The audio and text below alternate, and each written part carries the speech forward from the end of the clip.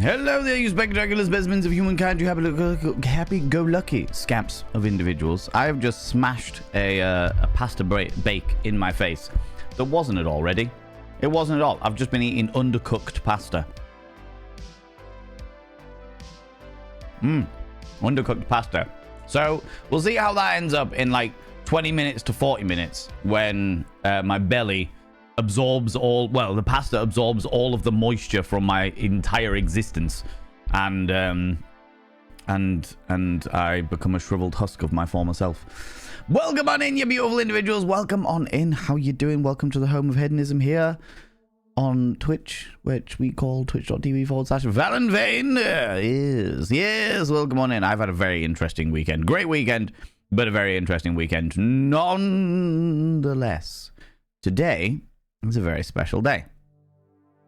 A day that we're not going to be celebrating today, even though we were meant to be celebrating it today. We're not going to be celebrating it today because I don't have the time. I don't have the time. It's spooky season, and therefore the time is not something that exists. We were meant to be having a party today. However, because of the fact that this is like the busiest month in the fucking world for me, and because of the fact that tomorrow, god-awful times in the morning, I have a boiler man coming to fix my boiler, which is great. I also don't want to be hungover for that. Do you know what I mean? I don't. Subscribed, most kind. Oh. Yeah, you subscribed, most kind. And Valorant. Yeah, of course. Most kind. Of course. Do you know what, friends? There has been a promotion going on Twitch. A promotion going on Twitch throughout the entirety of September, with Valorant giving out bonus gift subs. And today is apparently the last day of it. This is the first time. That I have seen. Oh my god, I don't have a mirror. Of course, I finished that mirror. Oh shit. I haven't prepared a mirror at all. Oh, fuck. Well, I'm gonna have to use that mirror for now. Yeah, this is the first that I have seen Valorant gift out any subs on any channel, not just mine, any channel. I haven't seen Valorant gift out any extra subs on any channel, but apparently they've been happening all over the fucking website. We'll see what happens. I will use this mirror even though it is full, because it turns out that I haven't prepped another mirror. The weekend was an odd one for me, friends.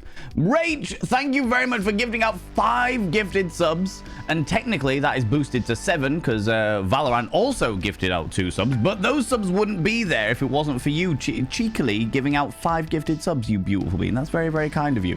I will inscribe all of their names upon the Mirror of Vein. I will do that. By having their names upon the Mirror of Vein, it means to get access to my personal Snapchat. Not a bum, Snapchat, you cheeky devils. And of course, you get access to all the sexy little emotes, but the most important thing is you got to roll over every morning, look in the mirror, and go, God, do I look rough? But god damn, do I make rough look good? Ooh, sexy. Oh, yes, meow, yes. You know? We have had, oh my God, I can't even fucking speak. I have had a full day of emptying waking up much earlier than I'm used to, getting out of bed, emptying the wardrobe so it's prepared, like the room where I have all of my clothes and all of Chunk's clothes, emptying that entire fucking room so that it's got enough room for the boiler guy to get in and replace the entire fucking boiler at god-awful times tomorrow morning. And then I went into my parents, got a shower, then got back, and I've literally just done like the last of my accounts. And I sent it off like fucking 40 minutes ago. And that has been an entire fucking day of it. It's been a very, very productive day. But Jesus Christ, it has been a thing, which I'm kind of glad because like the deadline for my accounts was like tomorrow. So I'm glad that we're not doing a party tonight. Party next Monday. Next Monday we'll be doing a party though, friends. So next Monday we'll be doing a party. How's it going, Milky Bog? Hello, Astra. How you doing? It's Sadine. It was silent. I always start the thingy silent until the adverts are ready to run because I don't want people missing out on shit, basically. Renar, how you doing, you wonderful individual? Milky Pork Dance Party. Yeah, we were listening to Church of the Cosmic Skull today.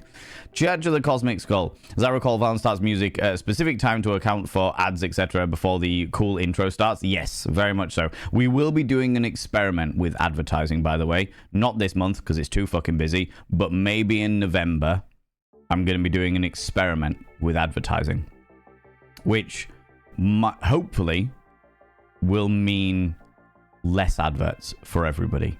But I'm going to find out. I'm going to experiment. I'm going to see and see what's what. All right, but I'll explain it all in November when we actually fucking do it because there's too many other things going on. We literally looked earlier. If you look at my schedule in the Discord, because in the Discord, in the announcement section, it has my schedule. And literally, it's been like, oh, fucking hell, I need to change that. Jesus Christ. Change that. That's not today. That's next Monday, which is... What's the date next Monday? Today. The 6th. Okay. Let's... Ooh, cheeky. Let's just change that. Because I can't do that today because I'm too fucking busy. Panda to it. Panda to it. Never gonna give you up. Never gonna let you down. Never gonna run around and desert you. Never gonna make you cry. Never gonna say goodbye. Never gonna tell a lie and hurt you. I mean, those are some bold statements. There's some bold statements, Crimson Shira. I think that there is a possibility that if I were a toxic piece of shit, you might give me up. Do you know what I mean? I feel like that might be a possibility. Oh my god, thank you very much for the cheeky little bees. Oh my god, hold on. Edit this and then send that to be next week. So I don't forget it this time. I literally realized that it was my streamiversary party today in like last night when we were watching when we did the movie night last night, and the movie was fucking wild. But I'll get on to all of that. I'll get on to all of that, right? Okay, hold on. Let me say hello to people. Lance starts music before. Yes, I always start the music before, but like to align with the initial adverts. To get them all out of the way. How's it going, Giles? How you doing, you beautiful individual? I think we have another week to plot. Wait for the special day. Yes, you do indeed. Vandikar, I am gutted to hear that you've had some absolutely shit news, but you just take your time. Take your time processing it. Take your time, whatever you need to do, you beautiful bean. I know you've been having a rough time of things from what I've seen in the vent and rant space in the Discord. Take as long as you need to process it. Exactly. Bear, how you doing, you beautiful individual? The man, the myth, the legend in his own pants. Today's underwear are comfortable. A one true cripple. Hello, you beautiful individual. How's it going? Renar coming in with the 7 streams in a row. You've been popping in here. It's Sadine. How you doing, you wonderful bean? Onyx Void, you cheeky devil. How's it going? A shriveled husk to match my heart. Yeah, I'm drinking a lot of water because I'm realizing that I've eaten a lot of uncooked pasta or undercooked pasta, and that means that it hasn't absorbed all the water that it needs to absorb.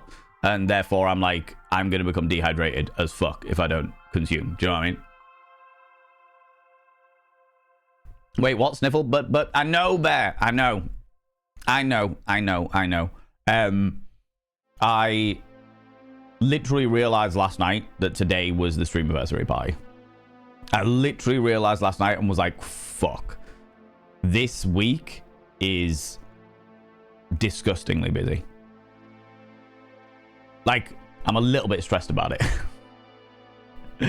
I'm a little bit stressed about it. It is disgustingly busy. So we're cracking on. We're cracking on. No worries taken. Thank you very much for popping by. I hope you're all right. Yeah, I'm good, but real busy. It's one of those things that everything has just aligned in the wrong fucking week. My streamiversary party, the boy, which we're not doing because I was like, that's the only thing I've got any wiggle room on. So I'll do that next week. I'll do that next Monday. 7 p.m. BST. We'll be here partying the fuck up, and then I don't have to worry too much about Tuesday morning because I don't have to get up to see a boiler man in. Do you know what I mean?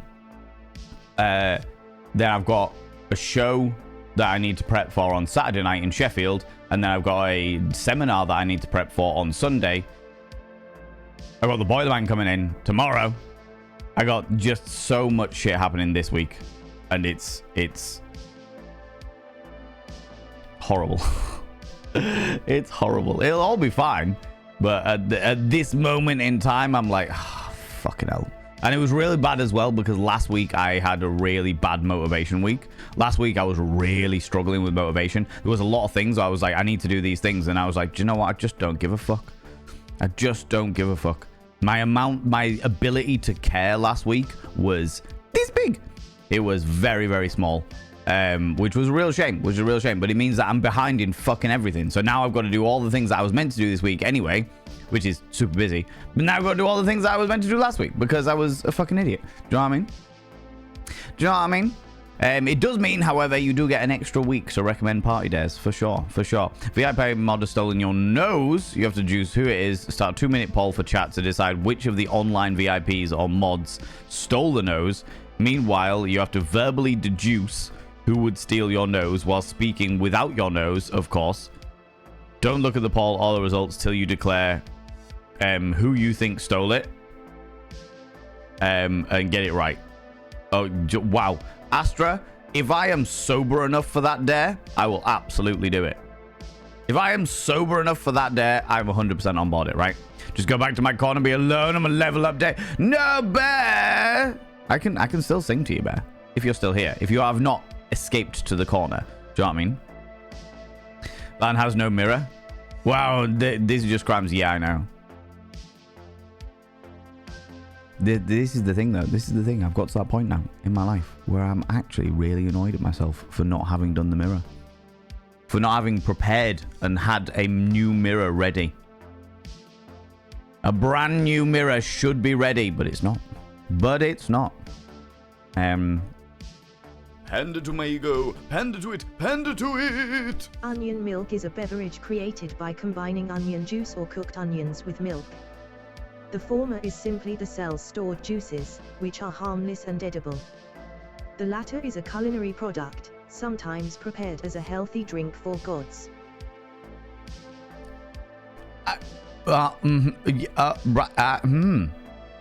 Okay, Onion milk. I have heard the term before, but I've never even considered the concept of it. Never even considered the concept of putting onions in milk. That has never been something that I I ended on onion milk. I think I need to go. I don't blame you. I don't blame you. Thank you very much for the 100 pandering Zach Jack. I appreciate that, you beautiful bean. Yeah, I don't have a mirror because we finished the mirror on Thursday when we did the Lego stream, which the Veiny, the peacock, is here. Look at that. You can see them. I need to get some kind of like spotlight that just like shines over this way a little bit. That would be really nice. That would be real nice. I'm interested in see how many bonuses pop up here for subs. I've seen so many extra so far. I have not seen any. I tell a lie.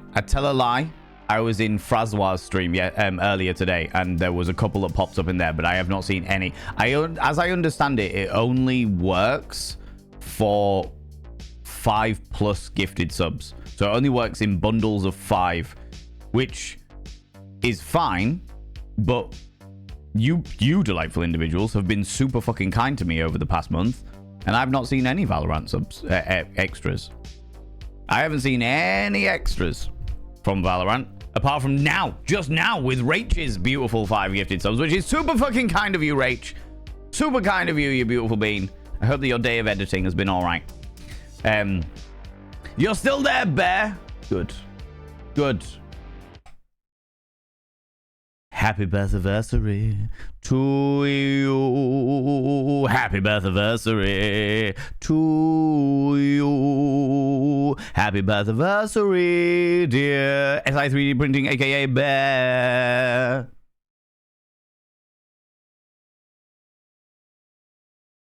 Happy birthday to you.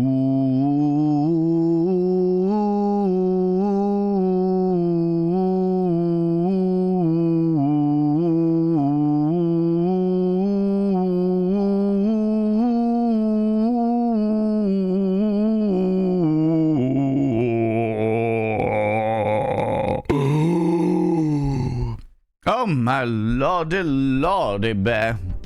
You a cheeky little devil. Ugh. Nope. Apparently my zooms are all out of line, but fuck it. I'll deal with it later.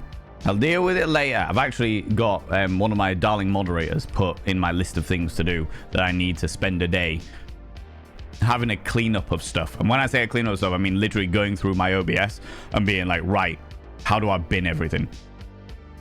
There's so many random things on this entire profile that I don't use anymore. And like memes in the bot that are like 4 years old that nobody fucking uses anymore. Do you know what I mean? Bum Snapchat is indeed for tier 4 subscribers only. Good Lord, Bear. So I've ended up just giving you yet more work to do. What? Huh? What?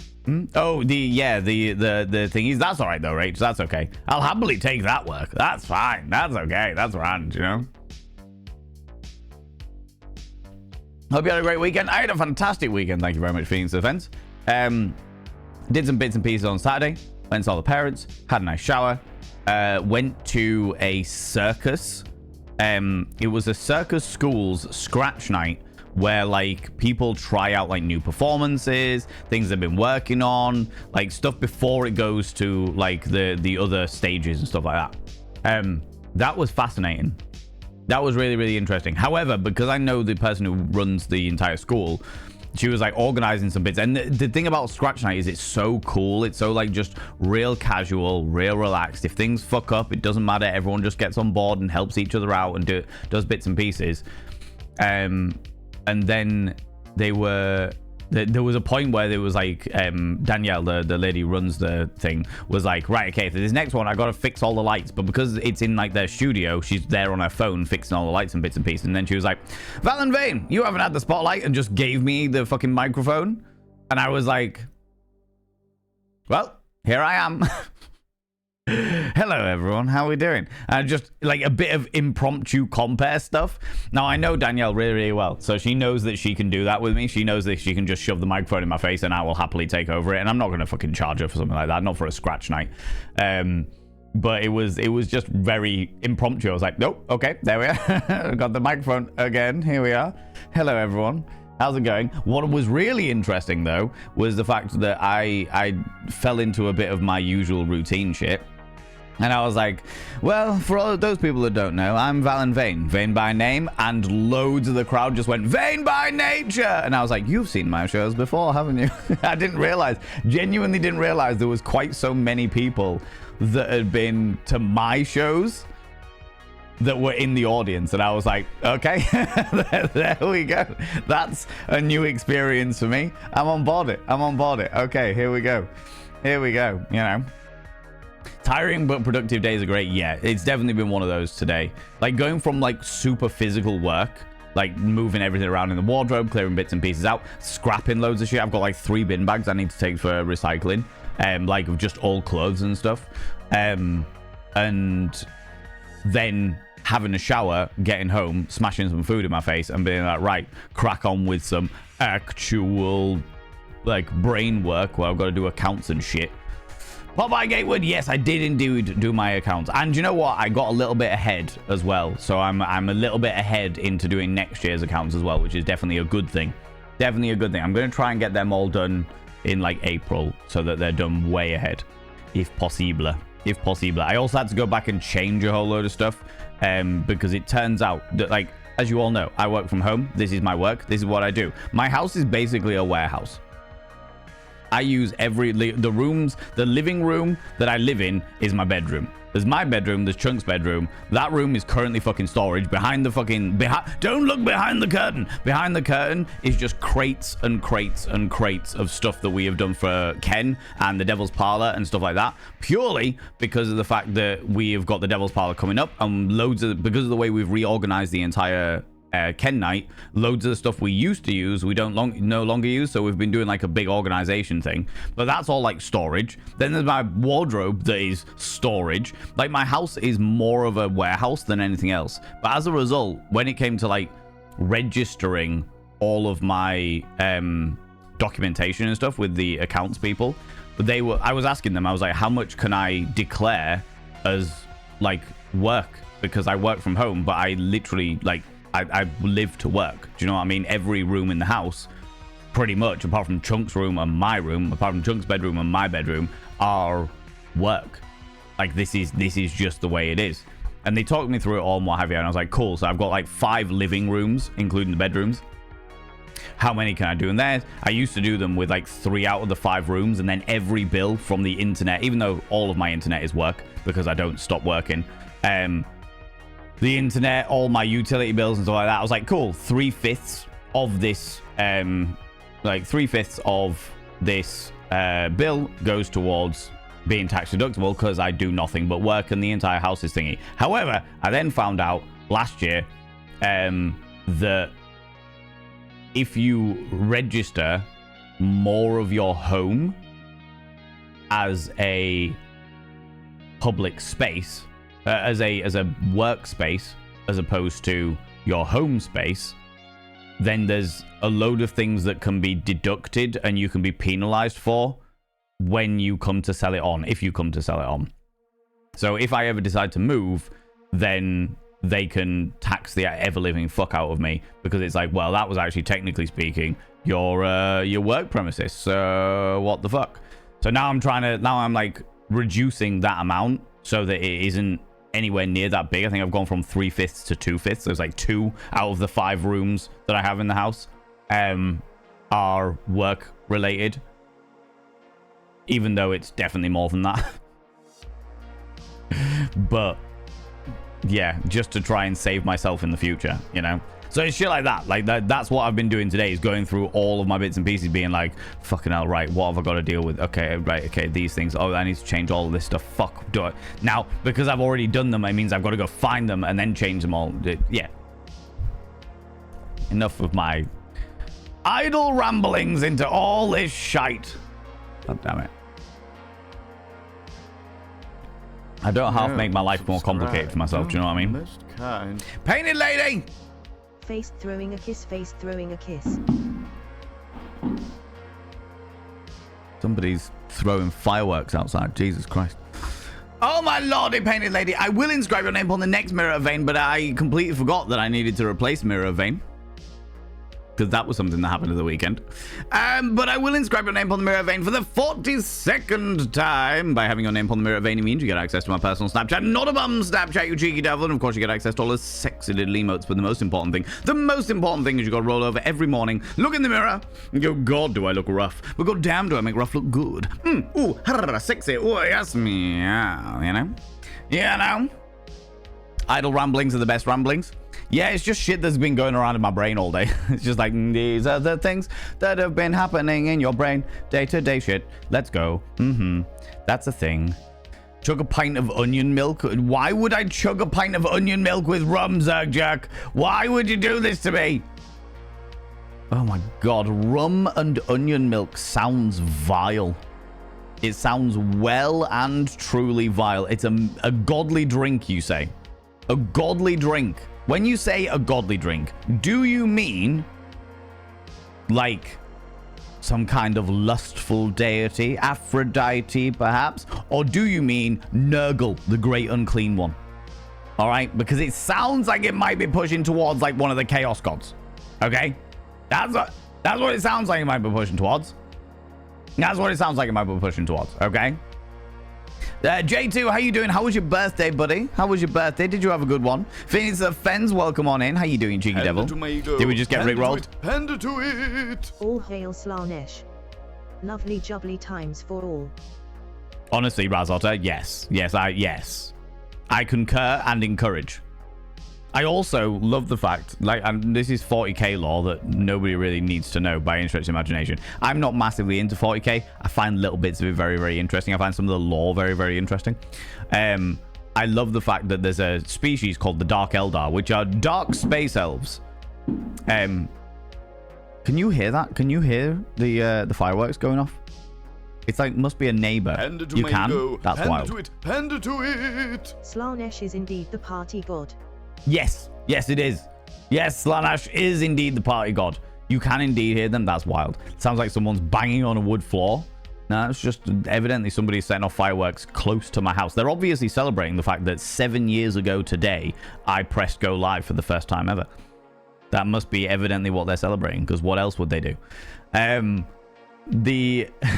hell. Yeah, the thing I like about the Dark Eldar is the fact that they're too arrogant to worship Slaanesh. They are like BDSM elves. And it was like, oh yeah, they must be in association with Slaanesh, the pleasure god. And it's like, no, actually, they're too arrogant. They're like, no, we worship ourselves. Fuck you, fucking gods. Who the fuck do you think we are? We're amazing. Fuck you all. Nah. And that's that's where it goes in. I was like, oh, all right, I like that. I like that a lot. Worship yourself over a deity. Big fan of this. Big fan of this. Valen, toxic? Never. I used to be toxic once upon a time. I've been toxic. That's why I learned so much about it, right? They are also desperately trying to save their souls from Slaanesh, and the only way they can do it is by hideously torturing souls. Yes, I've heard about this. I've heard about this. Their souls keep being drained by Slaanesh, and in order to keep their souls more active, they have to go through rigorous torture and pleasure at the same time in order to replenish their souls from being consumed, which I found very, very interesting, to say the least. Hand it to my ego. What is going on? Hand it to it. Oops. Don't you oops me, Crimson Shirar. Don't you oops me. Thank you very much for the 100 little panderings. And to you, Razotter, as well. Thank you very much for the 100 little panderings. Good lord. Good lord. What movie was it? We watched last night at 6 p.m. BST. We watched Gentlemen Broncos. And I can honestly say it was amazing. In the most fucking weird way possible. It was so fucking strange. So unbelievably strange. The best way I can really describe it, somebody said it in the chat last night, it was Pretty Little Liars, but like an indie film. An indie film of Pretty Little Liars. Or that, was that right?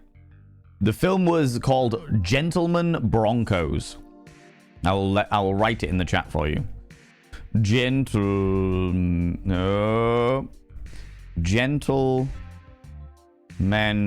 Broncos. It is excellent.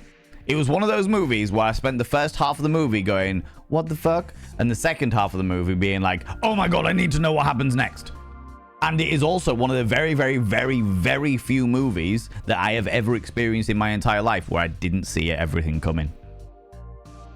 Normally, my brain can put together all of the plotline being like, okay, yeah, these things are happening. You know, in the way that ADHD brains do. It's like, okay, yeah, I can see what's happening. I know what's happening. I know what's going on here. I know what's going to happen. All right, okay. Oh, look, it all fell out. Gentlemen Broncos, I couldn't deal with it. I didn't know what was coming next. I didn't know what was happening. I didn't know there was so many curveballs. Everything was a curveball. It was bloody ridiculous. It was like one of those giant tennis ball machines that shoot out the fucking tennis balls at 1,000,000 miles an hour had taken a cocaine trip with a whole load of delightful sex workers around Vegas for about 9 days, was hanging out their asshole and only surviving off speed and still trying to get going. You know, that was what I could describe as, you know. Sad you missed the movie night. We are doing another movie night on... When's the Halloween movie night? Was it the 19th? 19th of October. Did I put that in my list? I did. Halloween movie night, 19th of October. 6 p.m. BST. We're going to watch Ghostbusters. Subscribed. Most kind. Astacon. Astkopog, thanks to Zyber for my sub-gift. Most kind. Astkopog, thanks to Zyber for my sub-gift. Astacon, thank you very much for thanking Zabadian for your month 5 of your 6th month gift sub. Yeah, I don't know what's going on there. I will inscribe a name on the mirror vein, but it turns out I completely forgot that I needed to replace the mirror. So that's the thing that I need to do after stream tonight. By having your name on the mirror vein, it means you get access to my personal Snapchat, not a bum Snapchat, you cheeky devil, and of course you get access to all the sexy little emotes. But the most important thing is you gotta roll over every morning, look in the mirror, and go, God, do I look rough? But god damn, do I make rough look good? Ooh, sexy. Oh yes, meow. You know. Hand it to my ego. No. Hand it to it. Just a little baby choo. Don't you push it over the edge, Shade. Don't you push it over the edge. I've been very, very good in distracting people. Okay. very good at just carrying on, moseying on my merry way. Okay, we can't have hype tonight because we're not doing the party tonight. The party's been postponed for a week because I am too fucking busy. And as a result, we can't do that. That's not allowed. But it's forbidden. Forbidden! You know?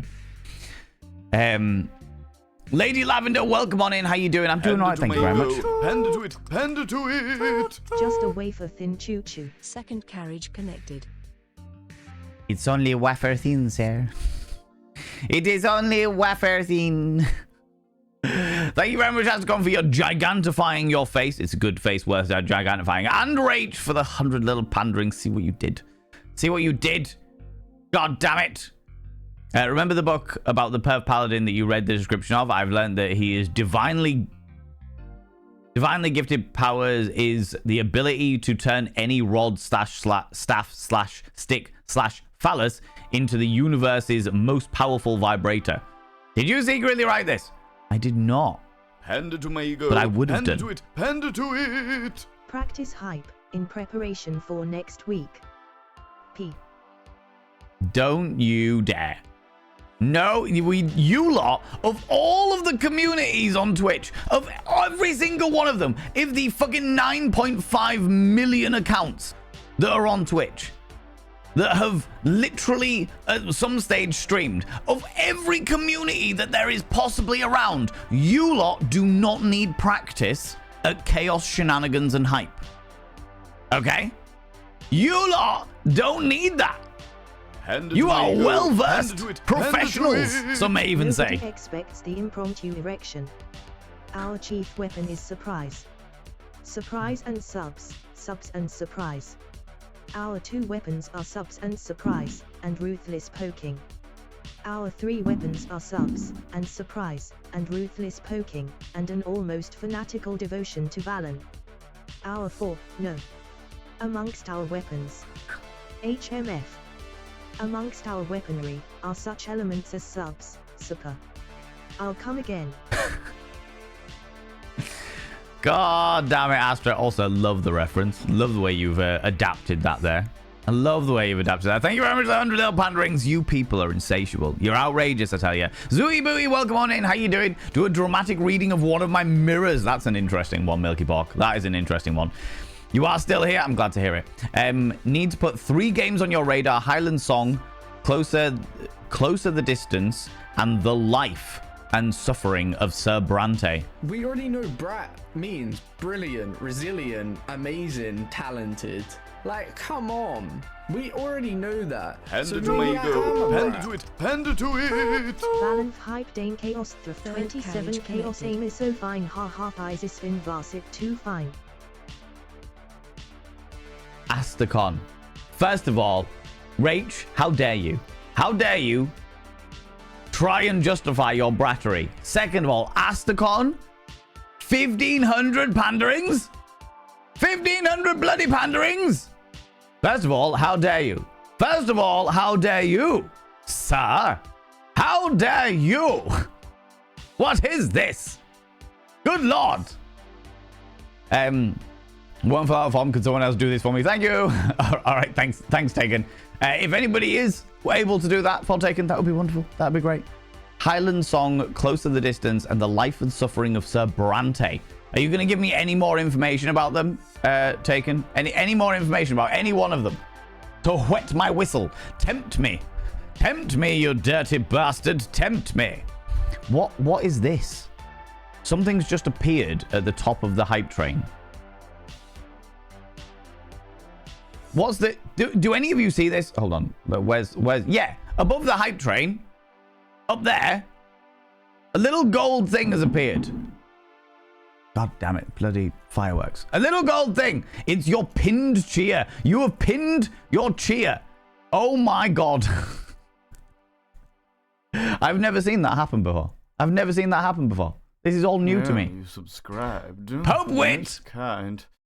You beautiful being, coming in with a brand new, fresh as anything, tier 1 subscription.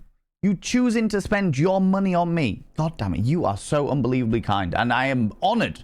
I am honored that you are choosing to spend your money on me. That means the world to me. That means the world to me. It really does. I will inscribe your name upon the mirror of Vane because it turns out that I completely forgot I needed to replace the mirror and therefore haven't done it yet. I will inscribe your name upon the mirror of Vane. By having your name upon the mirror of Vane, it means you get access to my personal Snapchat, not a bum Snapchat. Of course, you get access to all the sexy little emotes. But the most important thing is you gotta roll over every morning, look in the mirror, and go, God, do I look rough? But god damn, do I make rough look good? Ooh, sexy. Oh, yes, meow, you know? You know, you cheeky devil. You need to be right back. Put some niceries away in the fridge. Do it. Do the things. Also, Zabadian, I saw you in here, you beautiful bean. Don't know where you are, but I saw you.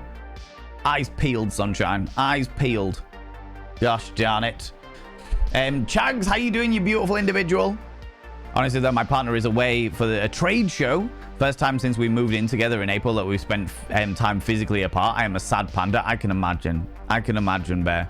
When you get so used to someone's presence in your life, and yeah, I can imagine. But send it all the love. And also, I have no doubt, Bear, of all of the people, I have no doubt that you and your delightful partner will make up for it when you are, but when you're back together, you know, when you're back together.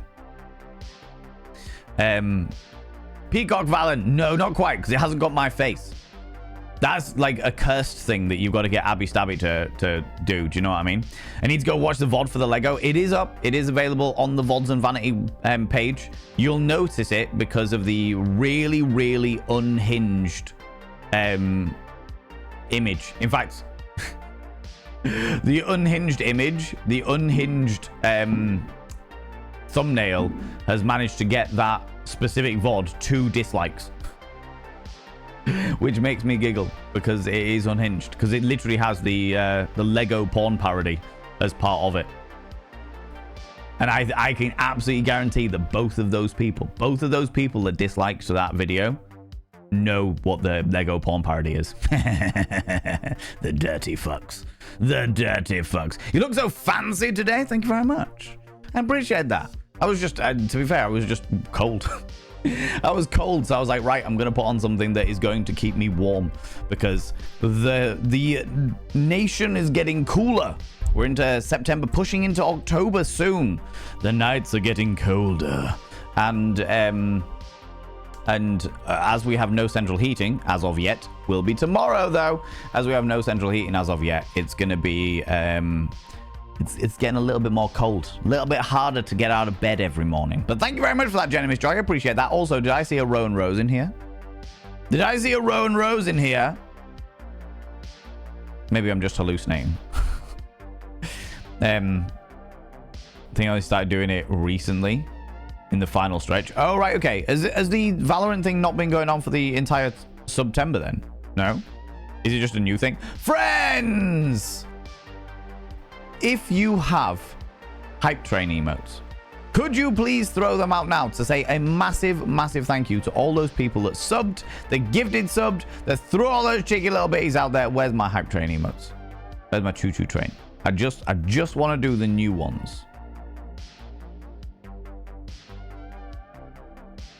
All of the new ones. Which are all weirdly colored squares. I think that's them. Oh no, I think the last one isn't.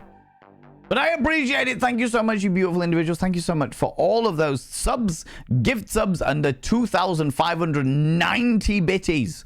Good Lord, friends. That is outrageous. That is outrageous.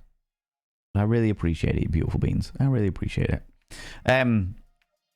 5+ and you can get a lot of extras. I saw someone get 20 extra bonus subscriptions from Valorant yesterday. Jesus Christ. The most I have seen is 3. 3 extra gift subs. I haven't seen any more than that. I believe Valorant stuff only came in the last couple of months, days of September. Oh, okay. So it's only a recent thing. Okay, fair enough. I thought it was like the entirety of September, and I was like, I haven't seen any of the things pop up. What's going on? What's happening? You've seen 8 extra gifted subs? That's wild.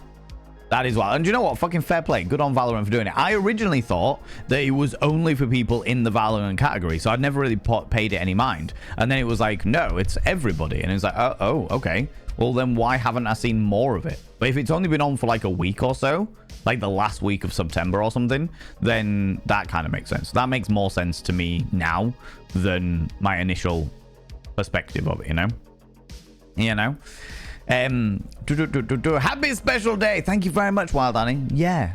7 years ago. 7 years ago today, I pressed go live for the very, very first time. I'd spent 3 months trying to understand Twitch, getting integrated into different communities, and just understanding the world and getting to meet new people and friends and all that jazz. And then today, 7 years ago today, I pressed go live for the first time. And I was in my wardrobe. I was in my wardrobe. I literally had a tiny little desk, a massive fuck off photography light, because that was the only light I had available, a little Logitech C920, and a bookshelf behind me. Jesus Christ, do it. First stream clip? Good question. Good question. Should we have a look? I don't know whether we'll get the first one because I had to delete a load. Unfortunately, I had to delete a load because of the DMCA stuff. All that DMCA shit that went down, so I had to delete a whole load of them. But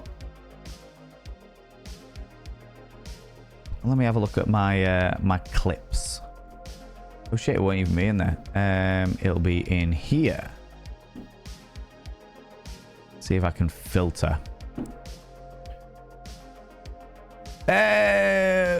Date created oldest first. Ooh, Jesus Christ.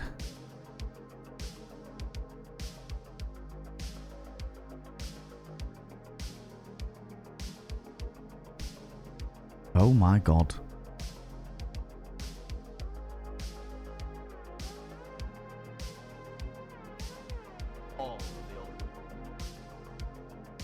Oh, they've changed everything. Pop it out. Music, shut the fuck up.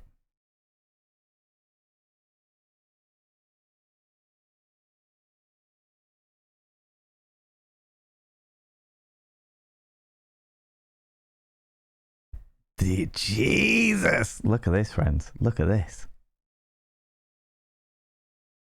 Look at this shit. Look at this shit. This was me. I had shaved my head earlier that year. So this was me when my hair was first growing back. And this was my first ever setup as well. Let's get some volume in here. All of the old restaurant, because I'm not a tech person by any stretch of the imagination. In fact, Graz actually built my computer because I'm so crap at any kind of tech stuff. But he gave me one of these things, and he gave me the prototype, but it has like all the old like PlayStation 1 games and the SNES games and Sega Mega Drive games and stuff, and it's got like 3,000 games on there, and I absolutely love it.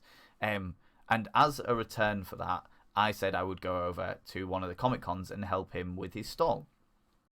That's me 7 years ago, friends. Before Prince fucked the Moulin Rouge. Yeah. So that is the inside of my wardrobe.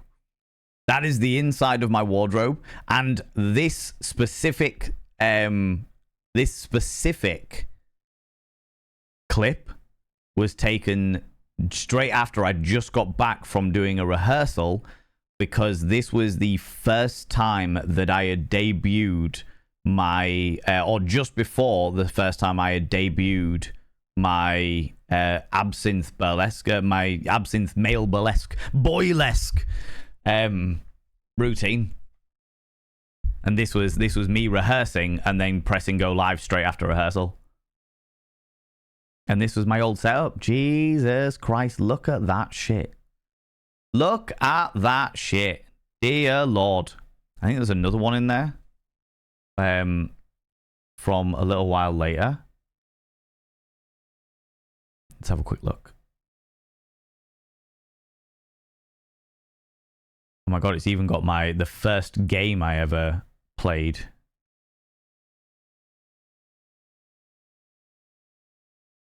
On stream, which was Call of Cthulhu. All of her friends Shush. all agreed. They were like, That's a good story. I like that. A lot of these have disappeared because I never did. Well, a lot of them have disappeared because of all the DMCA stuff that happened. Well, thank you for creating a community that supports me today and the endless hours of laughs and body doubling and learning. I have truly learned about my orientation, my kinks, my health, and how to communicate my absolute right to pleasure and safety. And all for all, yeah, 100%. That and for all that, I'm so grateful. You are very, very, very welcome, Authenticar. Very, very welcome. Yeah, Valen Boylesque, once upon a time. Before I was a host, I did... actually, no, that's a lie. I did hosting first. Then I did Burlesque. And then I went back to hosting. Because I couldn't be asked with all of the faff with Burlesque. Burlesque is much easier when you've got it down. But it was a lot of work. all of her friends all agreed. They were like, Valen, yeah, I'd totally fuck him, but I don't know why. True story. True story. Apparently, I'm not anybody's type. I'm nobody's type, but everyone would sleep with me. I'm okay with this. Fucking hell, I haven't seen those Naturally, glasses for such a long time. Okay with that. Good lord. Good lord. So long ago. But yeah, that was, if you ever wonder what had happened, like where it all started, that's where it all began. That's where it all began 7 years ago today. In fact, those, let me have a look, those clips. So the first clip was done on the 6th of October. Hand it to me, go. Hand it to it. Hand it to it. Hasn't aged a day. Flattery gets you everywhere, you cheeky devil. Though saying that, quite a few people have said that. Like, obviously, I can see it. I can see it massively. Like, me aging and what have you. But like, so many people are like, hey, I haven't seen you in years and you haven't aged at all. And I'm like, I do age. Of course I do. Look at me. Fucking wizened old man now, you know what I mean? So that the first clip was done 6th of October. So Yeah, you subscribed. Most kind. Alec Wallace Yeah, you subscribed. Most kind. and an extra from Valorant. Alec Wallace, you beautiful, beautiful human being. I dropped you a message on Discord, Alec, but I don't know whether you managed to catch it because I know you're a busy, busy individual. I hope you're doing well, buddy. I hope you're doing well. I hope that your kitty winkles are doing well as well. I know you're a busy individual. I hope I'm always good and fantastic and glorious. Alec, thank you so much for those 5 gifted subs there. Yeah, you subscribed. Wait, what? Why? Most Why? kind. What? What? More? Yeah, Huh? you What's that? What? subscribed. And Valorant giving an Kind. extra 2. That's 10 from Alec Wallace. you Let's say subscribed. 13 from Alec Most Wallace, because I wouldn't get the Valorant ones if it wasn't for Alec Wallace's kindness. Good lord! What is happening? This is not. We've postponed the party, you cheeky devil. We've postponed the party. The party's happening next week because I'm too busy this week. But I hope you're doing well, you beautiful individual. I appreciate you. God damn it, you cheeky little devil. I will inscribe all of those names upon the mirror vein. By having their name upon the mirror vein, it means to get access to my personal Snapchat. Not a bum Snapchat, you cheeky devil. And of course, you get access to all the sexy little emotes. But the most important thing is you got to roll over every morning, look in the mirror, and go, God, I look rough. But god damn, do I make rough look good. Ooh, sexy. Oh, yes, meow. I completely forgot that I needed to replace the mirror. So I'm having to reuse an old mirror now. Never mind, eh? Never mind. I think I might actually have a spare mirror upstairs. We might have an extra mirror somewhere. But yeah. So that first clip was taken 7 days. Within the first week of me streaming, ever. You know what I mean? Van is going to move to the one place that hasn't been corrupted by capitalism. Space! Yeah, exactly. How are you all this Monday? Doing all right. Thank you very much, Dancing Nerd. It's been a busy day for me. Trying to catch up on some of the stuff that I haven't done, that I was meant to do last week and then failed miserably to do because motivation was not my friend. And now, yeah, I've got to a point where I'm so stressed that I've postponed the streamiversary party from tonight till next week. next week, the 6th of October, which means I'll be performing on the 5th, doing my seminar on the 6th, and streamiversary part. No, 4th, I'll be performing in Sheffield. 5th, doing the seminar. 6th, streamiversary party. 7th, hangover, sort bits out, stream again. Fun. Doing all right, saw the message, but haven't had time to respond. No, there's no pressure to at all. Figured you could use a little nudge to reach that sub goal. You kind individual. So fucking kind. Again, Alec, I am humbled to fuck. I hope you're doing well. I know you've been real busy. I haven't seen you in a while, so I'm assuming that life has just been chaotic and stuff. But you are a wonderful being and very kind. Thank you so much. I really appreciate that. I really appreciate that. You plucky individual, you. How's your car as well? Did you manage to get your car sorted? Or just had vague recollections of you saying that your car was back in the garage, and I don't think I ever knew whether it actually got fixed or not. Idle ramblings are the best ramblings. I actually agree with that. So helpful that when you get an accountant that is proactive in actually telling you what you can do and that will actually benefit you, even if it's a pain in the ass to get the details. Yes, 100% Shade, 100%. And my accountant's very much like that. My accountant's very much like that. Space has been corrupted.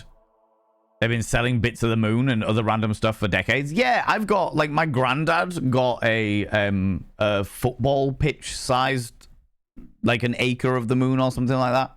Not quite a football pitch. No, it was a football pitch. That was the dimensions were of a football pitch of the moon, which means hereditarily I own a bit of the moon. You know what I mean? You know what I mean? As well as a square foot of land in Scotland. Zabadian going in with the 7 streams in a row. You've been streaking through here. Why does Captain Morgan always have a foot in a barrel of rum? Because he can barrelly stand. That was loose. That was loose, Zabadian. That was loose. Got to tell you something. The people you host after streams have been so cool. I enjoyed following Selena. A nice lady over there. Oh, Samurai Afro, you are very welcome. That's the reason why I do it, though. That is the reason why I always raid out. Because unless there's a technical issue, which means I can't raid out, I always raid out, because you never know who is going to like who. Do you know what I mean? And I'm like, if I can take you over to see other streamers that you fucking like, that you really appreciate and what have you, even if it means that like over the years, we've obviously lost some people, you know? Hand to it. What happens when Batman forgets to pay the electricity bills? A dark night. Why does Batman always win at poker? Because he always gets the Joker. This morning, Jesus Christ. I was walking down the street and I was hit by a violin, then a clarinet and then a French horn. I think it was an orchestrated attack. Oh, it wounds me. It wounds me. Oh, come on, Stupidia. Come on. Oh, good Lord. Come on now. Thank you very much for the 100 little panda rings. Mendiza, how you doing? How's it going? Yeah, so that's the reason why I always raid out, because I never know who's gonna like it, and there are definitely gonna be people, like, over the years I have definitely lost people. Like, people gel with another streamer more than they gel with me, and that's perfectly great, because I know that people raid in here, some of them are gonna gel with me more than they do other streamers, and that's okay. Do you know what I mean? That's kind of the beauty of Twitch, is the fact that there will be more. There's always more people around, and if you find people you gel with, or if I can introduce you to people that you really gel with, then that's just beneficial as far as I'm concerned. Not like in regards to my business, but absolutely in regards to spreading the love around. Helping you find communities that you really gel and vibe with is part of the fun of, like, being nice on the internet. Do you know what I mean? Do you know what I mean? Sounds like someone banging on wood floor. Hopefully all the fireworks will stop now. Do you know what I mean? Tell them the party is next week. Save the fireworks. If only, right? Then there's a planet that's just really... What? What? Are your mods trying to break free? Possibly. Maybe that's what it is. Maybe they're orchestrating their escape tactics to with the fireworks. For sure.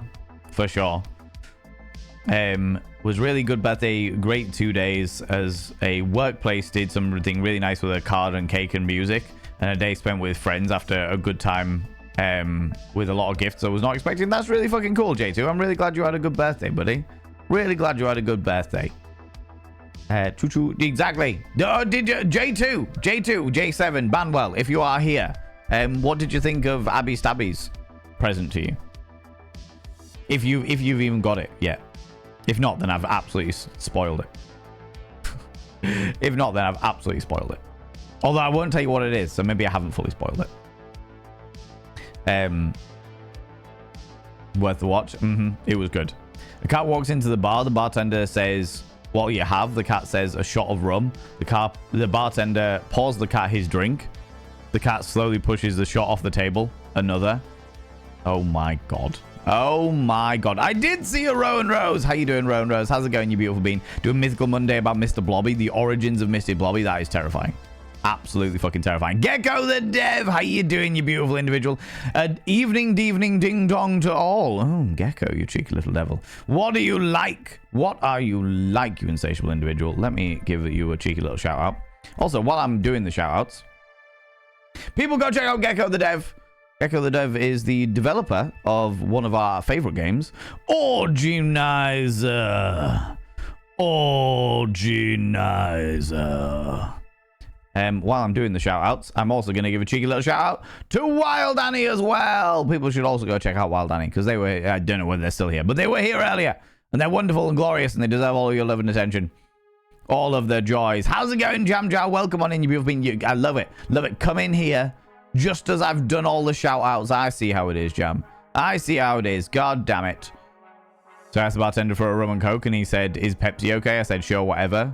I said, so long as he handed me a glass of Pepsi and Coke. Oh my god. Zabadian. Zabadian. God damn it, Zabadian. Good you haven't seen... If you haven't seen Companion, I do the same thing, but stay clear of the trailer. It's annoyingly spoilery. What? Haven't seen Companion? What do you mean, Companion? Gecko the Dev. What do you mean? JM Beard, how you doing? Just had a detective knock on my door saying he was looking for a man with one eye. I told him if he used both he'd probably find him a lot quicker. I refused to go bungee jumping. I came into this world because of a broken rubber. I'm not leaving because of one. Oh my Breaking god. News. A man was admitted to the hospital today with 25 plastic toy horses inserted in his rectum. Doctors have described his condition as stable. We've had that one before, Stupedia. We've had that one before. God damn it. Thank you very much for the 100 little panderings. Good lord. What do you like?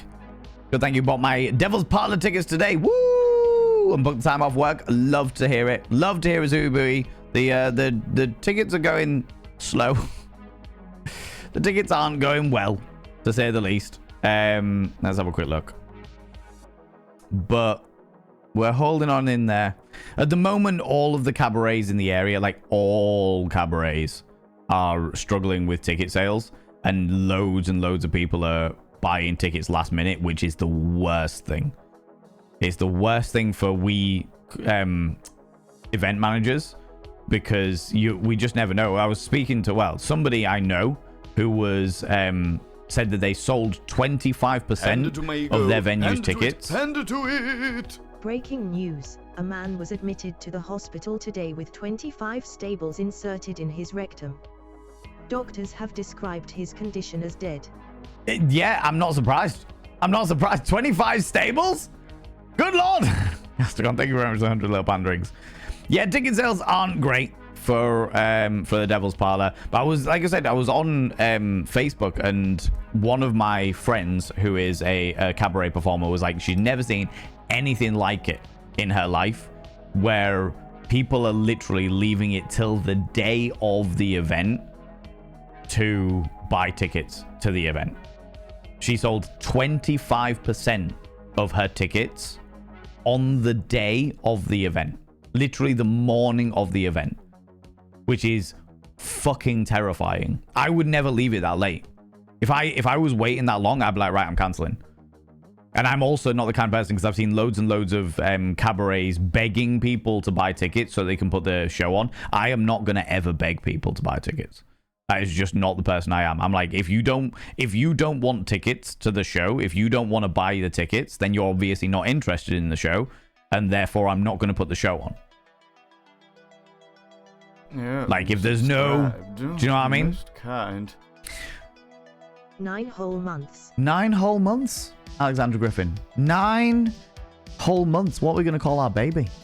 What are we going to call the baby that we have tenderly administered over the last 9 months? Alexander Griffin, I will inscribe your name upon the mirror of Vane because I completely forgot that I needed to have a new mirror today because life.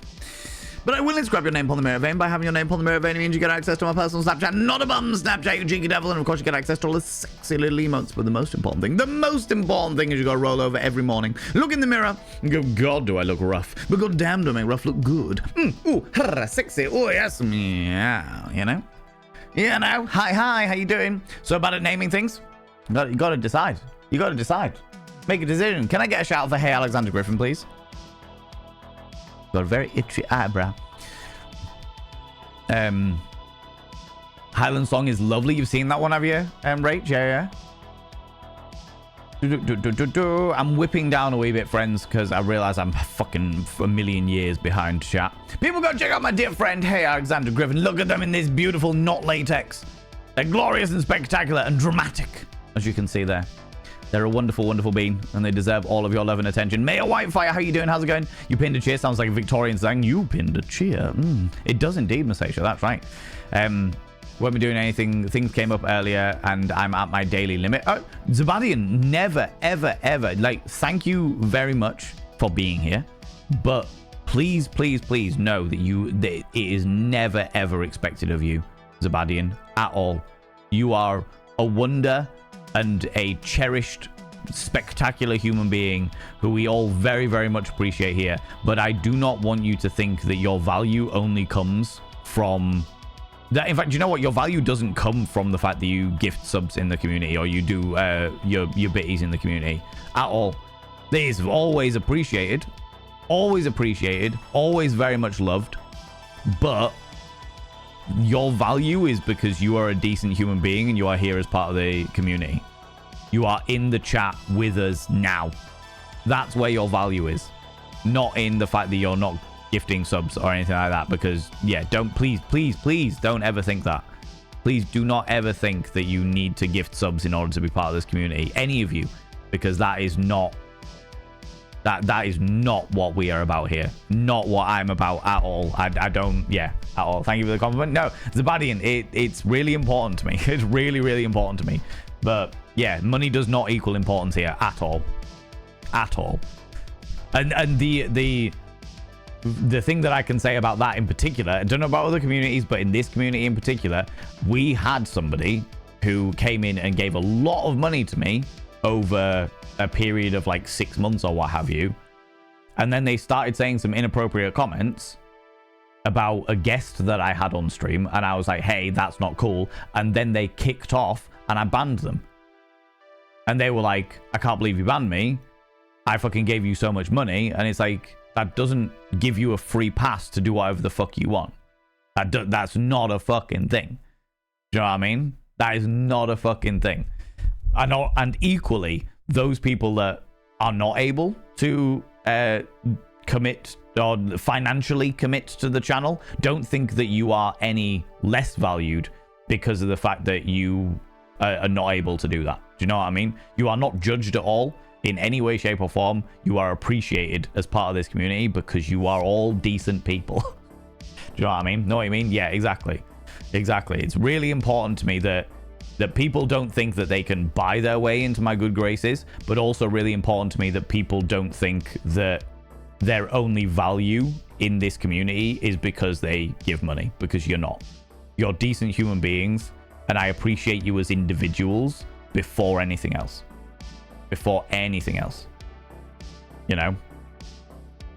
Financial outlay is not an obligation. No. The way I describe it is always appreciated, but never expected.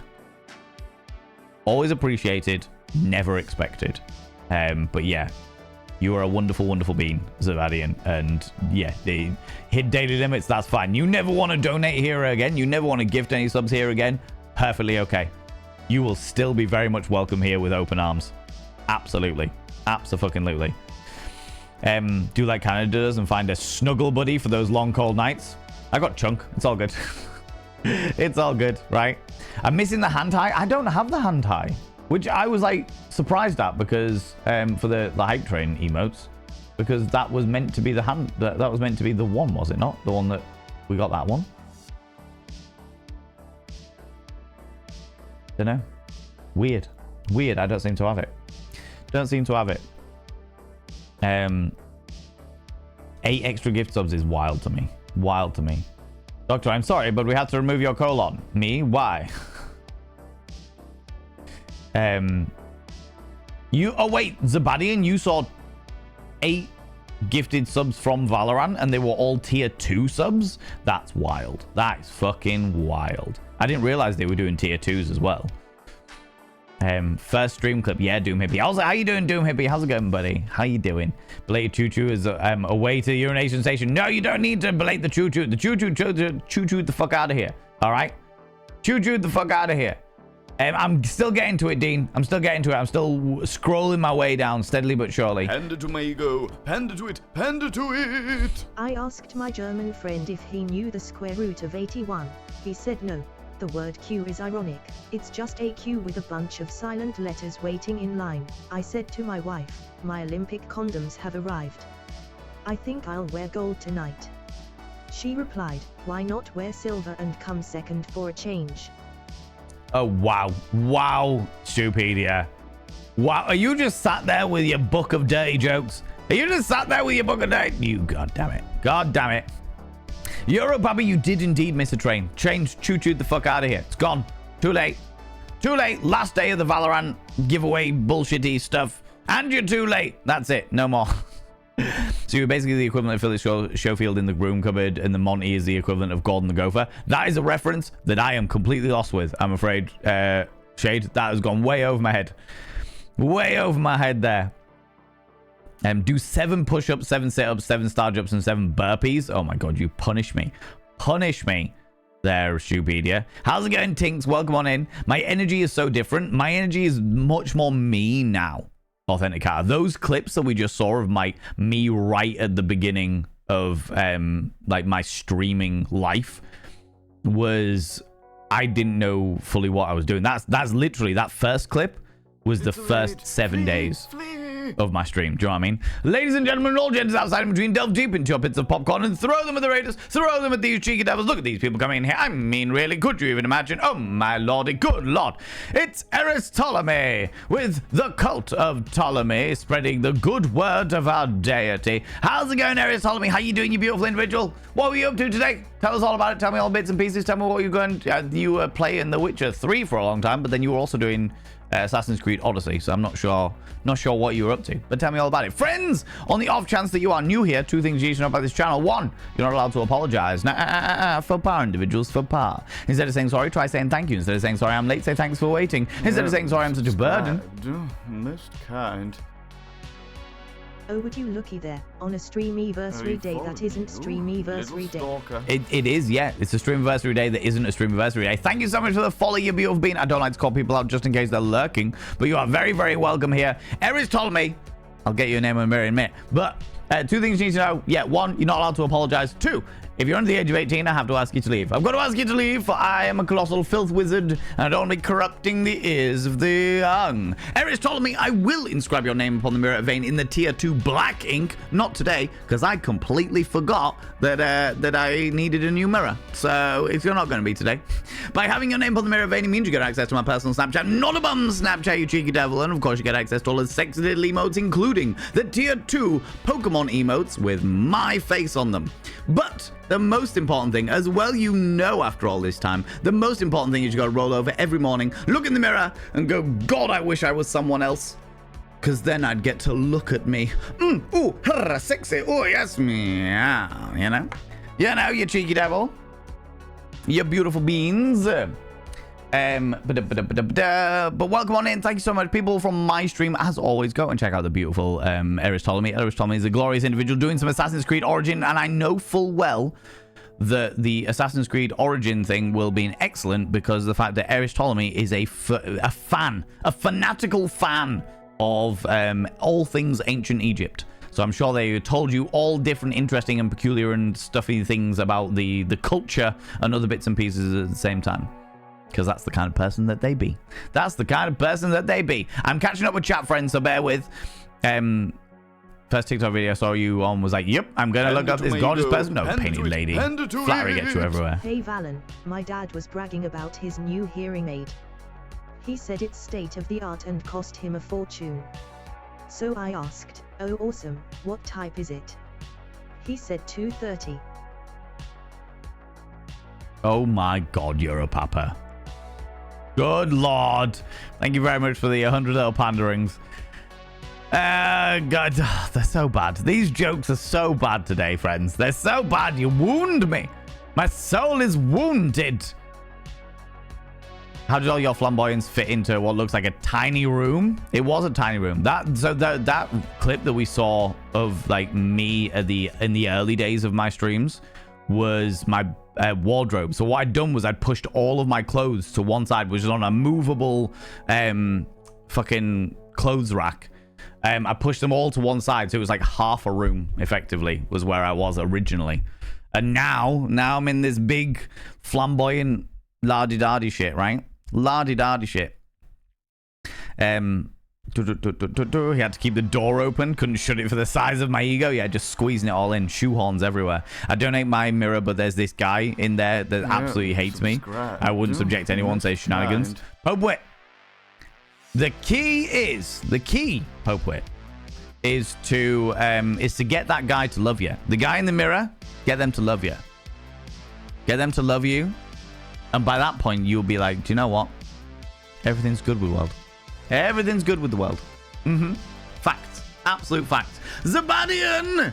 You have been gifted a tier 2 subscription by the wonderful Eris Ptolemy.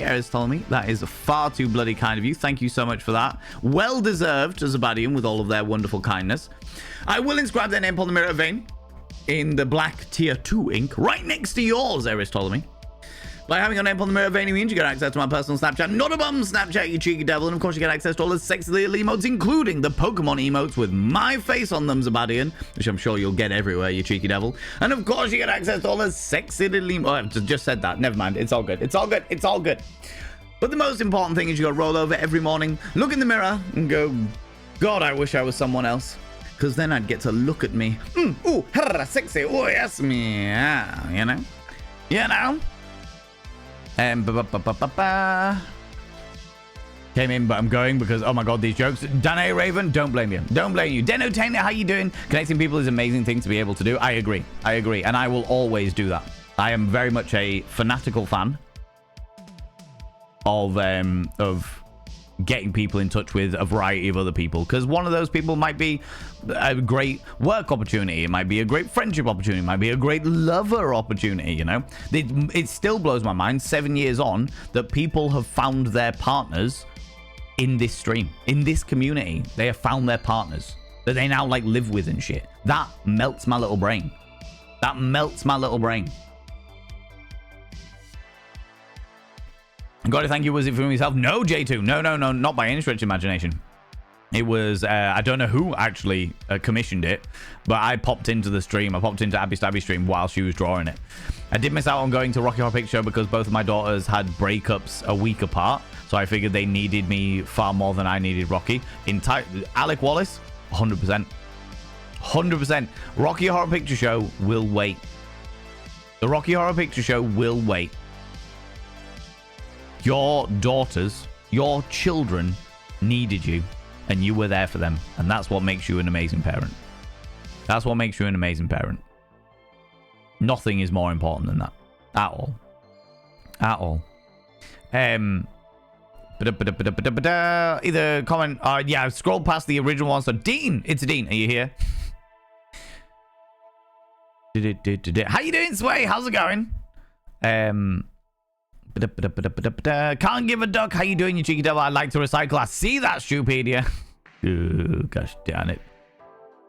Welcome back, Rach. How you doing? I'm keeping an eye out for It's a Dean.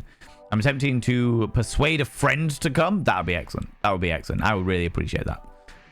Oh, hi! You are here. So you've got an interview, you say? Got an interview for a promotion on Thursday. That's very exciting. That's very, very exciting. Is it a promotion you've been offered, or is it a promotion that you have applied for? For a team leader position? You're going to ace it. You're going to ace it, Dean. I'm not even going to worry about it. You're going to ace it. You got this. You applied for it. You got this. You got this. We all know you got this. You know? Seeing for the gigs, yeah. Events and concerts are getting so expensive for sometimes good reasons. I know personally debate over a day or two when something interests me. Yeah, honestly, Jamjar, I completely get it. I get it why, especially at the moment, like with ticket sales not being great. Like we were talking before all you beautiful people from Eris Ptolemy's stream came in, we were talking about ticket sales because I run the Devil's Parlor, which is a big Halloween cabaret, and the ticket sales aren't going well. They are not going well at all. Despite everything that we've done, they are not going well. But that isn't a unique thing to us. That's a thing across the entire cabaret scene. Every single cabaret has talked about ticket sales not going well, about the fact that people are leaving it to the last minute, literally sometimes on the day itself, to buy their tickets. People are having to beg people to buy tickets so that they can keep the show going. I will not do that. As a personal point of pride, I will never beg somebody to buy my tickets. Domino posted about this recently and how ticket sales tend to be very last minute these days for Burlesque Bonanza. I got most ticket sales in the last week. I think I had 10 in the last 48 hours. Yeah, well, also, Lady Wildflower also said that she had 25% of her entire ticket capacity sell on the day of the event, which is horrible. As an event organizer, that is awful. That's real bad. Because you are literally being like, am I going to be $1,000 in debt by the end of this night? Or am I going to be like breaking even? Those, like that's where you're at. Do you know what I mean? That's where you're at with some of these events. Certainly for mine, my events cost a cosmic fuck ton to put on. And there is definitely, I'll be open and honest, there's definitely a part of my brain at the moment going, well, with those ticket sales, I don't know whether I can afford to have the event run. I don't know if I can afford to do it. I don't mind making a loss by any stretch of the imagination. I don't mind running an event at a loss because it just prolongs that sort of reputation. There's lots of benefits to running an event, even if you run it at a loss. Absolutely. But it's terrifying at the moment. At this moment in time, it's very, very terrifying. And honestly, like speaking to other cabaret performers and other cabaret like organizers, a lot of them are like, we haven't seen anything like this in years. Like in the past decade, we haven't seen anything like this in regards to people leaving tickets expenses to last minute. Now, I fully understand why people are doing so. Because everyone in the UK at the moment is going, hey, it's getting a little bit colder, and last year I had to pay $1,500 to have a fucking warm house because of how fucking cold it was.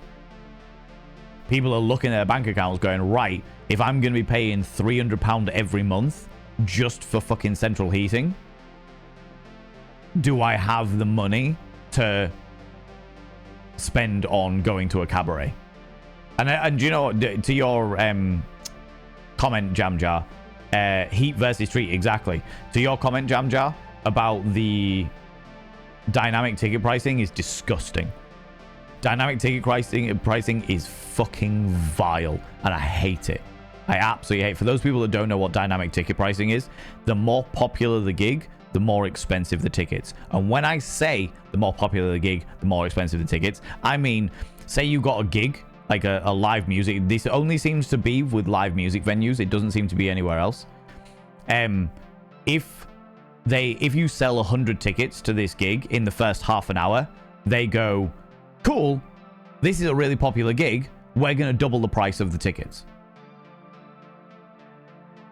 Another 100 sell in the next day. They go, cool, it's really popular. Right, we're going to triple the price. We're going to quadruple the price. Because it's obviously a very, very high-end, or yeah, like very eager. People are eager for this gig. So we're going to get as much money out of it as possible. Dynamic pricing should be illegal. Yes. Yes, it should.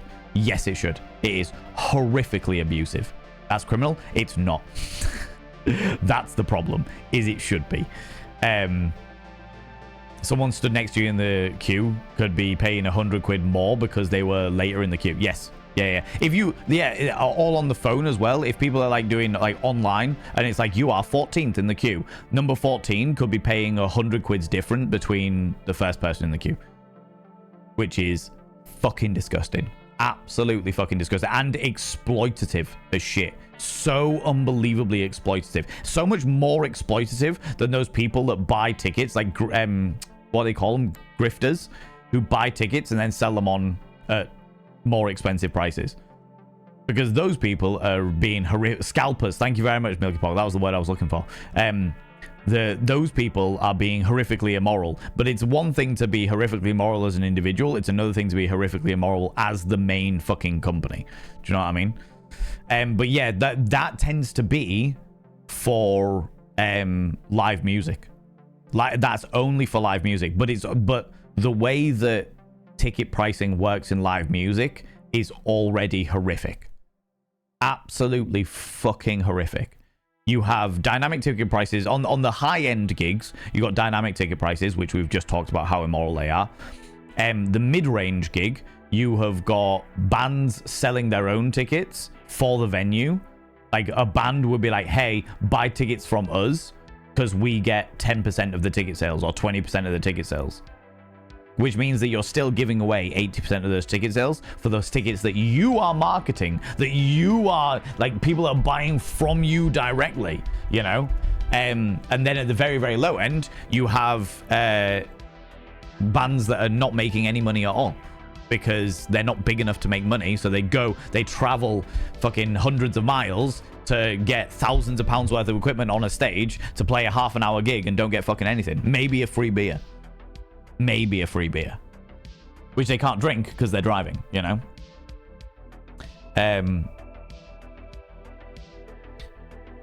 Yeah, J2, I'm afraid the gift from Abby Stabby was not from me by any stretch of the imagination, but I was there when she was drawing it all up, so I was like, oh, I wonder how he felt about it. But I'm glad you liked it. Second one, Alan says, you're a treasure of a human, Zabadian. Gift subs or not? 100%. Absolutely. 10 out of 10. Valen reads me, and I haven't been able to pay for a single sub for myself. No, Mendes, and not even a doubt. Like, not even a criticism, not a worry at all. I have no qualms. I absolutely provide all of this content for free. The way I see, I've said this before, and I'll say it a million times again. The way I see, like, live streaming is internet busking.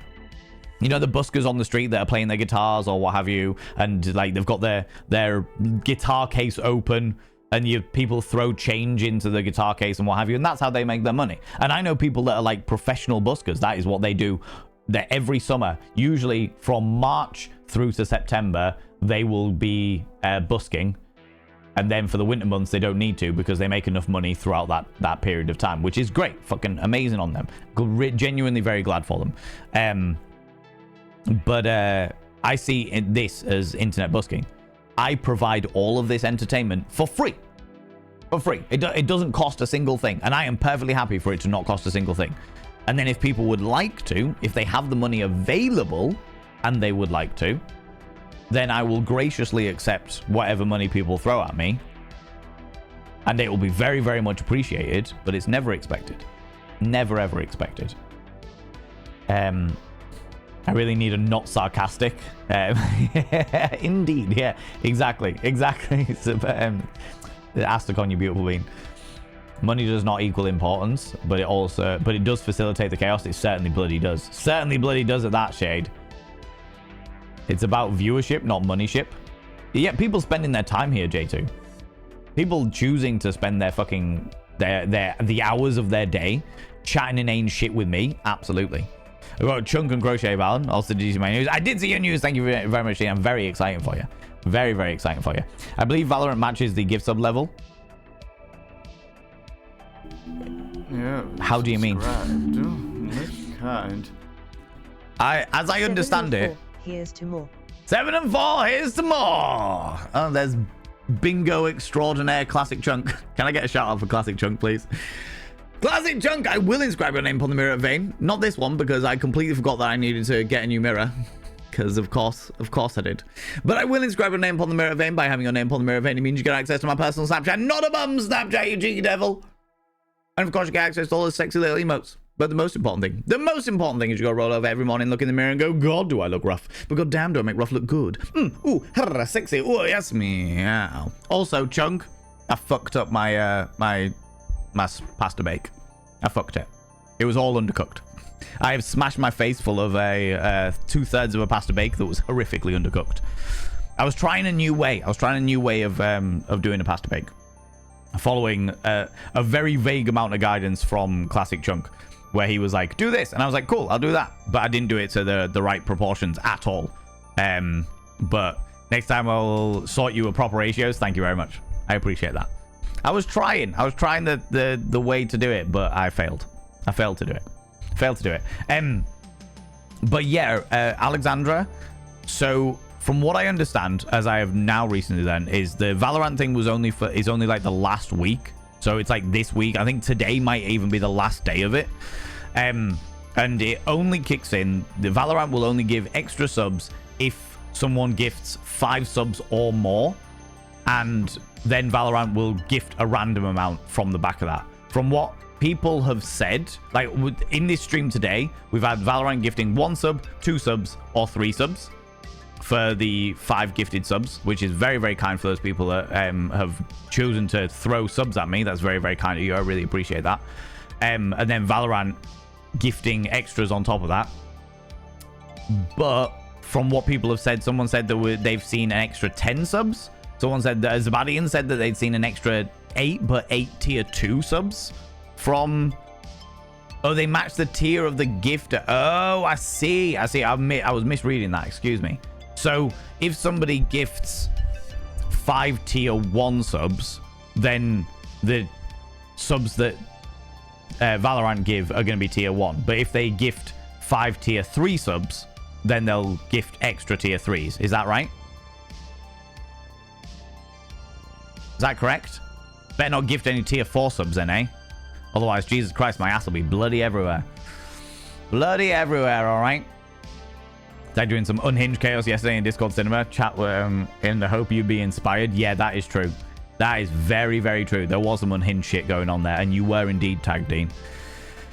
Good J's currently getting laminate flooring laid. Ooh, sexy. Oh, what a lucky floor it is indeed, yes. How alluring. Laminate flooring. How tantalizing. Currently a rail replacement bus service. Don't you even. You have forced Valorant to give many tier 2 and tier 3 subs. I love that. Zabadian. That's real fucking cool. That's real cool. Just I can just imagine like the Valorant marketing team, because the thing is that it's all very good if you are into Valorant, but I'm not into Valorant. I've never enjoyed Valorant. There's no part of Valorant that appeals to me. I would imagine for the vast majority of my community, not everyone, but the vast majority of my community, this is a complete like Valorant isn't your cups of tea either. I mean, it might be, but I don't think it is. Like, it's not the target audience for it. So it's really cool of them to be like, yeah, we'll match subs, because it gets everyone talking about Valorant the game. Do you know what I mean? But on the other side of things, I'm like, all of these people, the bigwigs behind Valorant marketing team being like, who the fuck is this Zabadian guy? Who is this Zabadian guy? These are not our target audience. And Zabadian, this individual called Zabadian, keeps throwing gift subs out at tier 2s and tier 3s. It's costing us a bloody fortune. Bloody fortune. What are we going to do? We can't do anything. We've already signed up to the campaign. Oh, fuck. Love it. Don't even know what it is. Valorant is like a battle royale style computer game. Is it battle royale? No, it's not battle royale, is it? It's like a capture the flag style computer game. Lots of 2 teams smashing each other type thing. Just like, all right, okay, Counter-Strike MOBA. Thank you very much. Yeah, Razor. There we go.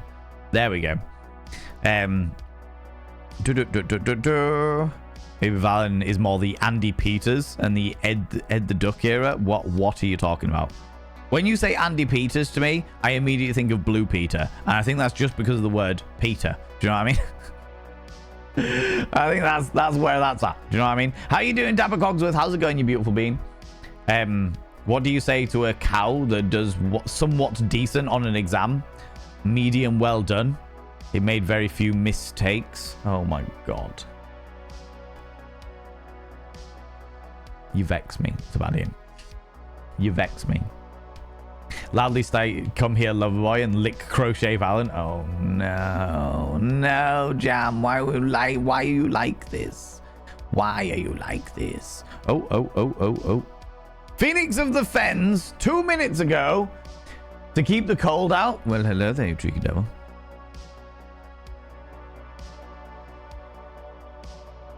Hello there, you tricky devil.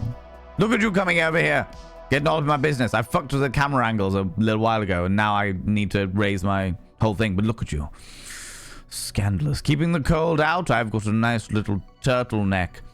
And I'm sure you'd like to turtleneck me, wouldn't you, dirty minx? Oh, my lordy, what do you like?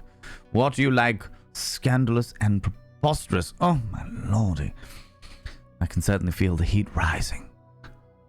Oh, goddamn. Gosh damn. I was panicking there because I'm having to manually navigate all of my channel point redemptions because of how many bloody extra party dares you're throwing out there for next week. Because even though for those people that have just joined us, it's like Overwatch if it were more skill based. Thank you very much, Zanzibar. I appreciate that. Appreciate the clarification there. Again, Overwatch isn't another one that I'm not a massive fan of. I have seen more Overwatch porn parody than I have of Overwatch gameplay. That's the level I'm at. That is the level I'm at. Do you know what I mean? Is this guy a vampire? No, but I give a good sucking. I mean, what? What? What are you saying? Me? Oh, no, good lord. Oh, Jesus, definitely not. How's it going? Welcome on in, you beautiful bean. What was I even saying? That's it. I can't remember. Can't remember. It's gone. It's fucking out my brain. What are we celebrating and why is it special all the same? So, Sway, are you still here, you beautiful bean? I'll explain the situation. Did a podcast recording thing, then decided to start DLC goodness of Assassin's Creed Origin. I don't want to complete the main game quite yet. That's entirely fair. Entirely fair. I vaguely remember reading that Overwatch porn was the cause of one of the largest revolutions in animation. Yes. Yes, it was. I love your vibe. Keep it up. Why, thank you. I don't know how else to be fair. This is the only way I know how to exist. So I appreciate your compliment. Most certainly. Welcome on in. Also, can I take a moment to really appreciate the fact that you're called Percival? Percival Prime. Percival's such a great name. Who are you? I am Percival. Percival Prime. Love it. Love it. Anyway.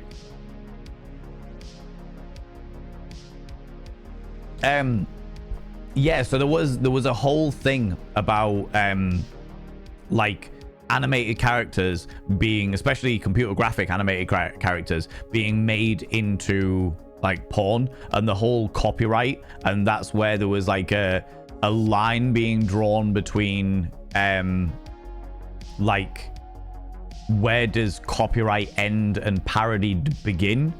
Where's the line there when it comes to computer games and stuff like that? Because obviously you're allowed to parody things, but there was so many unsure lines there, especially as a lot of it was very good animation, people that could well have been working for the game if they weren't already, do you know what I mean? Or taking the game resources and then making it into porn. So yeah, there was a whole load of stuff that went down. There was a whole load of stuff that went down in regards to Overwatch and pornography of Overwatch, which I found fucking hilarious.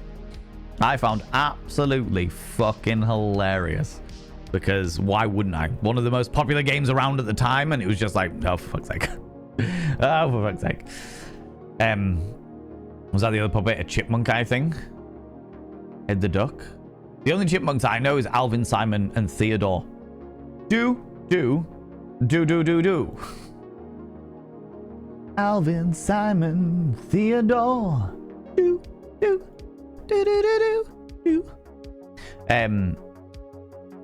Also got some beautiful news today, so I'm still fangirling over that. Tell me, if you're willing to share it, I would love to hear it, Aristotle. That was Gordon the Gopher. That name rings a bell. That name rings a bell. Dapper Cogsworth. We're talking about Aristotle and ancient Egypt and their enthusiasm for it, and you say Pharaoh Nuff. You vex me. You vex me, Dapper Cogsworth. You vex me. In my soul. God damn it. Found out recently the modern Coptic language is directly descendant from ancient Egyptian. That's very interesting. That is genuinely very interesting. Also, a little while ago, when Nosferatu first came out, at the beginning of the year, we were talking about the fact that the language that Nosferatu spoke was an ancient language, an ancient dead language. And I recently watched a behind the scenes sort of documentary, and it is Dacian. So I can't remember what we said. I said it was like some like Sumerian or Mesopotamian or something like that, but then it was like, no, it's they're far too like warmer countries. It was Dacian, which was the ancient dead language that Nosferatu speaks in the new Nosferatu movie. Just as a slight tangent, you know. Spent ages of trying to think of decent bin pun. Turns out they were all rubbish. God damn it, Zabadian. I said I behave on your stream. I didn't say I behave on Valens. Oh, I see the loophole you found there, Dapper Cogsworth. Good lord. The boudoir. Exactly. Exactly.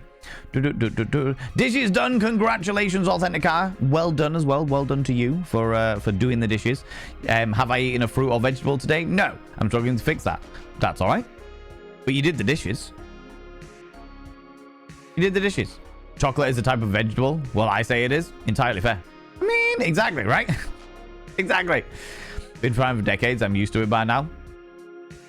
Hope wit. Hope wit. Hope wit. My dear friend, my chum, my happy-go-lucky scamp of an individual. Do you need Auntie Val? That's me. Do you need Auntie Val to come bully you into loving yourself? Do you need that? I can do it. I can do it. I have no naysaying of people. People are not allowed to put themselves down in this chat. They're not allowed to do it. I will bully the fuck out of you into loving yourself. You will do it. All right. Are you Ozzy Osbourne? No. But I do like to ride the crazy train. In fact, sometimes I like to go off the rails on the crazy train and also sing through my nose. Going off the rails on a crazy train. Like that. That's right. That's okay. Would you like to ride my crazy train? I don't think your crazy train could satisfy me. But you know what? Try everything twice, because the first time it might hurt. If you want to come down to my delightful boudoir, you want to indulge yourself in the cataclysmic levels of filth, you want to slide your crazy train directly into my gullet and watch me choke a little bit and then vomit a little bit and then choke some more, I can only encourage this behavior. Buy me a cocktail first though, right? Right.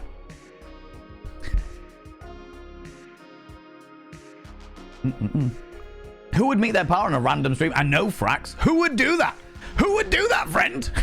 Who would do that?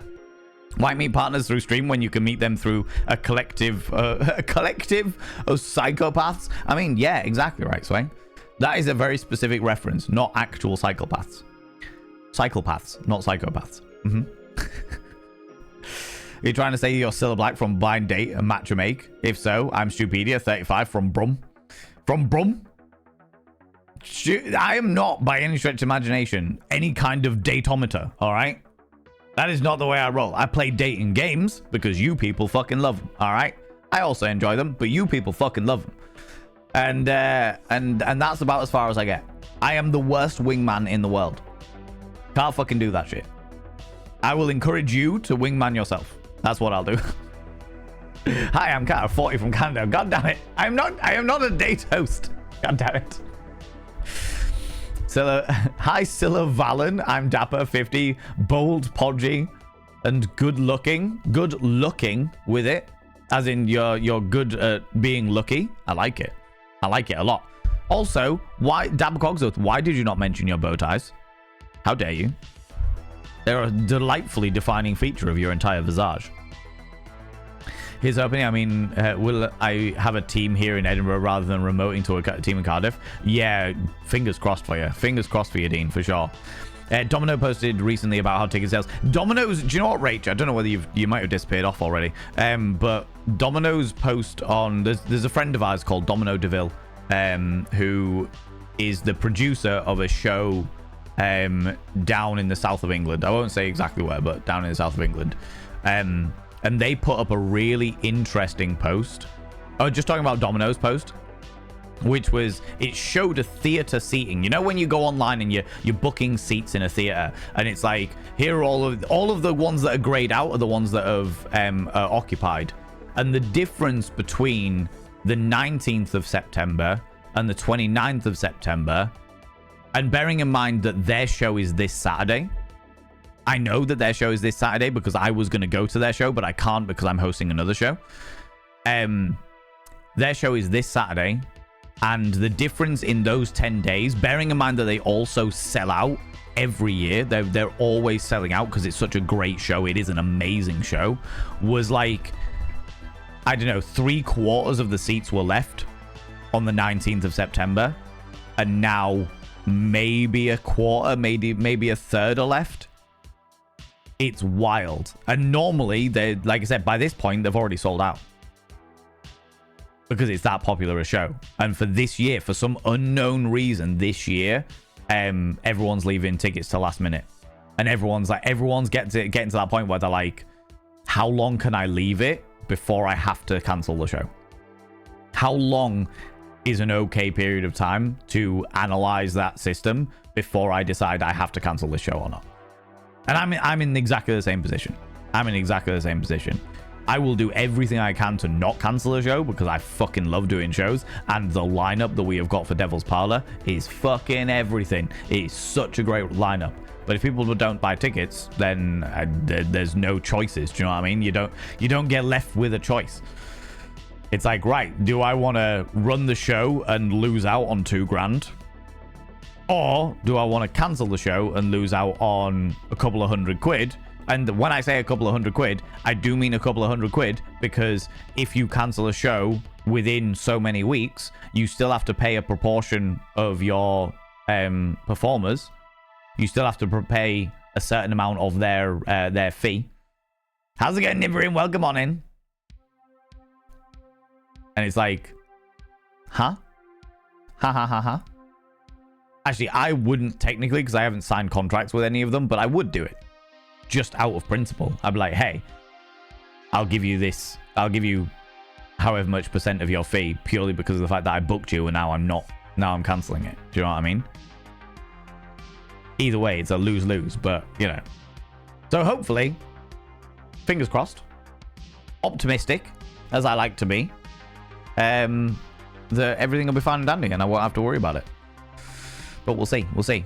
One of the big wigs of Live Nation was caught in an interview stating that he thinks tickets should be even more expensive. Was kind of shocked seeing a band for like Iron Maiden for 127 quid.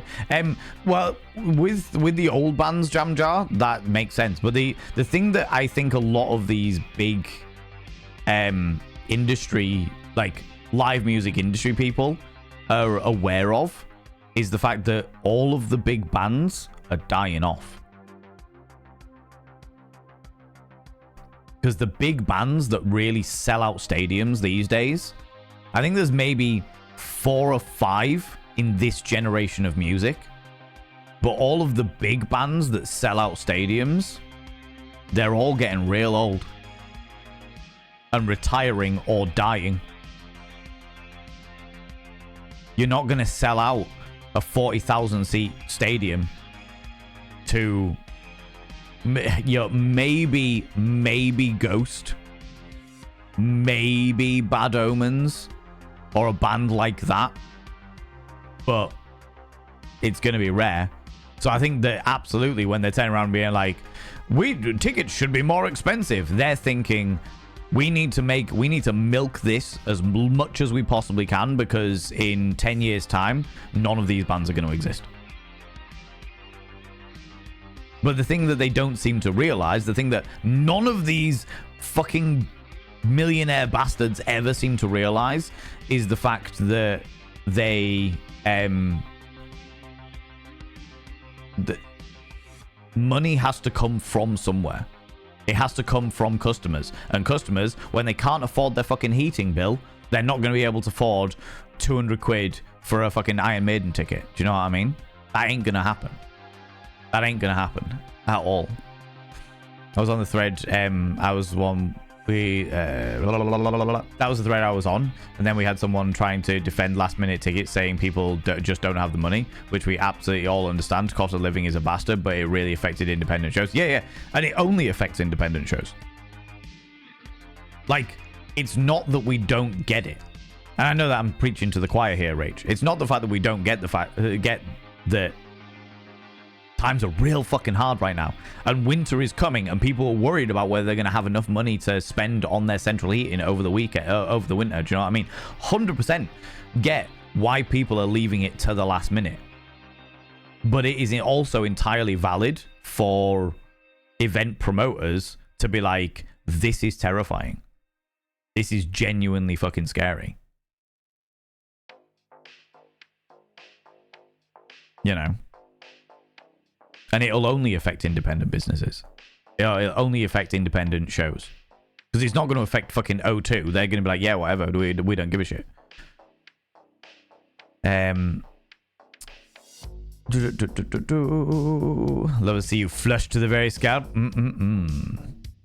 Also, dynamic, yeah, the fucking dynamic ticket pricing is fucking horrible. It matches what happens in terms of the film industry, and very much in the wedding industry. People are cutting back on a lot of things, and videography of / shows are the first to go. I don't think things will pick up till 2077. No, neither do I. Neither do I.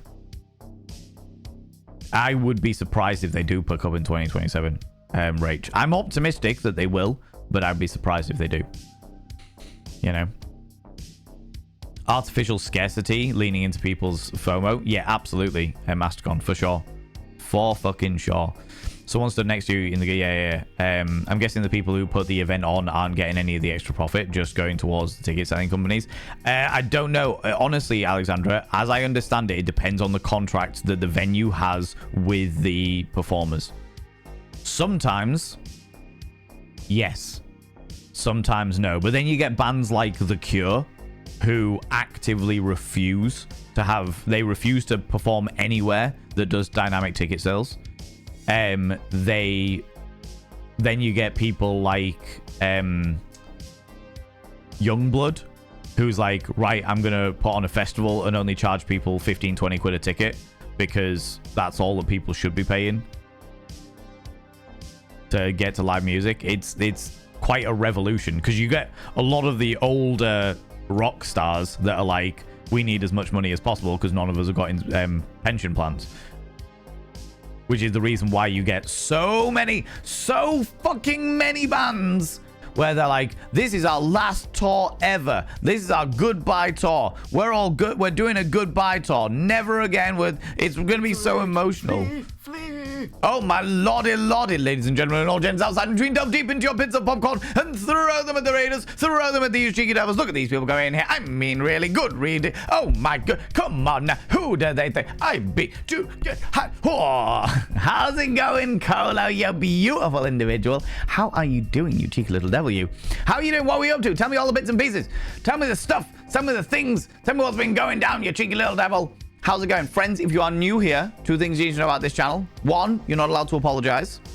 Instead of saying sorry, try saying thank you. Instead of saying sorry, I'm late, say thanks for waiting. Instead of saying sorry, I'm such a burden, say thanks for being there for me. It'll make you a much more positive individual. 2, if you're under the age of 18, I have to ask you to leave. I have to ask you to leave, because as much as I know that Colo at one stage was PG and is now somewhat PG-13, it's not my fault. It's not my fault. It's not the influence I've had on her, okay? It's not my... I swear, it wasn't me. It wasn't me. A big boy did it and ran away, okay? This community is very much 18 plus, okay? Was Colo ever really PG?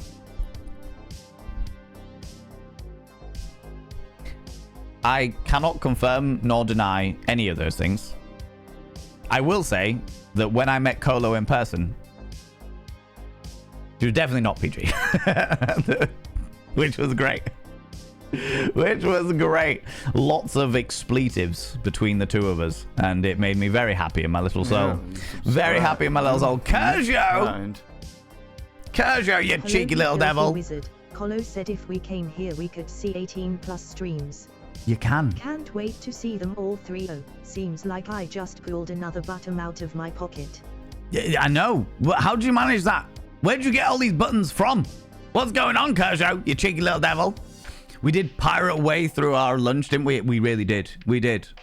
It was great. And in order to really affirm that whole 18 plus dynamic, it was like a word every 4 fucks. It was wild.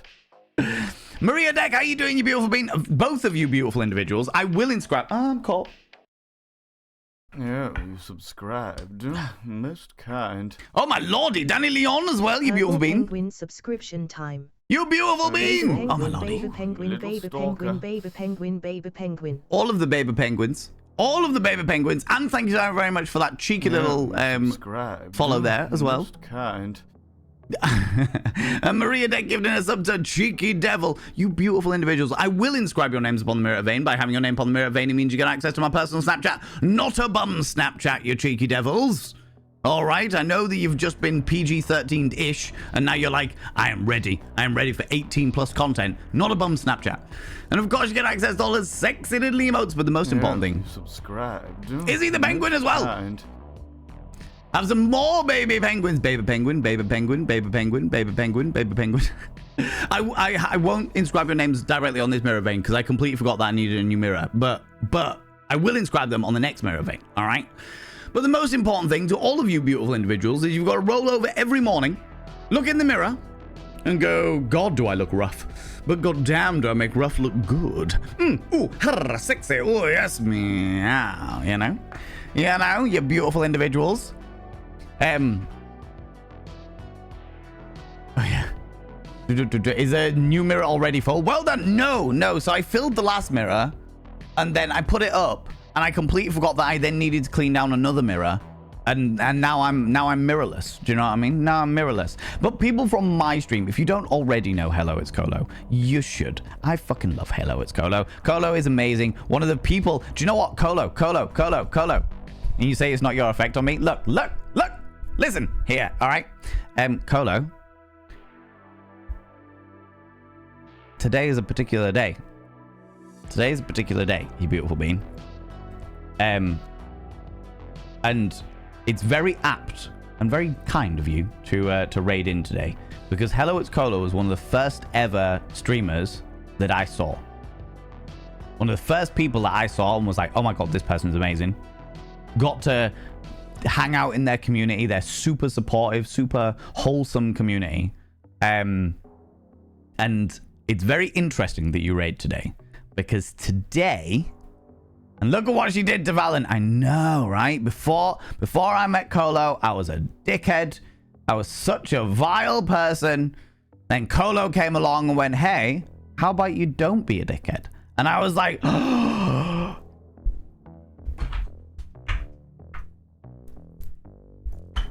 I can do that? I can do all of the swearing and not be a dickhead? Wait a minute. Exactly. He was disgustingly polite in chat. It's so true, Canabula. It's so true. Wholesome. Colo's bobs out Jones. Yeah, exactly. Colo bobs out Jones. Always get those bobs out. Always. I did a Bob Ross on my face the other day. Bob got all over my face. All up in my business. You know what I mean? I have never known you to be a dickhead.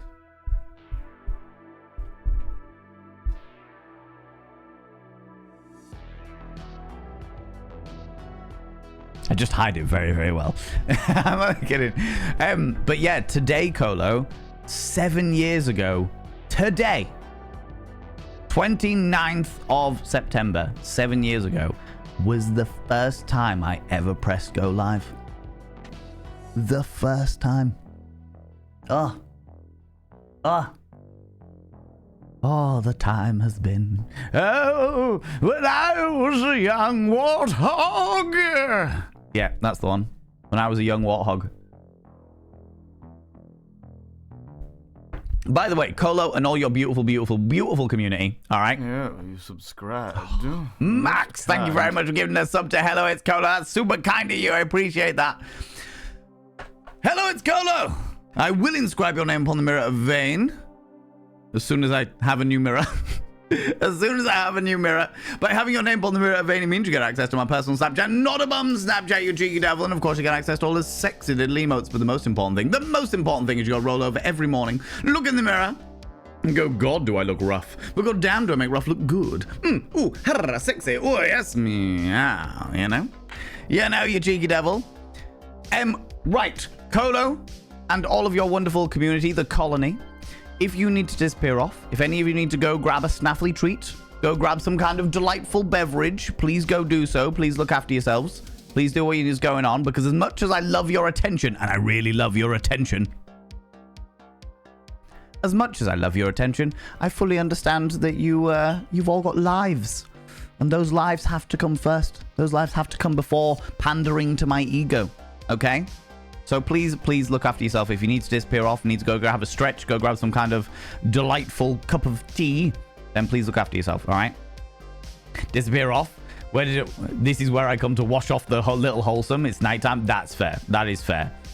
I am definitely planning a variety of after dark events, so that's good. We were literally just talking about events at the moment, because I'm running a Halloween event. I'm running a Halloween cabaret event, and at the moment, across not just my event, but all cabaret events at the moment, everyone's really struggling with ticket sales. So we were just talking about the different dynamics of the fact that so many people are doing last minute ticket sales, where like guests are coming in and buying their tickets real last minute, which is understandable because of everything that's going on in the world and how difficult it is, like especially with winter coming up and people being like, shit, am I going to be able to afford to like pay for my heating over the winter? Am I going to be able to do that stuff? And it's like, right, okay, all those things. But then on the other side of things, from an organizer's point of view, I'm like, okay, I'm putting on an event that's going to cost me $3,500. How long can I wait to decide whether I'm going to cancel that event because I purely can't afford it? Do you know what I mean?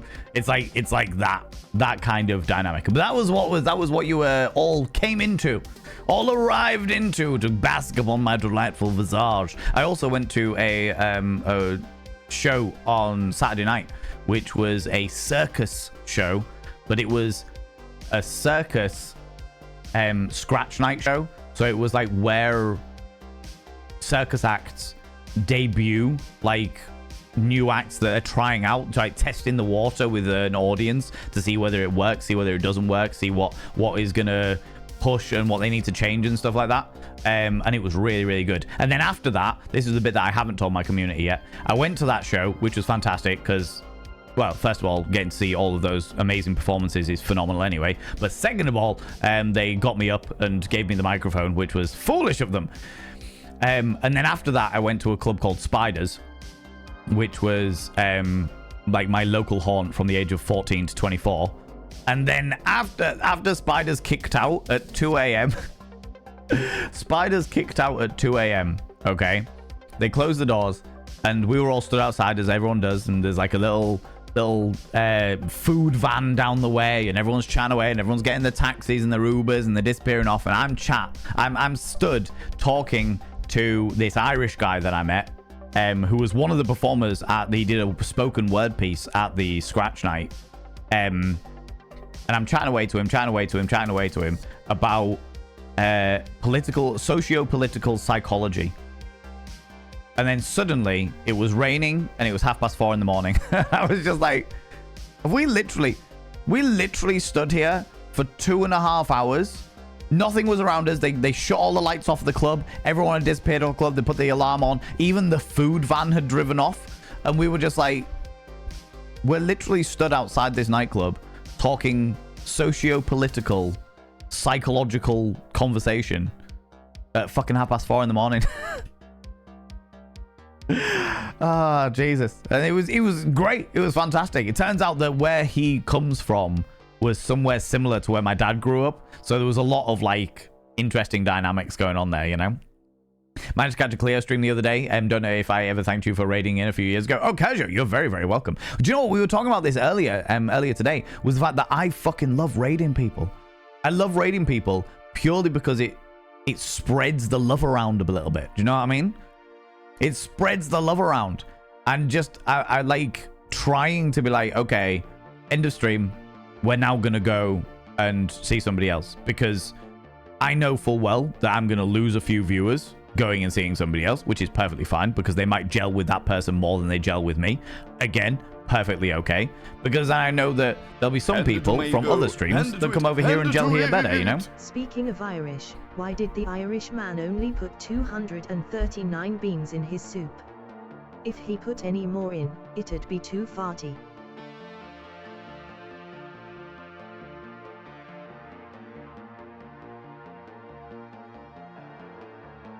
I was really hesitant there, Euro Papa. I was real hesitant. I was like, where's this going? Where's this going? The Irish jokes are a questionable one. Where's it? No. It's all good. It's all good. Oh, god damn it, Euro Papa. Thank you very much for the 100 little panderings. And also for having me sit on the edge of my seat for a second there. Oh, Jesus. Yeah, we were talking about raids and how raiding out to people is one of the greatest things that, like, there's so many. It really blows my little mind because there's so many of these, like, Twitch experts. There's so many of these Twitch experts that are, like, all over, like, YouTube and stuff like that are, like, the worst thing you can do is raid somebody because then you're diluting your own audience. You should never, ever raid somebody. You should put on a reel, not a reel, what's the thing? It's like a rerun. If you need to show them something, then put on a rerun, or you should just end your stream because every single time that you raid out, you are diluting your audience. And it's like, no, every time you raid out, you are spreading your community with other people, and there will be other people out there. There will be members of this community who, when we raid out to somebody else, they'll be like, do you know what? That person's fucking amazing. I gel with that person more than I gel with Val and Vane. And you know what? That is perfectly okay. That is perfectly all right. Because I know that that isn't a one-shot thing. There will be people from other streams that raid in here and feel like they gel here more than they do from wherever they've just come from. And vice versa, when we raid back over or other people raid into them. It's all about finding people that you connect with loads. Now, when I raid out, I'm like, I want to take all my people to go see this person because they're a friend, because I really like the game they're playing, because they're somebody completely fucking new and I'm feeling like spoiling them. Do you know what I mean? But also, it does two things. One of all, once it spreads this community over to them, makes them feel good about themselves because they've got a big raid, brings them new viewers, which is always good, but it also increases their numbers, which means that other people that are browsing Twitch that don't know either of the communities are going to look and be like, oh, well, this person's got some all right numbers. Let's go check them out. It increases their coverage. It increases their exposure on the platform, you know? And I'm all about that. I'm all about that. Like, let's all build together as opposed to, I'm going to do my thing. It's only me and only me. No, I can't spread my friends. No, you need to pay attention to me and nobody but me because it is just me. And I'm like, come on, get over yourself. Do you know what I mean? That's insane. It's wild, isn't it? Remember pop out the trick to watch Val and the ads at the same time? Yes, Greeto. So oh no, the ads are running. Never mind. The ads are running. I will be doing a YouTube video on that, on how to, like, 5 little tricks for a viewer around Twitch. I'm just waiting to find out what the 5th one's going to be before I roll it out there. But I will be doing that. Ted Escapes, how you doing, you beautiful individual?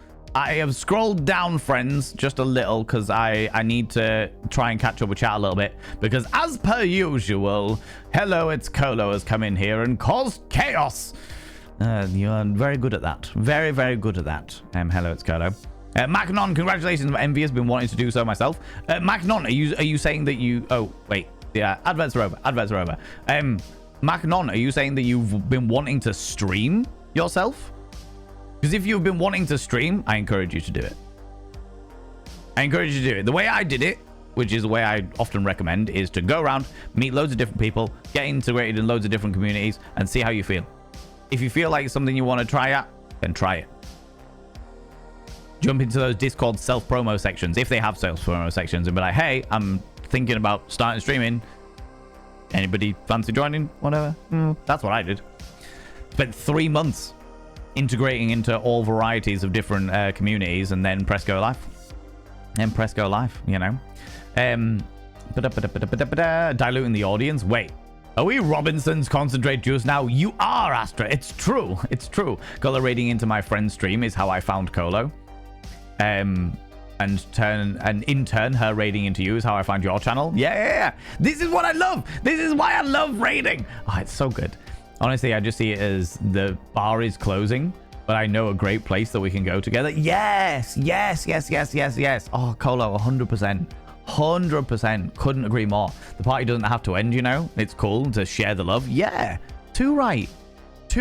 And like, exactly. Do you know what, Colo? That's a really good analogy, because I used to work in a cocktail bar, and actually that's a way of being like, okay, we're all working. We're providing the cocktails, all the cocktails, giving them out to customers. Cool. Now we've closing down the cocktail thing. We're closing down the bar. The bar is closing. Where are we going next? Where's next? Spiders? Casino? Go casino? Yeah? Oh, yeah. Okay, let's do that. All right, everyone together. All right, these customers that are our mates, let's all go together. Yeah, that's a really good analogy. I really like that analogy. It's a good one. Oh, Zabadi, and you take it easy, you beautiful bean. Appreciate your face. Thank you very much. Sleep well. Ads looming maliciously at the horizon. Yeah, I postponed them for 5 minutes so that the wonderful colony community could come in here and not be bombarded with random advertisements. By the way, friends, I am going to be doing an experiment in November with the advertisements, because I have recently done a little bit of research on how Twitch runs ads. So I'm going to be doing an experiment in November on the adverts. I'll explain it all in November. I'm not going to explain it now, but just giving you a heads up. There will not be more adverts. There's going to be less adverts, but it's just trying to gauge, because there's so much mixed information out there that I want to be able to give my own experience, as it were. Do you know what I mean? Heads up, we're being very grown up here. Proceeds to be a totally wholesome, inviting place. Exactly, floral goats. We can be wholesome and filthy. I can absolutely cuddle somebody and then ask them if they want a rigorous fisting. Do you know what I mean? that's the only way I know. Jesus Christ. I can totally do that. All right. Sometimes the most deviant things are the most wholesome, right? The only way it knows how to be. Also, can I just say, I love your name, Floral Ghosts. Ghosts? That's it. That's the Halloween version of your name. All right. That's the Halloween version. Floral Goats. Welcome on in. Managed to, yeah, Cleo Cabret's an amazing individual. Absolutely love him to pieces. What a love story, I know, right? And after all that, he still didn't pull. It was too engaging a conversation. Have you never been like that, Max? You know, where you're having a conversation with somebody and like, I'm really attracted to that person. Sexy times. That's great. But at the same time, I don't want to interrupt this conversation because it's a really interesting one. Absolutely. Cock block myself through the medium of good conversation. 10 out of 10 would do. 10 out of 10 recommend. Yes. Circus trials remind me due to the Fire Act. Yeah, I fucking love Circus. Although saying that, myself and Killer Queen Rach, who's in the chat, went to see a circus a little while ago, and it was dire. This was an international touring circus, and it was shite. I remember we both sat there and we were like, looking around at the audience being like, they have made tens of thousands of pounds off of this. Cirque du shit show, yeah. They were like, they have made tens of thousands of pounds purely from this one show. And they're on tour. And that is the level of show that they're providing people? What the fuck? A good 5 minutes was just some bloke from Britain's Got Talent metaphorically sucking his own dick. It was fucking ridiculous. I was so angry. I was so angry. I was literally like sat there being like, the shows that I put on are so much better than this. And I am struggling. What? Is it one local car park? No, it was like a theater tour one. So it was in whole new theater. And I was like, okay, that'll be interesting. Well, it's circus show. You know what I mean? I like circus stuff. I know Rach likes circus stuff. Let's go see the show, you know? And then it was just dire. Just fucking dire. I was really surprised at how shit it was. Especially considering how much the tickets were as well. Remembers the pop-out trick for watching the ads? Yeah. So for those people that don't know, this is not a cheating situation. This is not a cheat situation. This is a facility that Twitch provides, okay?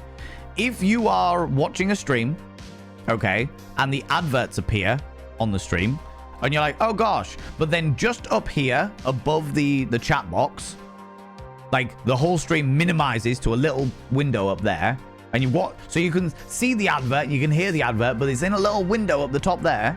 That little window, you can pop out. There's a little pop-out option.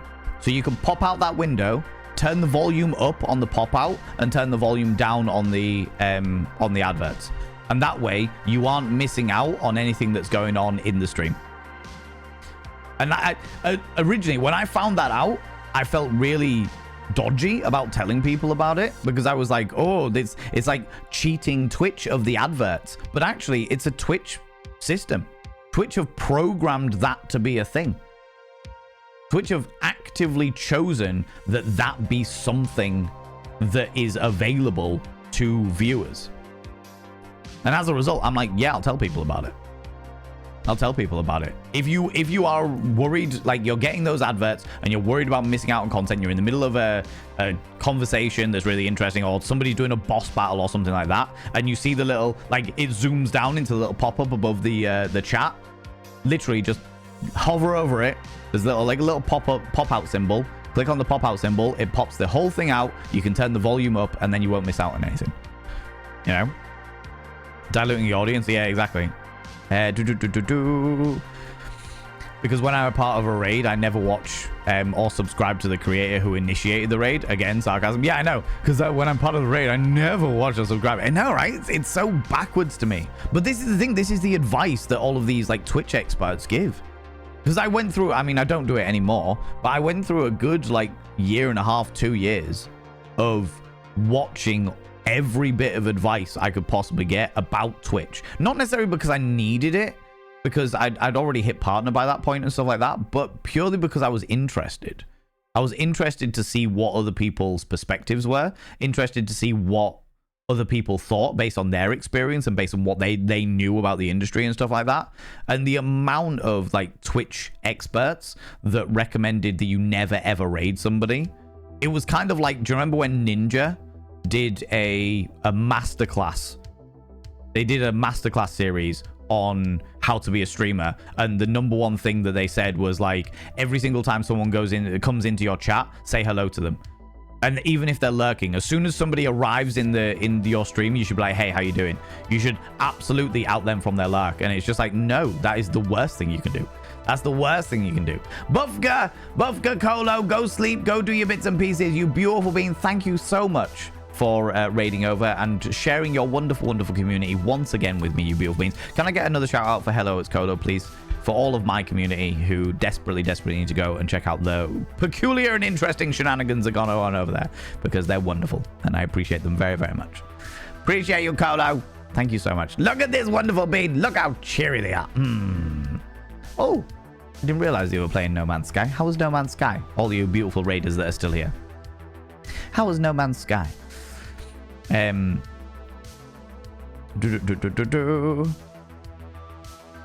The voice is a whole new experience with headphones. What, my voice, Authenticator?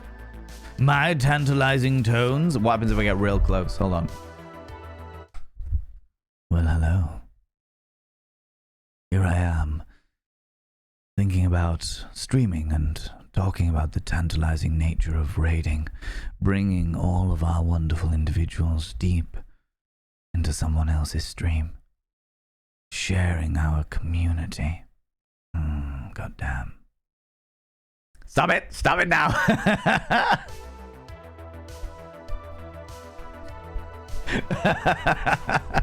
Perfect. That's exactly what it's all about, right? We'll definitely keep that mic close.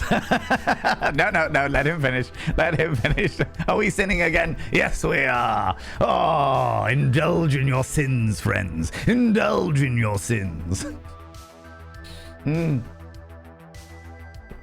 Definitely. The only way I know how to be, right? Great phrasing there, Carla. Yeah, exactly, Kuriana. Exactly. How you doing, Kuriana? How's it going, you beautiful bean? Chaos is her middleweight. I thought it was Jones. That's her public name. Exactly. Chaos Jones. Chaos Bobs Out Jones. Show Bobs. That was it. Chaos Show Bobs Jones. That's the one. Grio, how you doing? How's it going? Did you find that you have changed your personality since streaming to accommodate new viewers? Not my personality. Do you know what? We did look at my earliest, or one of my earliest. This one will do.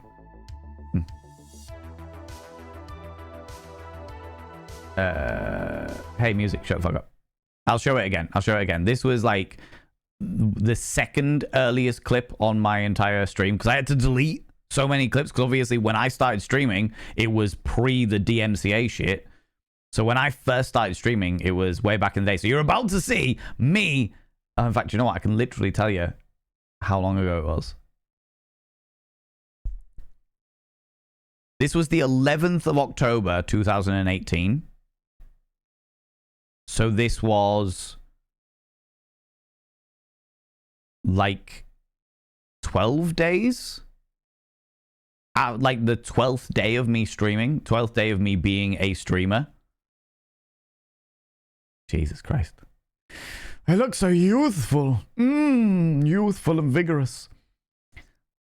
I'd actually shaved my hair like the year before this, so this was me growing my hair back. As you can see, it's all long and vigorous now. This is also my wardrobe as well, by the way, friends. This is where I started streaming. I started streaming in my wardrobe. Just beyond the purple curtain. Do not look at the purple curtain. Beyond the purple curtain is actually, in fact, there's this here is actually the sleeve of a jacket. All of her friends all agreed. They were Here we like, go. Fallon. All of her friends all agreed. They were like, Fallon, yeah, I'd totally fuck him, but I don't know why. True story. That actually happened. Because apparently, I'm not anybody's type. I'm nobody's type, but everyone would sleep with me. I'm okay with this. Exactly. Naturally. So yeah, that was like the within 2 weeks of me first starting streaming. Back in the day. You know. Get the music back on.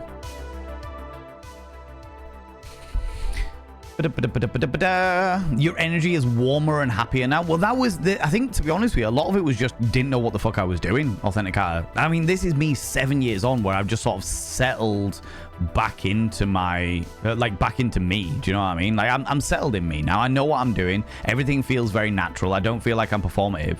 But I'm also streaming to however many viewers right now. 69 viewers. Always 69 viewers in this chat. I'm streaming to 69 viewers. Whereas back then, I think in the first 2 weeks of me streaming, I had like 5 or 6.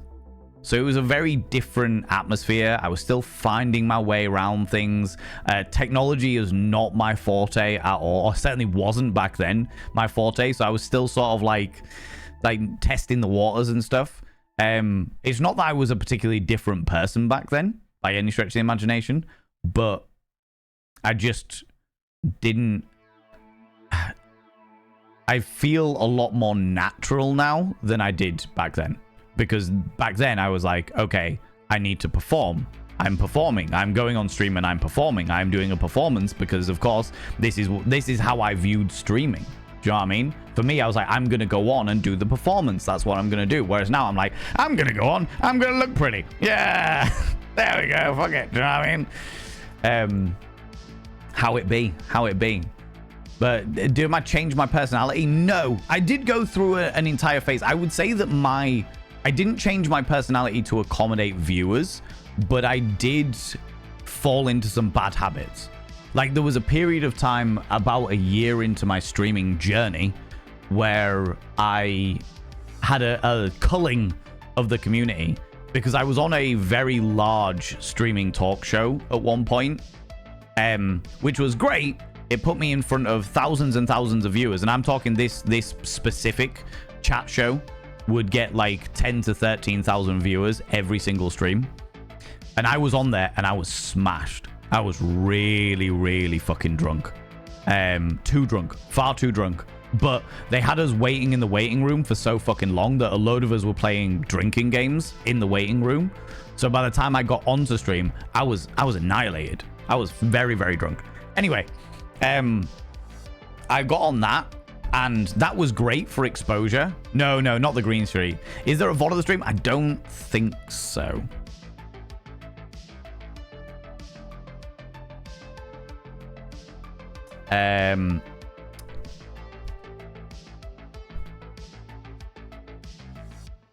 Let me check.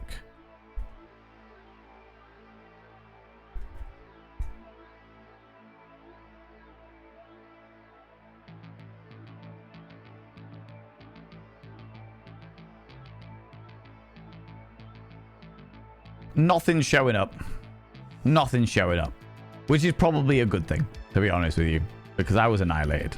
I was very, very, very, very, very drunk. Anyway, I was on that show, and that was great because it put me in front of tens of thousands of people. Like, I think it was like 10, 11,000 people on the night that I was on it. And that was great. And I got loads and loads and loads and loads of followers off the back of that. And that was fantastic. For a new stream, I was like, oh my God, this is so cool. What an interesting thing. That's fantastic. But what I found off the back of that was the fact that a lot of the people that came over from that were not the audience that I was wanting here. I like the audience we got here. Very, very neurodiverse, very neurospicy, as they say. We've got a large variety of people of all different ages, all different genders, all different backgrounds, all different nationalities, all different sexualities. We have got such an eclectic mix of human beings in this community that are all for supporting each other and growing.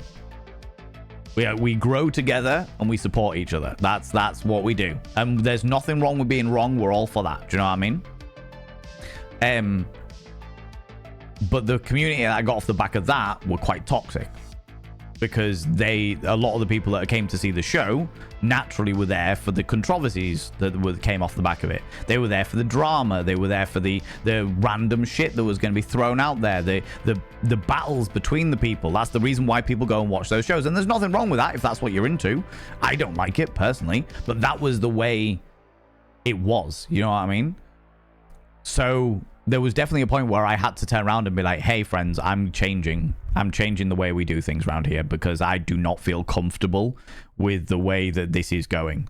We're getting into realms where we're starting to bash on people, and I don't like bashing on people. I want to watch people grow. I want to watch people get better and improve themselves and feel good about themselves. I'm all about hedonism. I want everyone to be hedonistic in and of themselves, but in a moral kind of way, you know?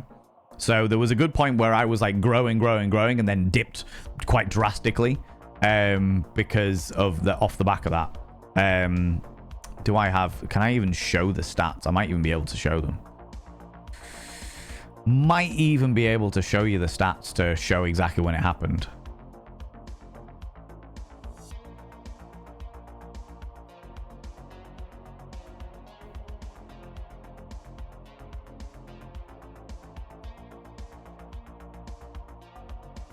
Is that it? Yeah, I think it was that. Can I show you? There's nothing this you can't. You wouldn't have already seen. We can do that.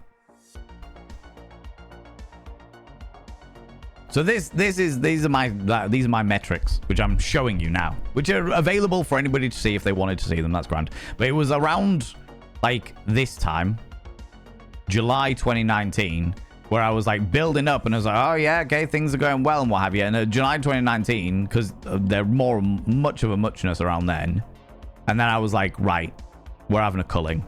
And they literally went from 20 viewers in July 2019 to 11 viewers in August 2019. Then it seems it went back up to 19 viewers, but it was like that's massively drastic dynamic that happened in and around that time. I was just like, right, we're cutting this shit. I'm not dealing with this. I'm not fucking dealing with this at all. Yeah. Which is in those times, when I think about it now, that's like 9 people, which to me, with the numbers that I'm at the moment, is all right. I expect a fluctuation of 9 to 10 people. In fact, I expect a fluctuation of about 20 people in my current streams in the way that we do things. But back then, when I was like, oh my god, I'm getting 20 viewers, my god, this is wild, we're on the march towards success, and then going back down to 11, that was drastic. That was fucking drastic. Literally half my viewers, you know, which I never really thought about before. But now that I'm here looking back on it, I'm like, oh shit, actually that's not quite as bad as I remember it being, you know, not quite as bad as I remember it being. Raid out to another stream is to how I find most communities I know of today. Oh, Runeable, 100%. 100%. I find every single stream that I currently follow, excuse me, Jesus Christ, every single stream apart from maybe 3 are streams that I have found through raids, purely through raids. I don't have bot channel points for an official question, but my industry question. Can you talk about your equipment setup from the Lego stream? I really like that stream, and I feel that that's something you could do, since I don't especially want to be seen. Yeah, I mean so obviously I've got my usual sound setup and stuff, Authenticator. But I know that a lot of people do that sort of overhead camera. So I just have, in fact, I got it here,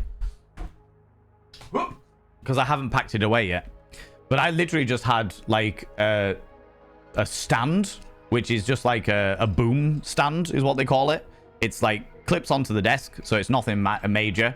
And this is a Logitech C920, which is probably the best go-to webcam there is. But you don't need that. You can use the camera on your phone. There are a whole load of tutorials on YouTube of how to link your phone to like OBS, for example, which is like the streaming software that nearly everybody uses. There are loads and loads of tutorials to link your phone. So you could literally just get like a boom stand like this, which are normally $20. I don't think these ones in particular are particularly expensive. Get a boom stand with a phone clip, and then program your phone to link to, like, your phone camera to link to your OBS, like through remote systems, which there are, like I said, there's loads and loads and loads of tutorials. And if you wanted to do that, literally clip it onto your desk, have it pointing at the desk so people can see your hands, and if you're doing like craft activities and stuff like that, absolutely, that's definitely something you could do. I will, as like a beginning thing, and this is what I recommend to all people, anyone that's ever thinking of streaming ever, all people, your list of priorities should be this: audio first. So fix get a microphone that is, and they don't have to be expensive microphones. I know that Senpai Gaming, who on YouTube does a whole load of like the best budget microphones that literally can be from like $15 right the way to $100, and they do like a different review on all these things, so they can show you which are the best microphones and how to set them all up and stuff like that. There's loads and loads of tutorials about that, but sort out your audio first. Always sort out your audio first, because 70 to 90% of people will have you on in the background while they're doing something else, and therefore they'll be listening more than they'll be watching, which means that you should always prioritize your audio first, because if someone's got bad audio, no one wants to fucking listen to it. So audio first. After you've sorted your audio and you're happy with that, and it doesn't have to be expensive, like I said, there's a whole load of things that are relatively cheap that you can do.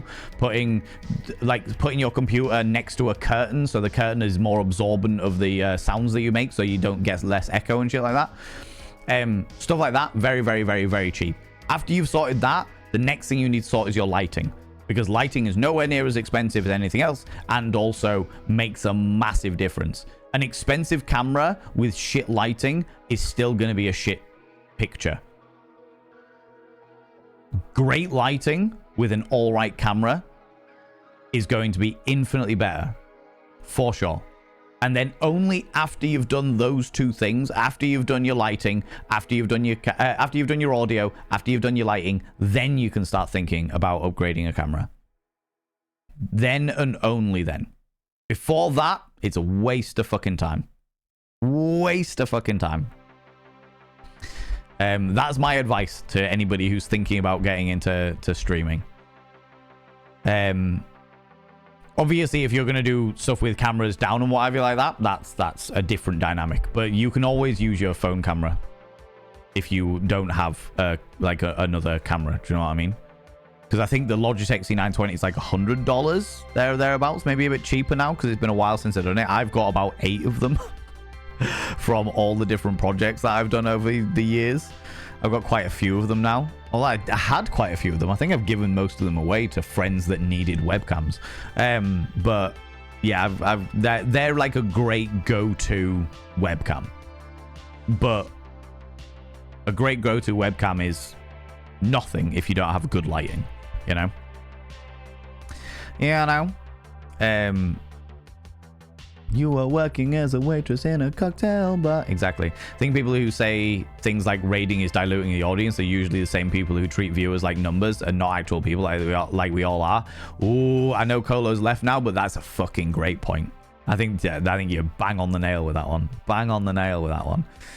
Only reposting because I left to self-care and returned to my entire chat being refreshed, so I have no clue if it's sent or not. Technically, we've got a backup interview, hopefully scheduled with another delightful Egyptologist who is Little Eris wanted to be when they grew up. So the fact that I'll be getting an interview with my idol as brain going, yeah, that's amazing, yours, Eris. Absolutely love that. Love that. Lux, you know that we put the hole in wholesome. All right? Right? Yes, Janet. Marks wholesome and fisting in the same sentence from Valving. Oh god. Yeah. Yeah, there's a lot of things that get said in this community that probably are not said anywhere else on the fucking site.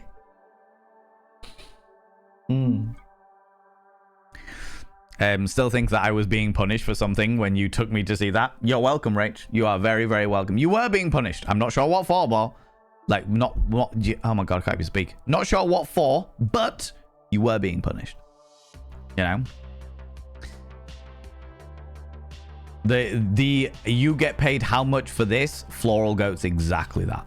Exactly that.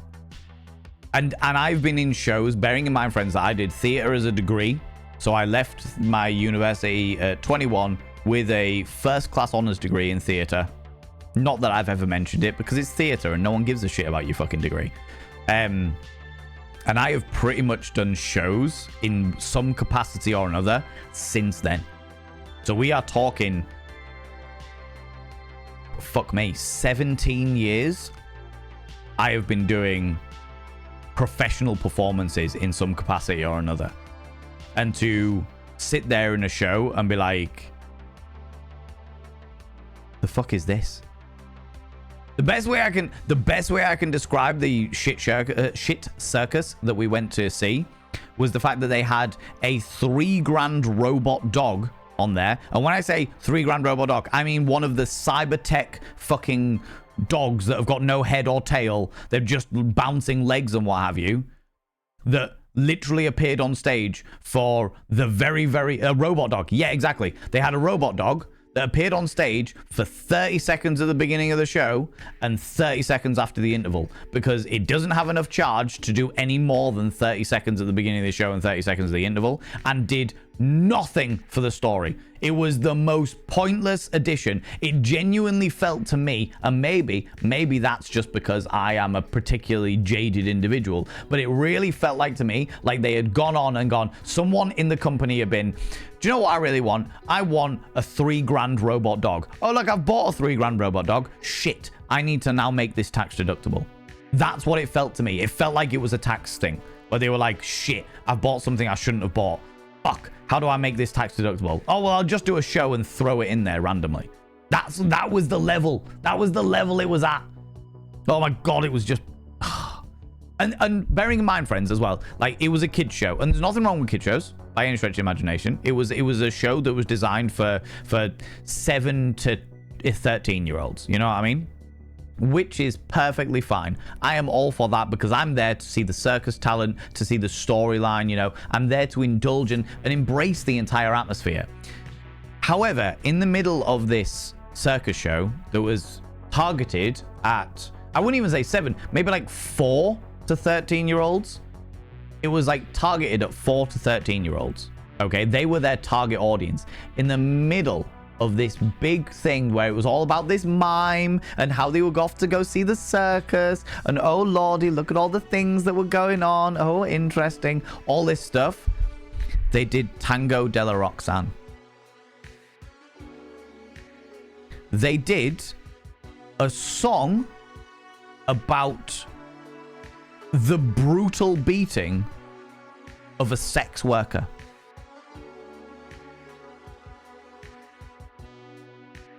In the middle of a kids show. And there was no tango. There was no tango in the Tango della Roxanne.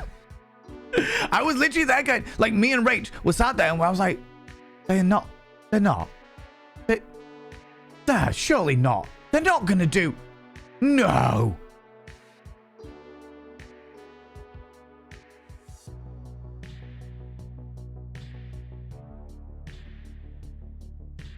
And we were literally looking around at all of these families that were around us being like,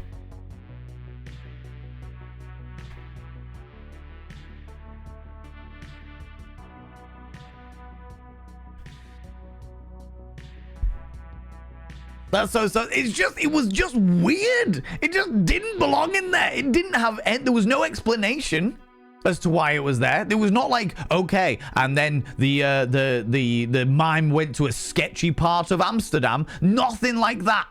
Nothing like that. Nothing happened. It literally was like shoehorned in there because they were like, do you know what? We need some grit. And we've got these 2 professional singers, one of which was on the Britain's Got Talent. And it was just like, what? Why? Why? Why?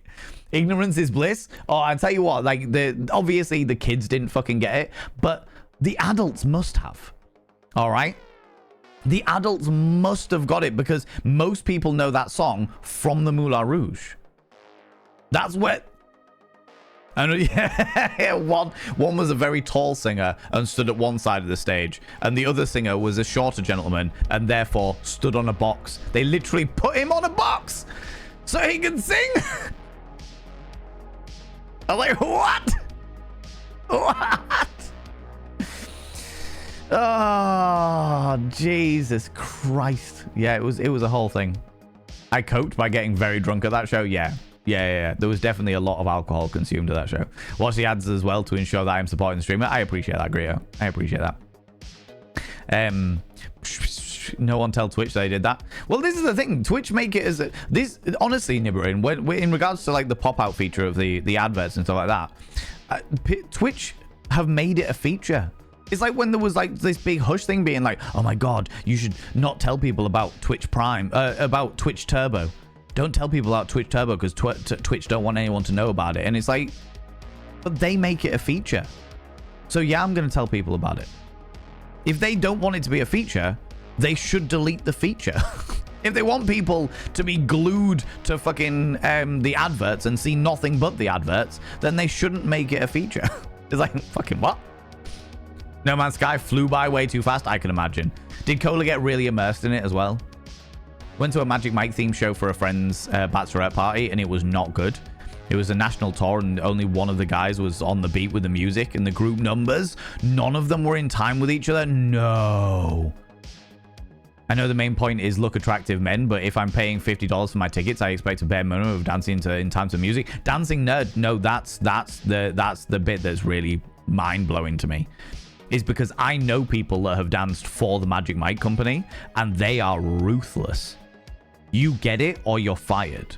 You get the exact routines with no mistakes, exactly on the beat every single time. They are absolutely ruthless for it. And the amount of people that sell an experience. In fact, you know what? That fucking circus show was the Greatest Show reimagined, which means they wanted elements of the Greatest Showman, but they didn't want to pay for the rights for it.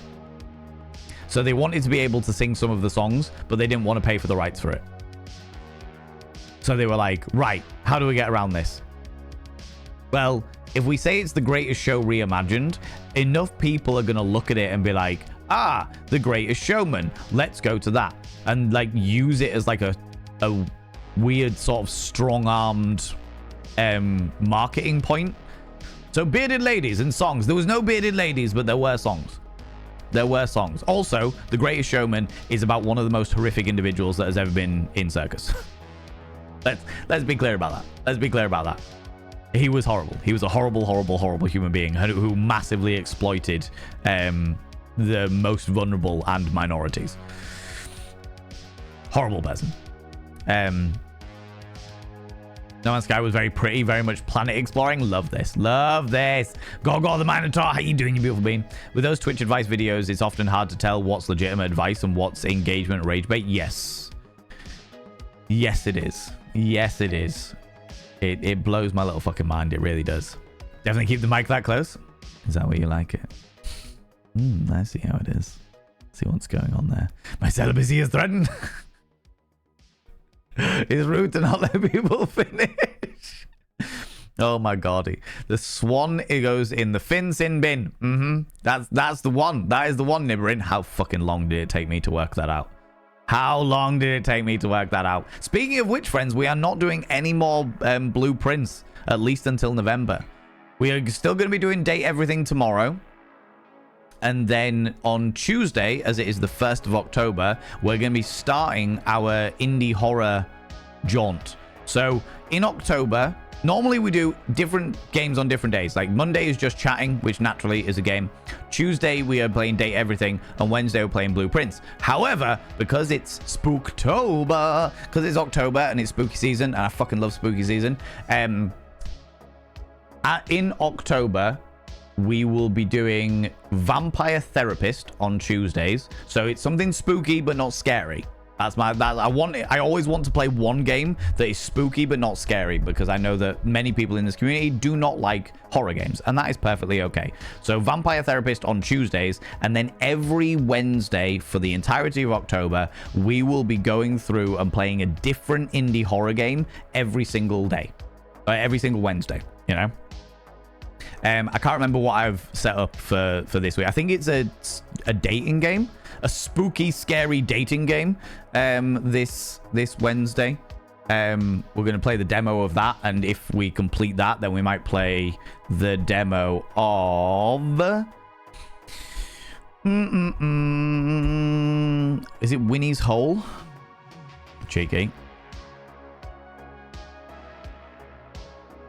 I think it might be Winnie's Hole. Just get my Steam up. Library. Yeah, Winnie's Hole, which is the Winnie the Pooh cosmic horror game that Dr. K. Ross got me to get. So, yeah, we're going to look at that one. The 12th day of Vainmas. Carried away. How you doing, you people? We have got Vainmas. We've got a date for Vainmas now. That is the... Where's my list of a million things? December the 8th at 7 p.m. BST is going to be Vainmas. That is the official date for, because my diary between now and January, between now and January is getting really full. So I needed to book it in sooner over later. Do you know what I mean? Baby Val, you look older. You think I look older back then? I didn't have the hair though. That was like, I'd shaved my head for charity, and that was a little while after I'd got hair implants. So it was early days with my fluff growth. You know what I mean? How you doing, Lunacorn? Welcome on in. How's it going? Just got back from a meeting. How's the celebrations going? I hope the chaos has been a thing. Chaos has been pretty mild. Lunacorn. But we've postponed the party.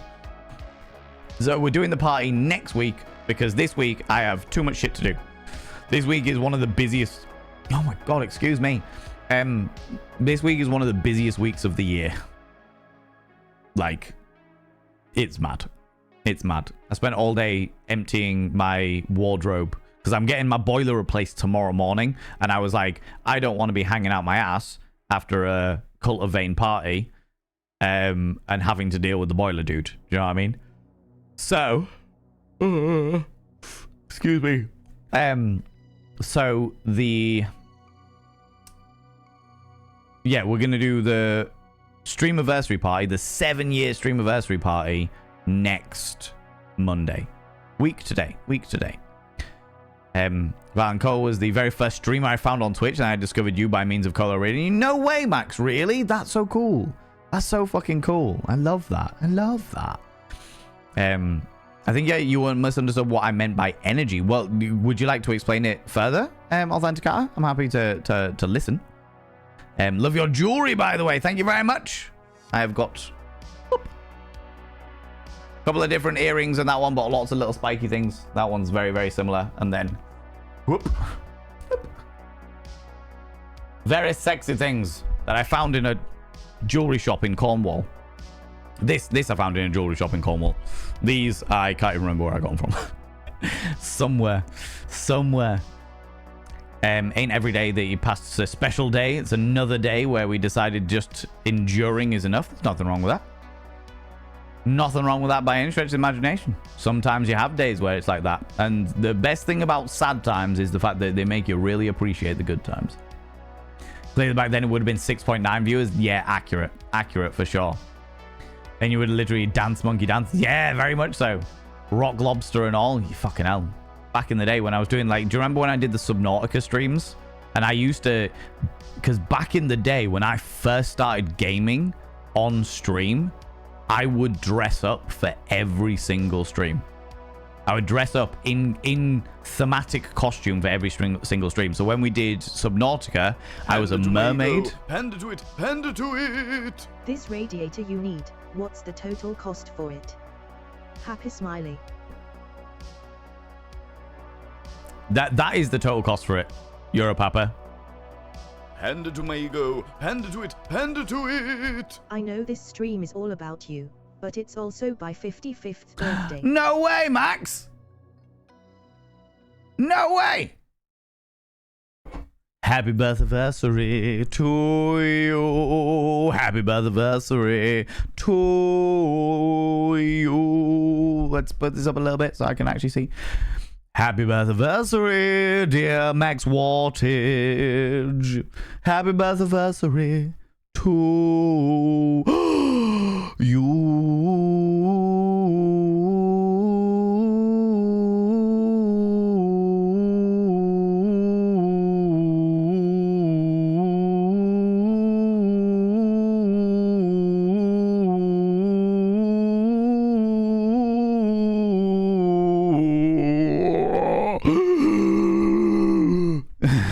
Happy birthday, Max, you beautiful bean. There we go. Happy birthday, you sexual, glorious individual, you. Oh, good. God, thank you, Jam. God damn it.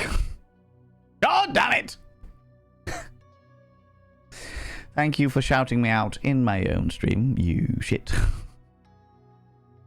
Yeah, back in the day, I used to, so with talking about thingy. Oh, fuck. Jam, were you here when I went and bought Richard II?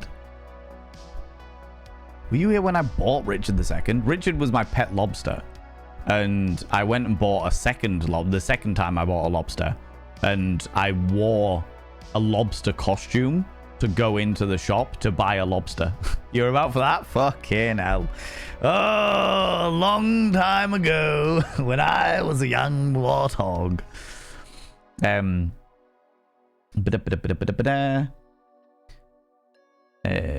Maybe about to do a charity stream for the first time or streaming period. Do you have any advice for a green 52-year-old? Yeah, most certainly, Midgarder. Other than the stuff that I've already said, when it comes to charity streams, make sure that all of the tech stuff works.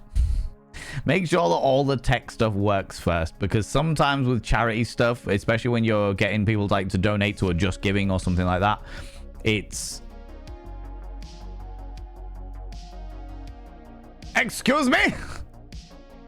Euro Papa, Euro of the Papa, you are being far too bloody kind. You are being far too bloody kind. God damn it. Friends, can I get some egos in chat? Say a massive thank you to Euro Papa for throwing us a cheeky little £100 to help me get a new radiator. The reason why I've got a new boiler, friends, that this community have paid for. All right, this community have fucking paid for it because they're a wonderful, wonderful individual. Very specifically, Euro Papa and Alec Wallace. Big shout out to them. But it has been funded by other individuals as well. But they were big times on it. I'm getting a new boiler, and the new boiler is being installed tomorrow, which is all very, very exciting. I have been without heating and hot water for a good couple of weeks now. But off the back of that, I realized that the room behind these curtains is the biggest room in the house. Biggest room in the house, and the radiator is about the size of an A3 piece of paper. It's about this big. It's about this big. So I was like, right, the next donation goal is going to be a big, tall, long, like horizontal tall, vertical tall, excuse me, radiator to be able to try and heat that room so that room isn't a fucking icebox. Now, the way that we are doing donations, as it's been brought up, the way we're doing donations is that at the end of each donation goal, I am doing a reward to say thank you to this community, because you people facilitate me being able to do stuff and survive the cold winter, as is the case at the moment. And the current goal is actually a Discord stream where we're going to be playing Max Gentleman's Sexy Business, which is a not safe for work game that I cannot play on Twitch. But I will be playing in the Discord for everyone's not safe for work entertainment. That was what you voted for. I left the vote up to all of you. I was like, do you want another Stardew Valley stream? Do you want another Bob Ross stream where I paint a Bob Ross picture on my face? Do you want another movie night in the Discord? Or do you want a Max Gentleman's Sexy Business? Max Gentleman's Sexy Business is a fucking excellent game because, first of all, super inclusive in regards to age, race, nationality, gender, and and sexuality. Also, super consensual. Super bloody consensual, which we love to see. Very, very, very, very good game. One of my favorite not safe for work games there is out there. But yeah, once this one is hit, I will be doing a Discord stream as opposed to a Twitch stream where we can play that stuff. You know? But yeah, Midgarder, my main information in regards to charity stream, make sure that everything's set up well in advance and make sure it all works. Make sure all your links work. Make sure the charity donation goals donations go through. Make sure you don't touch a penny of it. So always do it through like a Just Giving thing, or there's a variety of different like charity websites that will give the money directly to charity. Do it through one of those so you don't touch a single penny of it, and that way no one can accuse you of stealing any of the money, which has definitely happened in the past across a variety of different charity streams. Make sure you have all of your goals set out, all your milestones set out, and on top of your normal milestones, have some extended ones just in case. So have your main milestones of like 1 to 10 or what have you, and then have like up to 15 just in case. Just in case it goes further than that, you know? And other than that, just make sure there's a lot of fun and interesting and entertaining things that you can do in and around talking about the charity. That is my advice. Want to see a drunk Valen? Oh my god, Nibrin. Jesus Christ. And so many who tell amazing and awesome dad jokes. I don't know about amazing and awesome. They're definitely dad jokes, Astra. I don't know amazing and awesome, okay? Don't want to grow. It's hard enough to get trousers as it is. Oh, Dan Leon. Good lord, what are you like? Oh my god, same, Kuriana. Oh, you. For some reason, Smashed Valen brought up a pic in my brain of him sitting naked from waist up in the middle of the room. massaging his own nipples. I see you've been watching me, Sly Magpie. I see you've been watching me when I've had one too many brandies. I get how it is. I get how it is. I don't blame you. I would also watch me, but still. But still.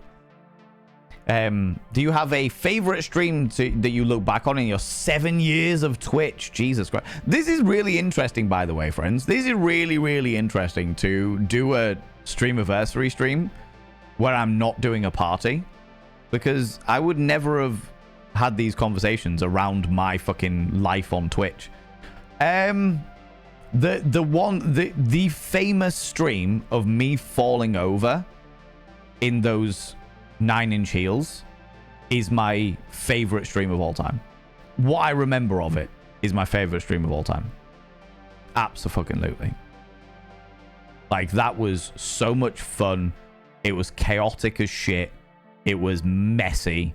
That was back in the day when I didn't accommodate for people with globophobia, which is the fear of balloons. We used to have all of the dares in balloons, and then I would pop a balloon, pull the dare out, and be like, right, we'll do the dare. But nowadays we do it through the medium of me thrusting at the floor behind me, but which is equally fun.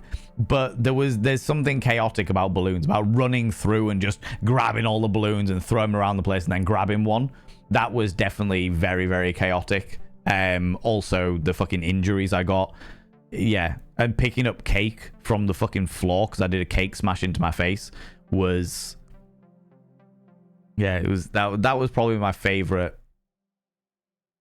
stream that like stands out in my mind of the past 7 years. 7 years, fuck me.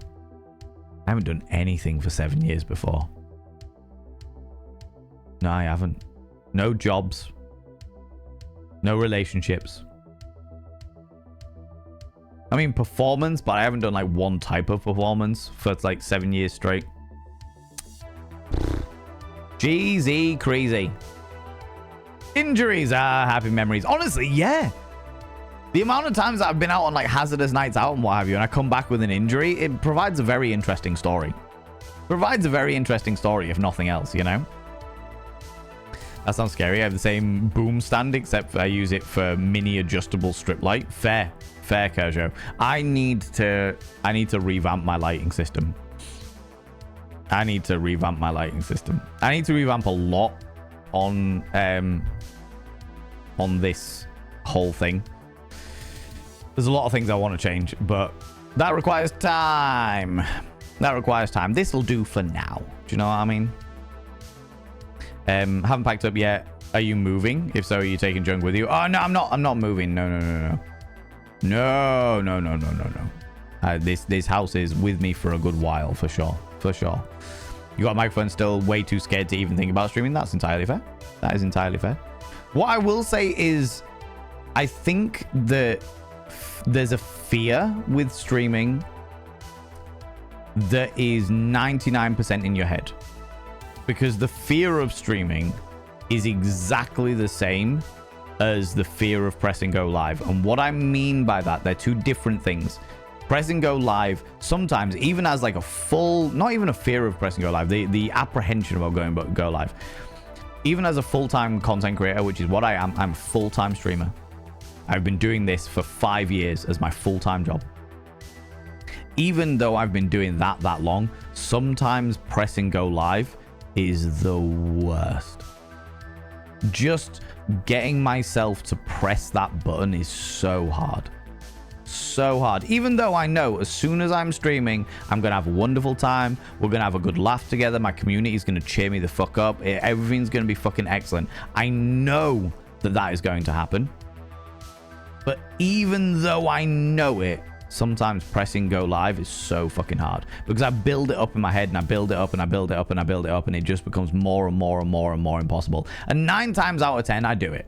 Exactly, Nibirin. 9 times out of 10 I do it. But 1 out of 10, when I feel like that, 1 out of 10, it just overcomes. And I'm just like, do you know what? I can't do it today. You've probably, anybody who's been here longer than 6 months will know that I've had streams like that where I'm just like, I just can't fucking do it today. You know? Unfortunately, I have a very understanding community who are like, yeah, don't worry about it. We got you. You know? But, yeah, it's a thing. And I think that when you're thinking about streaming and you're like, do you know what? I'm going to stream. Well, no, I don't know. Sometimes the best thing, like, I was watching somebody earlier today and they were saying that the best time to stream is right now. Just do it. Just press go live. Press go live. And see what happens. You might press go live and fucking hate it. And that's okay. But you can at least say that you gave it a try. I would rather, like, try something and it fail. I mean, this is me. Obviously, people are different, you know what I mean? But I personally would rather try something and it fail than regret never having tried it. You know? And Jesus Christ, the amount, the litter, the graveyard of dead projects that I have tried at one point in my life and absolutely miserably failed to complete is wild. I have got so many projects that I have tried and failed at, but every single one of those things, like, I learned something from, you know? Every single one of them. I'm literally bringing, so I do the Questionable Game Emporium, because for those people that don't know, I'm a sex educator, and I play not safe for work games and review them from a sex education point of view. So we play them, we walk through them, we do all the bits and pieces. You can find the censored versions on YouTube. You can find the less censored versions on like Fansly and stuff like that. It's all very, very interesting, but I'm bringing that to a close because I've been doing it for a year and it hasn't succeeded. And there's nothing wrong with that. There's nothing wrong with the fact that I've done a... It's a raid. Flee. Oh my lordy, ladies and gentlemen and all gents outside between, delve deep into your bits of popcorn and throw them at the raiders, throw them at these cheeky devils. Look at these people coming in here. I mean, really, could you even imagine? Good lord, it's those pirate raiders again. Coming in here, ahoy-hoying everywhere, having indulged in a significant amount of what was it, soul brew, some AB poos. Little stalker. Thank you so much for the follow, you beautiful being. Welcome on in, you cheeky little devil. I will not call you out, just in case you're lurking. I am not like Fraz. I do not call people out if they are lurking. The dirty bastard. How's it going, Fraz? You brewed up a storm. I saw you tying people up. And I thought, oh, that's pretty kinky for Twitch. Do you know what I mean? It's a bit kinky. And then walking through fire, and thought that was also a little bit kinky. It's a very kinky game you're playing there. Very kinky game. You know, it's one of those things. Raids and ads hand in hand. Ah, did we not fucking snooze it? No. Raid ad jail. Boo. Boo and his boo. But no worries, see you later, Authenticator. You take it easy. You'll smear my name everywhere? I hope so. Do you know what? I heard that raiders don't get ads. I heard that if you raid into a community that you don't get ads. Like, there's a certain period of time that you will not get ads if you automatically raid in. All you raiders, can you still see me? Can you still see my beautiful visage? Can you still see what's going on here? You've had that before? Can you still see you? Yes? Oh my god, hello raiders, how you doing? Friends, if you're new here, 2 things you need to know about this channel. 1, you're not allowed to apologize. Faux pas, individuals, faux pas. Instead of saying sorry, try saying thank you. Instead of saying sorry, I'm late, say thanks for waiting. Instead of saying sorry, I'm such a burden, say thanks for being there for me. It'll make you a much more positive individual. 2, if you're under the age of 18, I have to ask you to leave. I've got to ask you to leave, for I am a colossal filth wizard and don't be corrupting the ears of the young. It's not what I'm about. People from my stream. People from my stream. Ooh, you little stalker. Thank you so much for the follow, you beautiful being. I appreciate it. People from my stream. If you do not know Francois. Good old Francois. Then you should go over and click that cheeky little follow button. Yes. When you walk in there, you will get some ahoy hoys. You may also plunder his booty. With consent. It's very true. Very true. There we go. Yes. It's the only way it works. You know. But welcome on in. Fraz, if you need to disappear off, if you need to go grab a snaffly treat, a delightful beverage, please go do so. Please look after yourself. I appreciate you being here, you cheeky little devil, and sharing your community over with me. Friends, again, from my stream, can I get another shout out for Francois, please? I would really appreciate that. I would really appreciate that.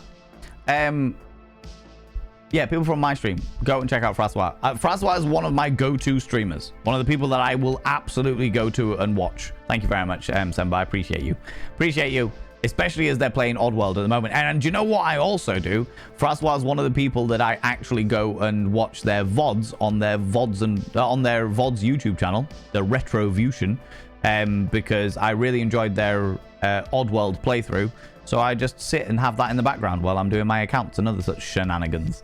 So yeah, go check out Francois. Francois. You beautiful being. We're talking about the fact that you've raided at a very specific day, Francois.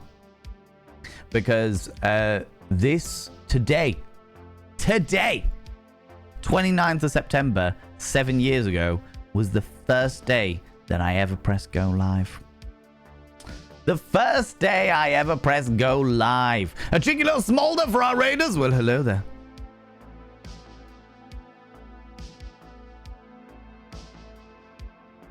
That's better. Hello there, you cheeky devils. Look at you people coming over here, getting all of my business, getting all close and personal. I understand how it is. I understand how it is, you cheeky little devils. I mean, really. What do you like, you scandalous individuals? Getting all hot under the collar. I know how that is. And you know what we could all do with being hot under the collar? Why? Because September is coming to a close and we could really do with the heat. God damn. God damn. You know? You know? This very day. Yeah. This very day. However many years ago. 7 years ago. I pressed go live for the first time ever. We were going to do a party today. But this week is far too busy for me because I got shows upon shows upon shows because it's spooky season and I don't have a day off until the end of November. So I was like, cool, let's postpone the show. Let's postpone the party, because if I do a party now, that's going to get real messy. And I have got a guy coming in at like 8:30 tomorrow morning and I cannot be hungover because he is going to be installing a brand new boiler that this bloody community paid for. The cherubs. Thank you very much, Aeon Unleashed. I appreciate that. Thank you very much. September has been a slap in the face with cold flannel. It really has. And my boiler broke, like fully broke down, broke, gave up the ghost like 2 weeks ago. We've been cold. We've been chilly. We've been making the most of it. Getting a bit of eye strain, so I'm calling it a night. Good night, you filth wizard. Don't do anything I wouldn't do. Who am I kidding? Casual, you cheeky little devil. That's me. That's me. I do everything that other people wouldn't do. If I wouldn't do it, that's when it becomes a real problem. That's when it becomes a real problem, you know? But yeah, we're talking about streaming, talking about my experience, talking about me fucking the shit that I did back in the day. Back in the day, you know. You've been streaming for 8 years, haven't you, Frost? 8 years? I feel like you've been streaming like a little bit longer than I have. Stu did no research on mics. The result was buying a condenser mic that had an XLR cable fitted, so I had to buy an adapter. The end result is excellent, but it could have saved myself time. Yes. As to all those new people that have joined, we were just talking about like the dynamics of streaming, and if you are going to stream, your priority should always be in technology, regarding technology. Audio first. Always prioritize your audio. You can get decent USB mics for not very much money. There are a variety of different YouTube advice things where they talk about the best budget microphones and how to set them up and stuff like that. Definitely go and check them out. Audio first. Always audio first. Why? Because 70 to 90% of your viewers are going to have you on in the background. They're going to lurk. They're going to do other things while listening to you. So your audio should always be your priority, because if you've got shit audio, no one will tune in because of the fact they don't want to listen to shit audio. You know what I mean? Then lighting, because you can have a shit camera with good lighting and it'll still look all right, but a good camera with shit lighting will always look shit. So audio, lighting, camera. That should be your priority. Audio, lighting, camera in regards to streaming technology. And you can get all of the above for reasonable budget, for sure. Also, if you do audio first, like I said, you can get a good budget microphone that can be set up to sound reasonably all right. Lighting, you just need lamps. Obviously, I've got professional fucking lighting and shit like that, but just a couple of lamps. When I first started streaming, a couple of bedside lamps that I just clamped onto the desk and pointed at the wall so it had a good reflection from it. That did me grand. And then you can use your phone as a camera. There are loads and loads of tutorials to how to link your phone to like an OBS or Streamlabs or what have you, and you can use your phone as a camera easily. One of the reasons I haven't streamed in so long, besides not having a ton of time, was because my mic died and I kept putting off replacing it. I tried streaming for a couple of weeks without it and watched my VODs were painful. Yeah, I can imagine, Alec Wallace. I can imagine. There are a lot of YouTubers out there that do like full playthroughs of things that have no mic. It's all just original game audio and stuff like that, and that works absolutely for them, but it's not something that I could do. Do you know what I mean? I would struggle with something like that. Only microphone I have is the one attached to my headphones. Maybe in time. Maybe in time. There's no rush for it though, Authenticar. Do you know what I mean? And also, if you've got a microphone attached to your headset, then just do a little bit of research on how's best to set that microphone up for your voice, you know?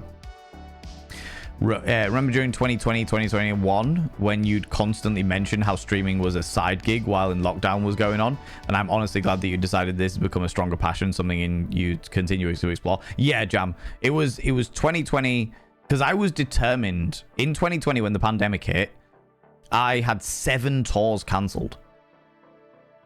So I was booked for 7 tours, and they all got cancelled. So I was determined that it was just a bit thing. It was just a bit thing. And then by the end of the middle of 2021, I was like, this is paying my way. I should focus more on this. And I did. Now here we are. The Black Mirror dog? I don't know about the Black Mirror dog, Iron Mark, because I haven't seen Black Mirror, I'm afraid. You now use the Circus we went to see as a benchmark, the student showcase on Saturday for every act. I thought better than Cirque. Oh my god, Rach, that's hilarious. Absolutely hilarious. Right, let me whip down a bit, friends, because new people have joined us, and I am way behind. Jesus Christ, I'm so fucking far behind in chat. Right, hold on. Why is this moved over here? That's not what I wanted. Right, whip down. Okay, the raid. I'm going from the raid onwards. As per usual, friends, when I whip down, if I have missed something vitally important, please, by all means, copy and paste it in chat, and I will happily respond to it properly. I'm a project starter, twisted project starter. Honestly, Max Wattage, yeah. The amount of things that I have started, the amount of projects I have started that have failed in inverted commas, that haven't been successful, is huge. Absolutely fucking huge. I have done so many projects, and like I said, one of my big projects that I've been working on for the past year, I have decided that it is not worth putting more time and effort into. So I'm going to do October. Even though I'm a couple of fucking episodes behind on the Questionable Gaming Emporium because life has just been mad, I'm going to do October, and then that's it. I might play some stuff and then just upload it onto it, but it won't be like a regular thing. I'll keep the things there, but it won't be a regular thing by any stretch of the imagination. By the way, Francois, I don't know whether I said, I might have already said, but if you need to disappear off, you and your wonderful community, if you need to disappear off, go grab a snaffly treat, a delightful beverage. Please go do so. Please look after yourself. I'm out of water. And the only liquid around me. Darkness is your ally. But you've merely adapted the dark. I was born in it. I did adapt to the dark mealtime with Dad. I did. I used a glow stick and a glow-in-the-dark condom. And then later, when I was a little older and wiser, I managed to get myself a nice UV lamp. And that way I could see all of the stains. Snipping the VOD then. It's Fish and Hades, Hades 2 time for you. Go and enjoy it. Go forth and enjoy it. And let me know, is it Hecate? Is Hecate? I think Hecate is the person who does the voice acting for Hecate is a friend of mine. So I hope that it all goes very, very well. Finally arrived and see you. I remember the rules. I'm playing the first Dying Light. Way, Josh. Fantastic news. The first Dying Light as well. Jesus Christ. Jesus Christ. I played that very, very briefly. You know Miss Tyler? Yeah. Amelia Tyler. I was in a tabletop roleplay show with Amelia Tyler many, many moons ago called Glitch, which I still haven't fixed the command for. So I'm now going to have to... excuse me. There we go. The Wandering in Glitch.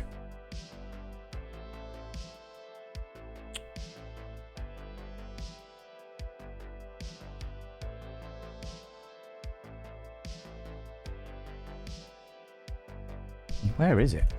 The Wandering in Glitch.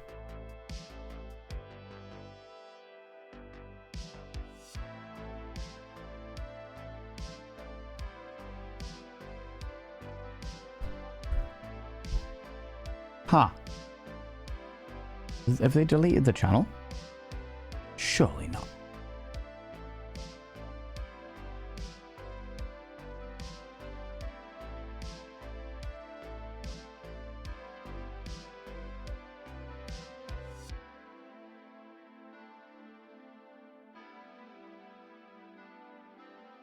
Hold on a minute. Now you've made me question it. Not even question it. I know it's there. I just need to hedonistic hobbies, TTRPG.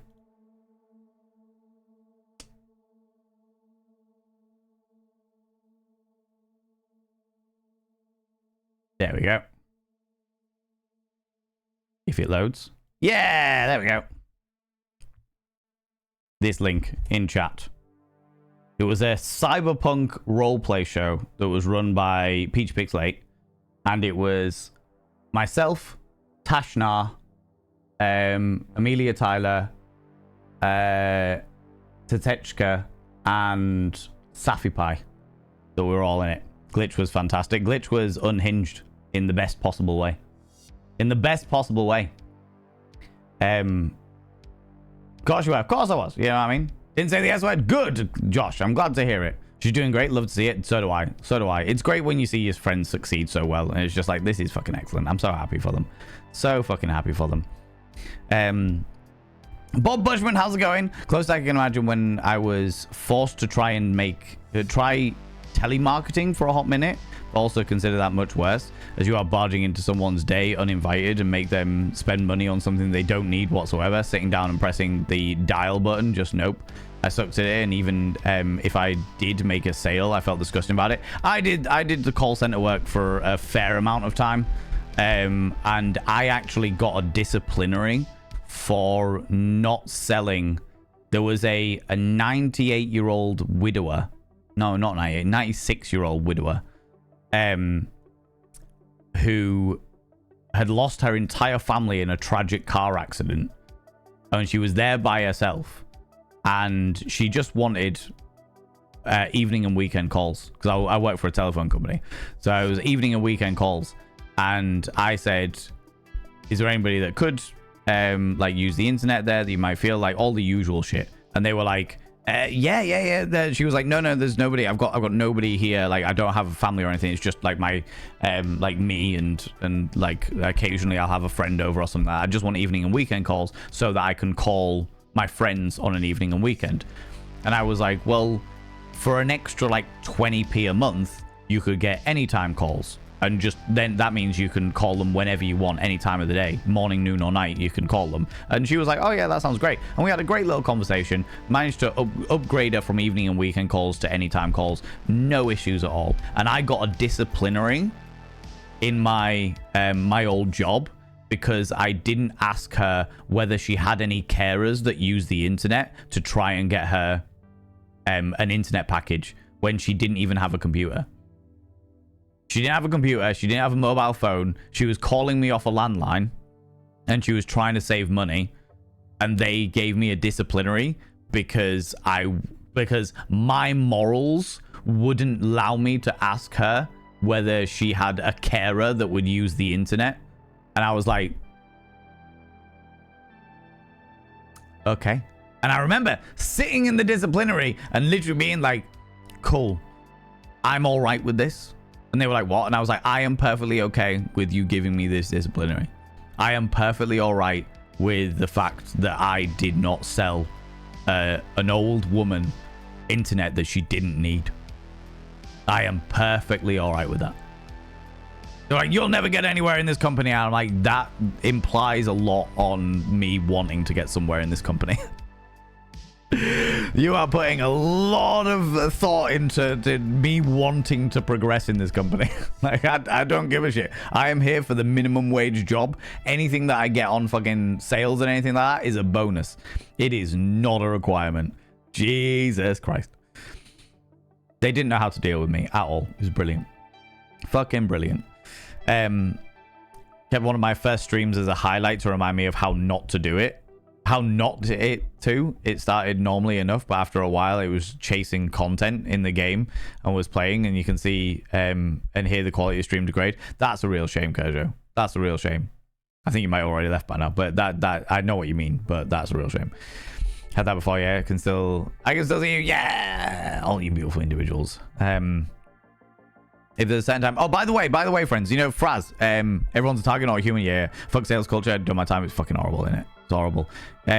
Shit, you were doing the TTRPG. I've got a VOD of doing that somewhere. Yeah, I was doing the TTRPG. I fucking loved it. I really enjoy tabletop roleplay shows, Fraz, because of the improvised acting elements of it. I also like the tabletop roleplay shows specifically because when you're tabletop role-playing with your friends, it's all a bit of a laugh, it's all a bit of a joke, it's all a bit fun and games. But when you're tabletop role-playing as a show on stream, it's like being around professional performers that really get into their character. It feels a lot more immersive to me.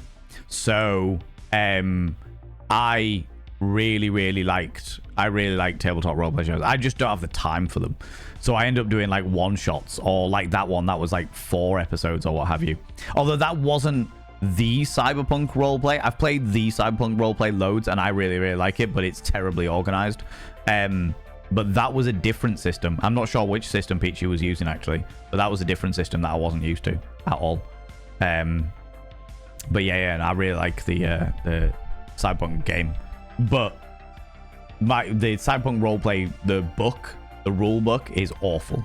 Absolutely fucking awful. So my friend got that book, got every single other book, got PDF versions of absolutely all of them, and then printed everything out, made his own PDF of everything, and printed everything out, and it was like a folder that was this thick, which was literally just everything you could possibly need for Cyberpunk. And just because he was like, I'm so sick of this shit, I can't find anything anywhere, you know. Shadowrun, no, one Shadowrun, I genuinely don't know what it was. It wasn't like any of the traditional ones. It was some weird obscure indie roleplay game. That's why I love Table Story. Very immersive, great stories. Yes, I am very big fan of immersion. All of the tasty immersion. The second time like that, it must be less than 5 seconds. Oh, really? Can confirm raiders seem to miss the first ad run after joining unless they are pre-rolls before viewing. That's casual. That's one of the things I'm going to be experimenting with ads. So in November, for those raiders that have just joined us and people that might want to join the community, in November, I'm not doing it this month because I'm too fucking busy, but in November, I'm going to be doing an experiment with the adverts, just to try and gauge what's best. Running adverts that I do at the moment, which is 3 minutes of adverts every hour, or this alternative. and what like the price difference is versus on how much money I get versus how much adverts everyone gets. And I'm just gonna test the water. And obviously, when I test the water, I'll feed back to everybody because I am not about hoarding fucking information. I'm all about sharing is caring. If my information can help people, then I will absolutely share it. Just like Francois shared with me the joys of the anti-raid button. That has changed my fucking life, Fraz. That's changed my life. Corrupting everyone else's ears now. Exactly. Yes, it is. Everyone else's ears. One of the good ones. Try my best. Try my best. Oh yeah, that was Kojo leaving. Kayla, how you doing, you beautiful bean? Maybe it helps. He's not bad to look at. Yeah, I'm not too bad to look at. Not too bad to look at. You know. He's no Valen, of course, but he'll do. Yeah, he'll do. He'll be alright. He'll be okay. He's an attractive individual, this Fraz. For sure. For sure. Though it did freak me out when you had a shave. I was like, yeah. You know when you just get so used to somebody looking in a certain way? And then they suddenly don't look that way? I was like, what? Hold on. What? Get what? When does a personality come in? Do you know what, Fraz? I was in somebody else's stream today. And they were having a talk about personality on stream. And the thing that I have got... No worries, you take it easy, Fraz. The thing that I find really, really interesting is people turn around and go, oh, but like the personality and bits and pieces. So many people turn around and go, like, you've just got to be yourself. You just got to be yourself. All fun and games, blah, blah, blah. The fact of the matter is, you do have to be yourself. Absolutely. Your own, like, unashamed you in every way you can possibly be. However... you should be aware of what that is in regards to content. Like, I know full well that if I wanted to get the thousands and thousands and thousands of views, if I didn't care about the people in my community and I only cared about the numbers, like some people do, then I would cover every controversial topic. I would be a dickhead to fucking everybody. I would cause drama for the sake of causing drama, purely so that more and more people would check out my stuff. And I can guarantee you that within 6 months, I would be averaging 1,000 viewers.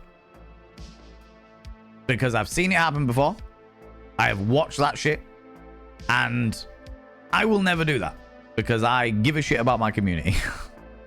Because I actually care, you know? But... when it comes to like actual entertainment, when it comes to people tuning into streams, entertainment is really subjective. Some people will come into this stream and be like, this is the most entertaining thing that has ever fucking existed. Ha ha ha ha ha ha. Isn't it all very funny? Other people will come in and be like, this is vile. I don't want anything to fucking do with it. He's not entertaining. He's just disgusting. And that is equally a valid opinion. You know?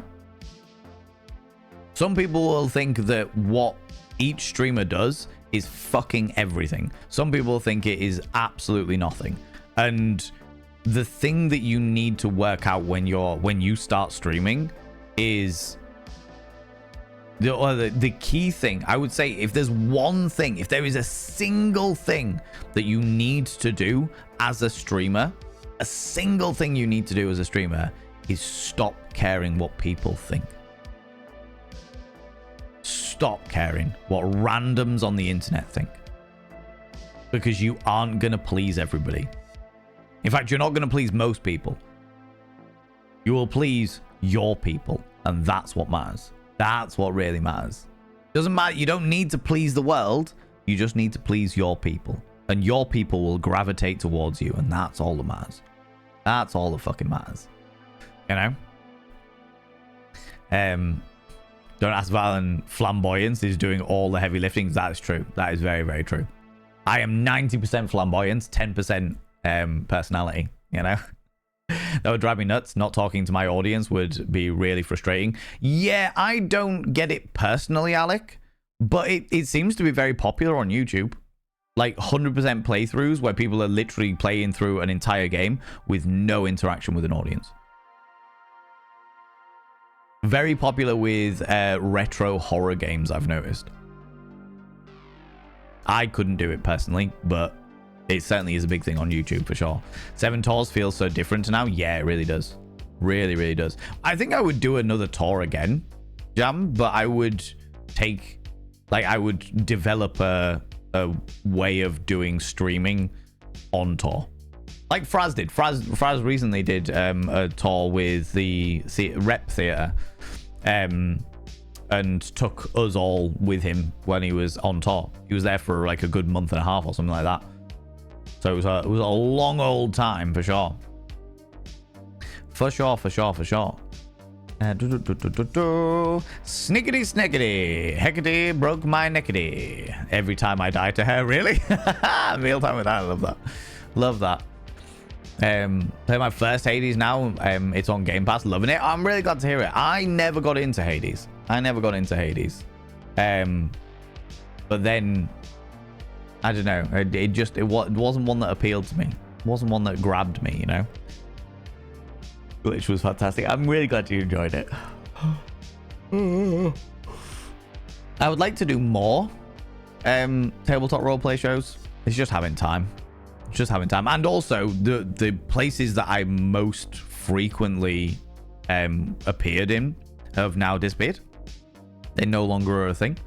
So I was on a lot of Adventure Tavern shows. I was on a lot of the Wandering Inn shows, and both of those have shut down now. Both of those are closed. So I've been on one episode of Leech on Table Story, and that was loads of fun. I would definitely do more Table Story shows, I think. But it just depends, because a lot of these people do like really long form, like long-term content and stuff. I would definitely be on other shows. Just about finding them, really, isn't it? Shut down? Yeah. So Adventure Tavern shut down a long time ago. Me, Astacon, and the rest of the team. We all came down to it. We put it on an indefinite hiatus, effectively, and ran out of brain spoon energy. Exactly. And that's entirely fair. That is entirely fair. It was a lot of work. And as soon as I got roped into it, it became more work, because my standards are significantly higher than everybody else's standards. And that is absolutely to my detriment more than anything else. The shows that were on Adventure Tavern were fucking great. And they're still there. The majority of them are still there on thingies. Obviously, some have been taken down at the request of people that were in the shows, and that is perfectly understandable. But it was a good couple of months ago where the Wandering Inn said that he was gonna pack in. Sheepy said he was gonna stop doing the tabletop roleplay shows, because again, exactly what as Astacon says, ran out of brain spoon energy. Had a million other things going on and wanted to focus on those instead, which is entirely fair. When you work so hard that you fall out of love with something, then you should change. And that was exactly what happened there as well. I know a couple of others, like obviously I know Josh from Strange Adventures. I don't know whether he's doing any shows or anything at the moment, and he's been in a couple. But yeah, there's been a couple of different places that I could go for roleplay stuff, but it's just not popped up. I've been too busy to really chase something down. But I do enjoy doing it. I do love doing stuff like that. For sure. Who knows? Eventually, maybe we'll get a second season of Legacy of Bulls. Who knows? That's a stacked cast. Oh yeah, Zanzibar. It was great. It was really fucking good. Valen swoops up the gun. Hello. Opens door. Hello. Oh, excuse me. Fixes satin robe. I assume you're here to plumb me. I mean, replace my tank top. Just go ahead. With so many more. Yeah, basically. Honestly, Kayla, that was, if I was doing the party today, that exactly would have happened. That's some dodgy upselling. Tell me about it, Midgarder. That was the reason why I didn't fucking do it. Morals and sales rarely go together. They don't have... The thing is, Rito, they can easily go together. There's plenty of companies I know that are moral companies, and people buy from them because of their morality. You know, they're not trying to fuck people over, you know. Tail sales is such a magnet for some scumbaggery. Mealtime with Dad. There was a lot of people in that call center that I struggled with because of the way that they treated each other, as well as, like, everybody in that call center was fucking everybody else. And they all had partners at home. They all had long-time partners at home. They were all fucking each other all the fucking time. They were all, every single person on my team at one stage, or one of the teams that I worked on, was on payday loans. So they were all paying a ridiculous amount of interest, purely payday to payday, in that horrible, horrible cycle, because they were all fucking cokeheads.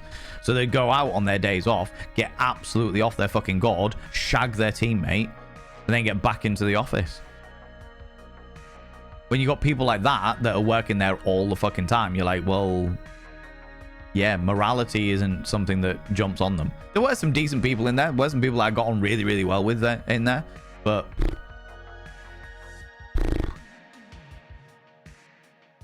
it was hard at times. It was hard because I'd be there in a three-piece suit and I'd be like, hey, guess what? That's misogynistic as fuck. Why do we not?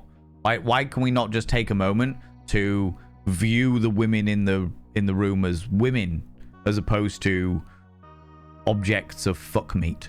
Do you know what I mean? Like, let's take a moment to view these people as people. Yeah. Should we do that? That would be good. That we could do that. Huh. Okay. Right. See how it is. You know. I think Val missed the smolder redeem from. But I didn't. It was an hour ago.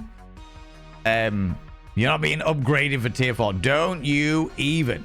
Need smolder to pop out us, heat things up, and not to dilute us.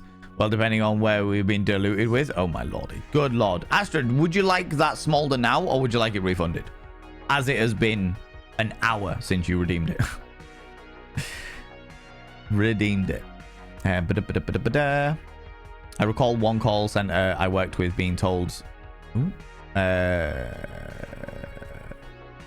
they used to be a call center for a satellite TV network that I'm not going to say out loud. They had one call where someone had all the channels but was paying for the basic, called up in a panic. Agent confirmed they'd not been charged for anything but the basics. And then went, would you like me to forget this call ever happened? The customer went, yeah, please. Yeah. Do you know what, Astra? It's really interesting because I remember me as an individual, I was one of 3 people that I know that in that call center that actually worked their notice period, would hand in their notice and then worked their 2 weeks notice period. One of 3 people. One of those people was a manager who worked their notice period. The other person was a guy on my team. And the guy on my team was like, hey guys, I'm leaving. But in order to get the team up with all of the sales and getting all of the things, I'm going to work so fucking hard and I am going to smash every single target that we have this week. I'm going to get all of the sales so that by the time I leave, the team is already up for all the bonuses, all the commission, all that jazz. What he didn't tell people was the fact that, of course, all calls are recorded for quality and training purposes. And also, all calls are contractual. So anything that is said on that call has to be adhered to by the company. Well, this guy was getting all of these inbound calls being like, hey, would you like to upgrade? And they were like, no, not sure. And he'd be like, well, we're doing a special offer at the moment where if you upgrade to this package, which is only a little bit more than your current package, you get a free laptop. There was no free laptops. There was no free laptops at all. So he went through and sold nearly every call because he was offering everyone a free laptop. Finished, fucked off, And then it like literally, the reason why I know this was a thing was because we didn't know anything about this. So I didn't know a single thing about this. Didn't know anything about it. It was just like, oh my God, that guy's so good at sales. That's wild. How interesting. He was never that good before. Maybe he was just like the pep, the last little stint ready to go for it. Do you know what I mean? Yeah. Fuck. Maybe that's what it's all about. Yeah. And it was only when I worked on upsell, so working for current customers, that would ring up where there was an option in our thingy that said free laptop, and then said in brackets with manager permission. And I was like, hey, manager, new manager, different team, what's this? And they were like, oh, do you remember so and so? And I'm like, yeah, he used to be on my team. And he was like, oh, well, the last 2 weeks before he left, he offered everyone a free laptop. And because phone calls are contractually are contractual, it means that anybody that calls up and says, hey, where's my laptop, we have to send them a laptop.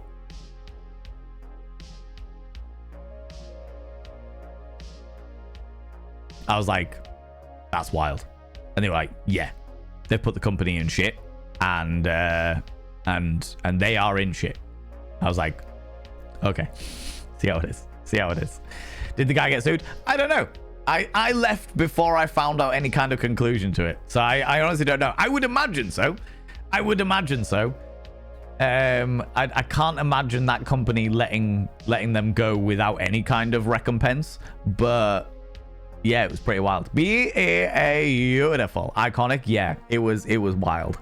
It was wild. And I was the only other person that did their notice period, because fucking hell. So basically, my best mate, my best friend, who I've known since I was 4 years old, had a snowboarding accident, lost his spleen in the accident, and was stuck in Austria for 3 months. I managed to drop everything, fly out to Austria to go see him on his manager's wallet for a couple of days to take him some stuff and make sure he had his passport and everything to be able to fly back, because he wasn't able to fly back because of the operation that he'd had. Flew back. The guy was so impressed with that, with the fact that I had managed to drop everything. And when I say drop everything, I walked into my job and just went, hey, I need time off, because I'm going to see my friend, my oldest and closest friend, who's borderline a brother to me, because he's been in an accident. And they were like, well, just sit there a moment, we'll have to speak to the managers. And I was like, I don't care who you need to speak to, I am telling you this is happening. And they were like, you're gonna have to take your holiday. And I was like, fine, I don't give a shit. And they were like, is it really that bad? And I was like, he nearly died. And I was like, you have two choices here. Either I walk out of that door on holiday, or I walk out of that door out of work. I don't give a shit which it is. You need to decide which one you would be more happy with. I do not care. I am leaving this place and I'm flying to Austria to see my friend. And they were like, all right, well, I suppose we can do like an emergency holiday thing. And I was like, cool, bye. Just fucking walked out. But the guy, his boss, my best friend's boss, was so impressed with the fact that I managed to drop everything and then fucking go, that he was like, hey, Val, do you want a job? And I was like, what? And they were like, do you want a job? Working compliance in this pharmaceutical factory. And I was like, yeah, that sounds great. And I was like, I don't have any qualifications in pharmaceuticals. I don't have any knowledge about the industry. I don't have any knowledge about factory work. I don't know anything about this shit. And he was like, don't worry, we'll train you. And I was like, why? And he was like, because nobody usually drops everything at that last minute, and that is invaluable. And I was like, all right, you want to give me a job? But I was like, I need to work my 2-week notice. So I handed in my notice, and then I had all of these head managers, all these big wigs at the top of the fucking company, who were like, hey, Valen, so we've seen that you want to leave. And I'm like, yeah. And they were like, it's a real shame, because you're really quite good, like you're a very charismatic young man, and then, and they did all of these things, and like, we'd love you to stay, we'd love you to be here, and like, you know, the thing is, we were thinking about, you know, in a year or so you'd be a manager, like you've got all of the makings of it. And I was like, I don't care. And they were like, is there anything we can do to get you to stay? And I was like, anything you could have done to get me to stay, you should have done months ago. months ago. You've moved the goalposts that many times that I'm completely fucking disillusioned by everything about this company. Everyone here is a fucking cesspit of humanity. I don't want anything to do with this place. Anything you could have done, you should have done. But it's too late. I will be leaving on next Friday, and that will be me done. Yeah. And then people were really surprised that I didn't just walk out. And I was like, no, I will always leave in good stead.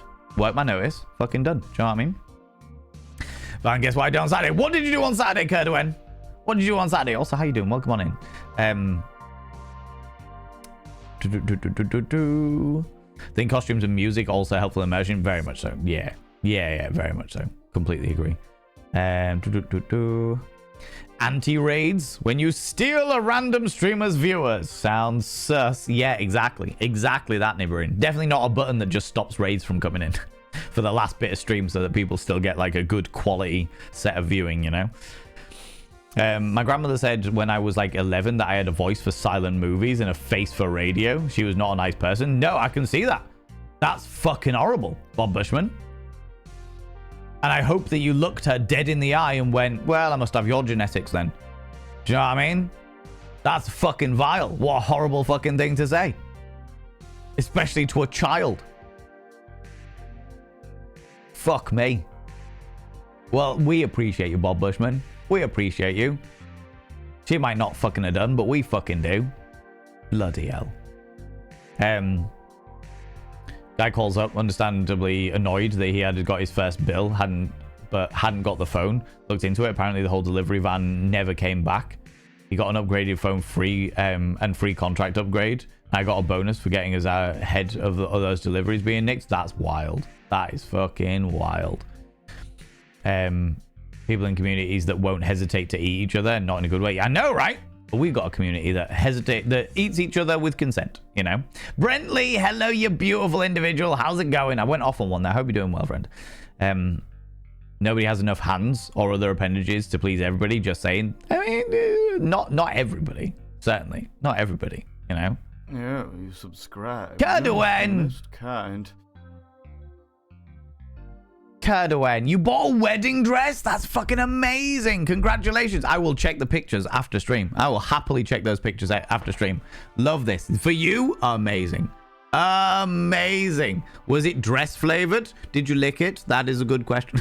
Kurdowen coming in with a brand new tier 1 subscription, adding us an extra cheeky little what is it, the plus point. Yeah, I remember the Twitch terminology. An extra cheeky little plus point, and also committing yourself to the joys, the tantalizing joys of corruption. All right.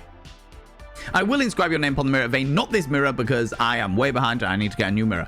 But I will inscribe your name upon the mirror vein. By having your name upon the mirror vein, it means you get access to my personal Snapchat. Not a bum Snapchat, you cheeky devil. And of course, you get access to all the sexy little emotes. But the most important thing is you got to roll over every morning, look in the mirror, and go, God, do I look rough? But god damn, do I make rough look good? Ooh, sexy. Oh, yes, meow, you know? Yeah, now you cheeky devil. There you go. Hand to it. Hand to it. Hi, I bought a maternity dress through your site and I want to cancel the order, she says. The service rep says, sure, I can do that for you, but I'd also like to get your feedback. May I ask why? Yes, says the customer. My delivery was faster than yours was.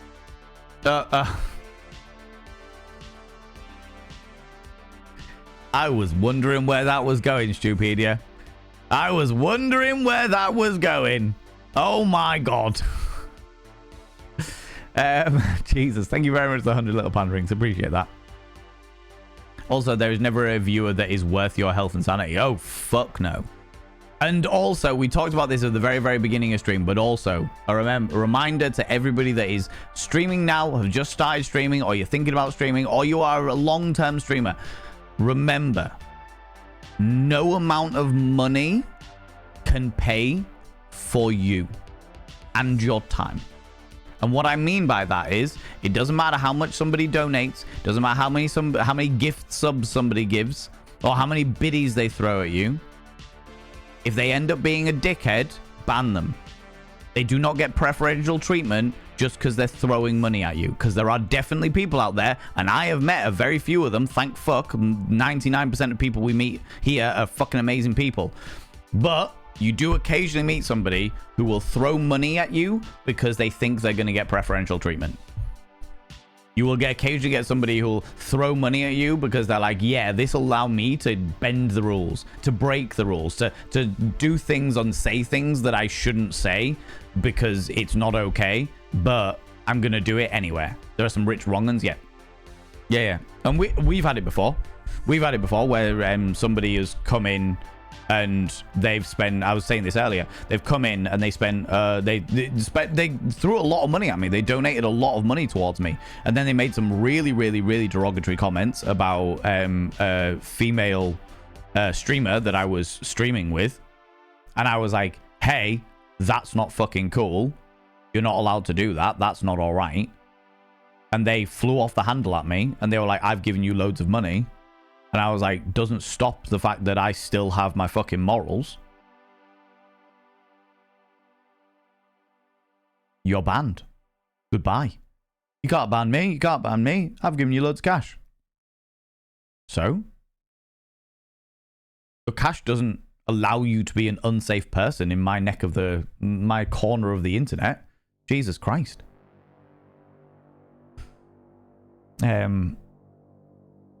By the way, did you know that alcohol causes dementia?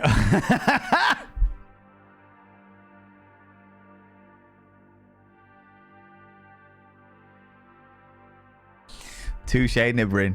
Touche. That was somebody that popped into stream. the other week, they popped in stream and they were like, hey, did you know that alcohol causes dementia? And I was like, I mean, we were talking about something completely fucking different, but okay. Yeah, it was the Pope, wasn't it? Fucking Pope. No, the Pope wasn't. You know, I was just like, I don't care. I don't give a shit. But it does. I don't care. Behold my not giving a fuck. You know? My name's Fester. It means to rot. Yes. My name's Fester. It means to rot. Yeah.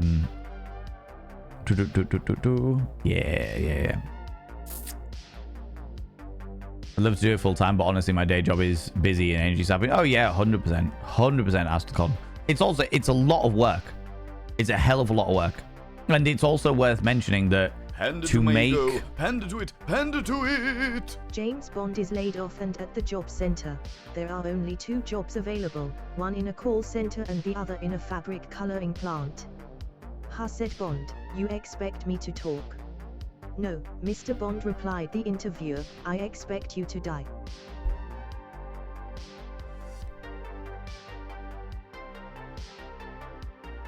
That's painful. That is painful, Stupedia. No, Milky Pork.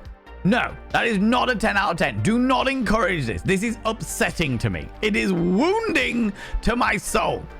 This upsets me. God damn it. Stupedia, thank you very much for the 100 little panderings. Fucking hell. Not you too, Europapa. Good lord. Also, Kerduen, fucking congratulations on getting a wedding dress. I hope you look, I'm sure you look exquisite in it. I will check out the pictures after stream, but I am sure you look absolutely fucking exquisite. And I hope it tastes delightfully to your tastes. You felt like a queen? I'm glad to hear it. Dad jokes, no notes. Don't even, Grio. Don't encourage this behavior. Do not enable this shit. You always want a smolder, Astra? Here is your smolder that you have waited 2 hours for. Well, hello there, you cheeky devil.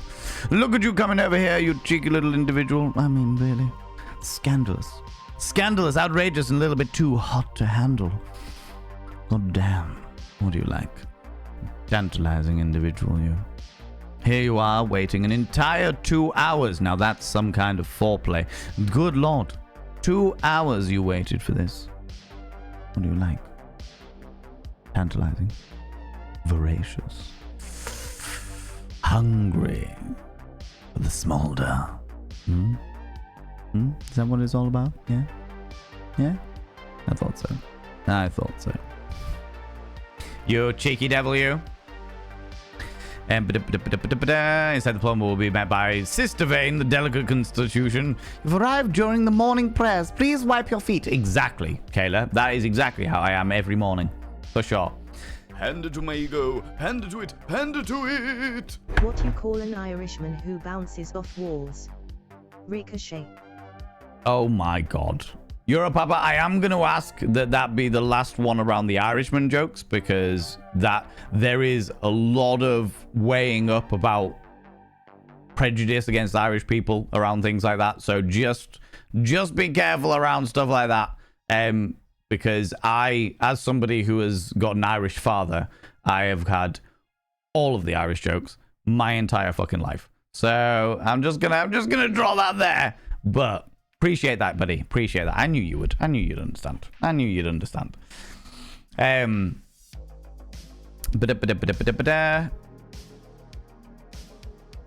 I know has grown some rare peppers that look phallic. Anyone got good names for spicy salsa?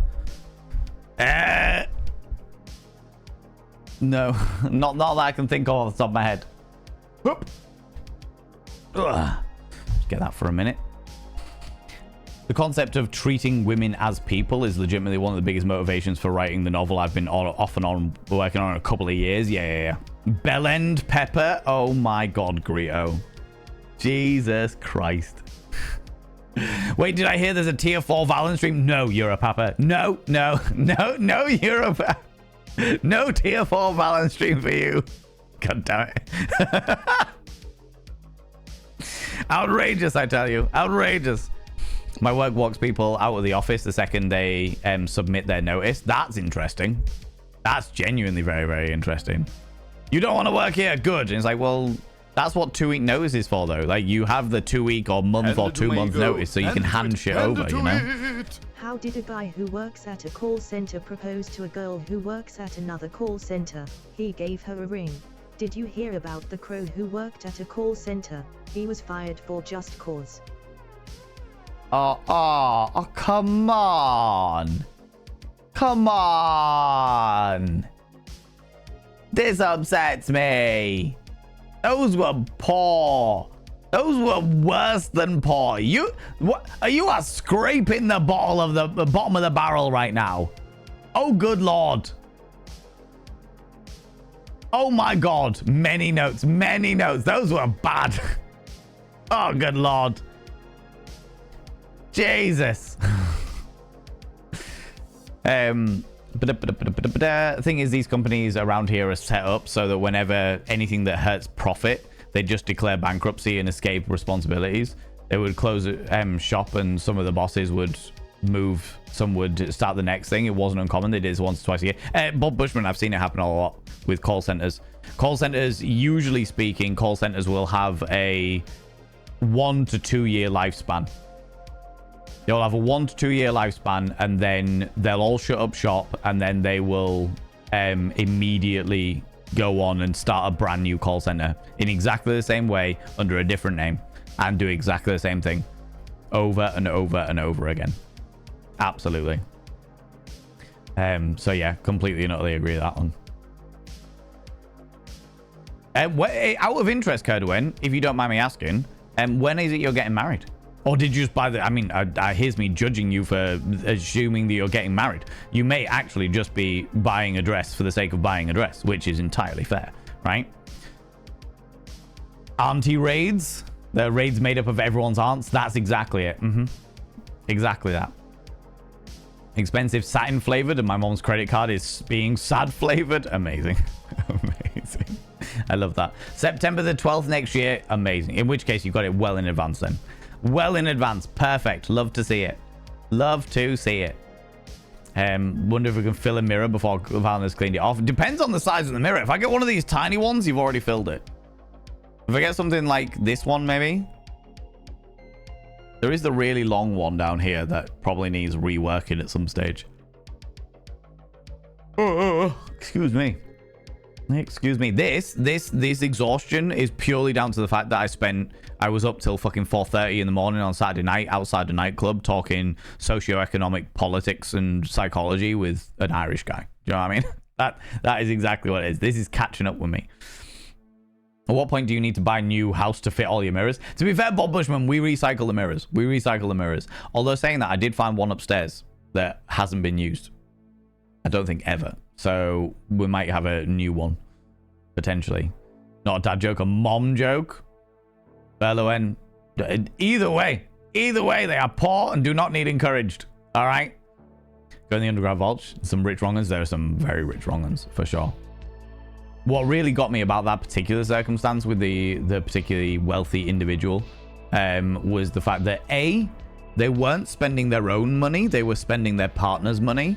And B, when I asked them to leave the community because I was not happy with their behavior, they acted as if we were breaking up.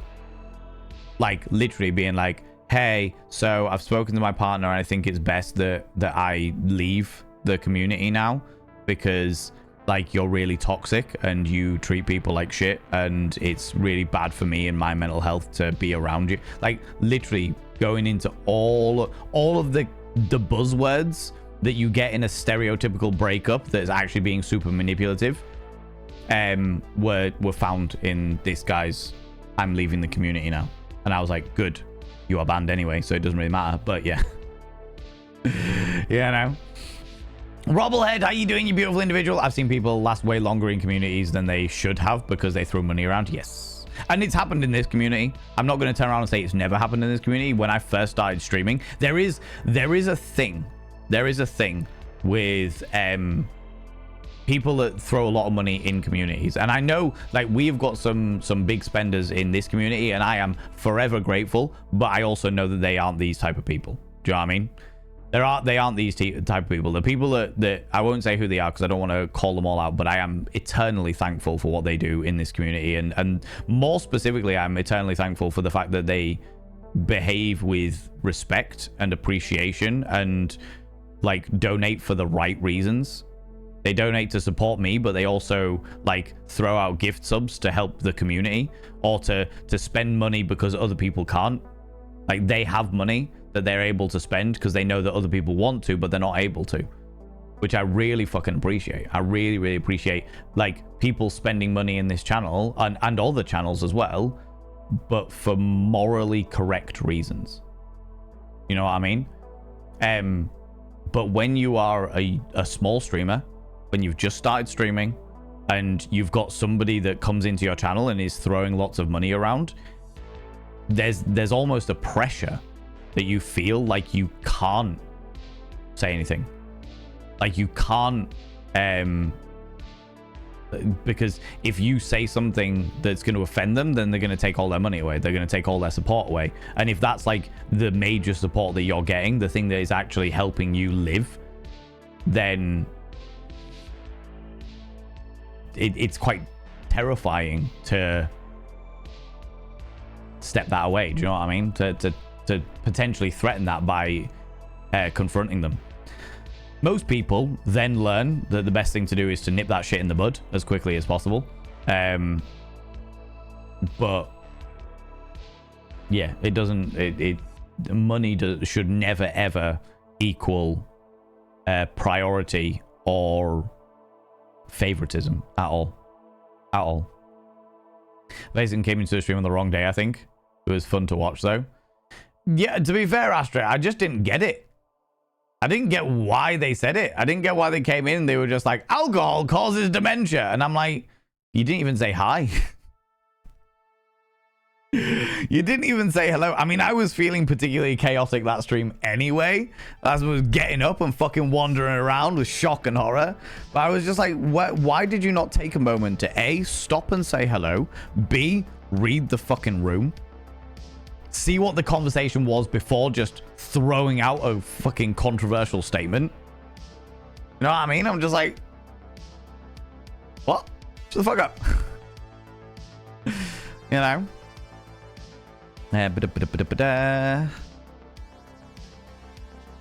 More dad jokes? You're a papa. You don't need any other encouragement either, you cheeky devil. You don't need any other encouragement either. Right. Boop. Astacon has redeemed a Victorian advice. Today's Victorian advice. I don't have my glasses. They're upstairs. Today's Victorian advice is going to come from Don'ts for Wives. A book published in 1913. Written by Blanche Ebbott. Written a year before the women had rights in this country. They had rights in 1914. This was written in 1913. We're on chapter 8. Food. Let's have a look.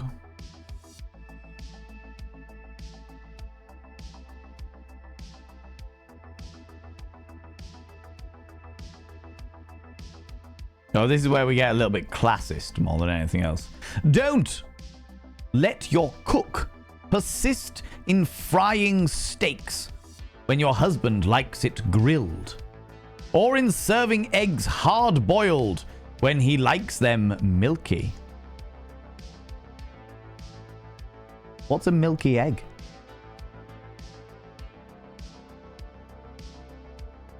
What's a milky egg, friends? What's a milky egg?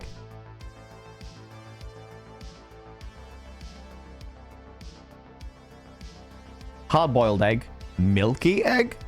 Was that like onion milk that we were talking about earlier? Anyway, yeah. That's the entire thing. So, basically, allow your husband to have the food that he wants. That's probably the first thing of all of the books that we've read, Don'ts for Husbands and Don'ts for Wives. That's probably the first time where I've been like, huh, nothing about this can be related to. Nothing about that. I cannot relate to having a cook that cooks my steak wrong. Mainly because I'm a vegetarian and also because I don't have a cook. That was a new one. That was a new one. That was different. Yeah. There you go. There you go. Basically, tell your cook to get their shit together. Yeah, basically. Right?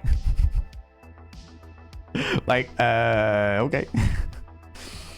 Danger Spaff. Oh my god. For the spicy peppers, the bell end peppers. What would you choose as your name if you joined a holy order? Sister Matic? Oh my god.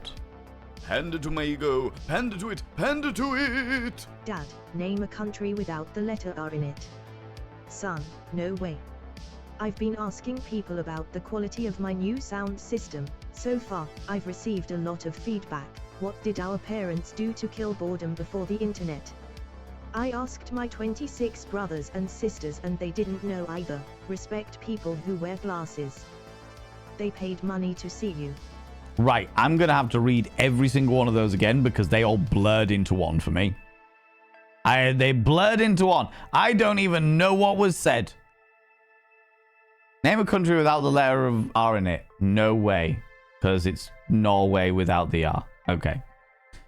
I've been asking people about the quality of my new sound system. So far, I've received a lot of feedback. What did our parents do to kill the boredom before the internet? I asked my 26 brothers and sisters, and they don't know either. Yeah, yeah, good lord. Respect people who wear glasses. They paid money to see you.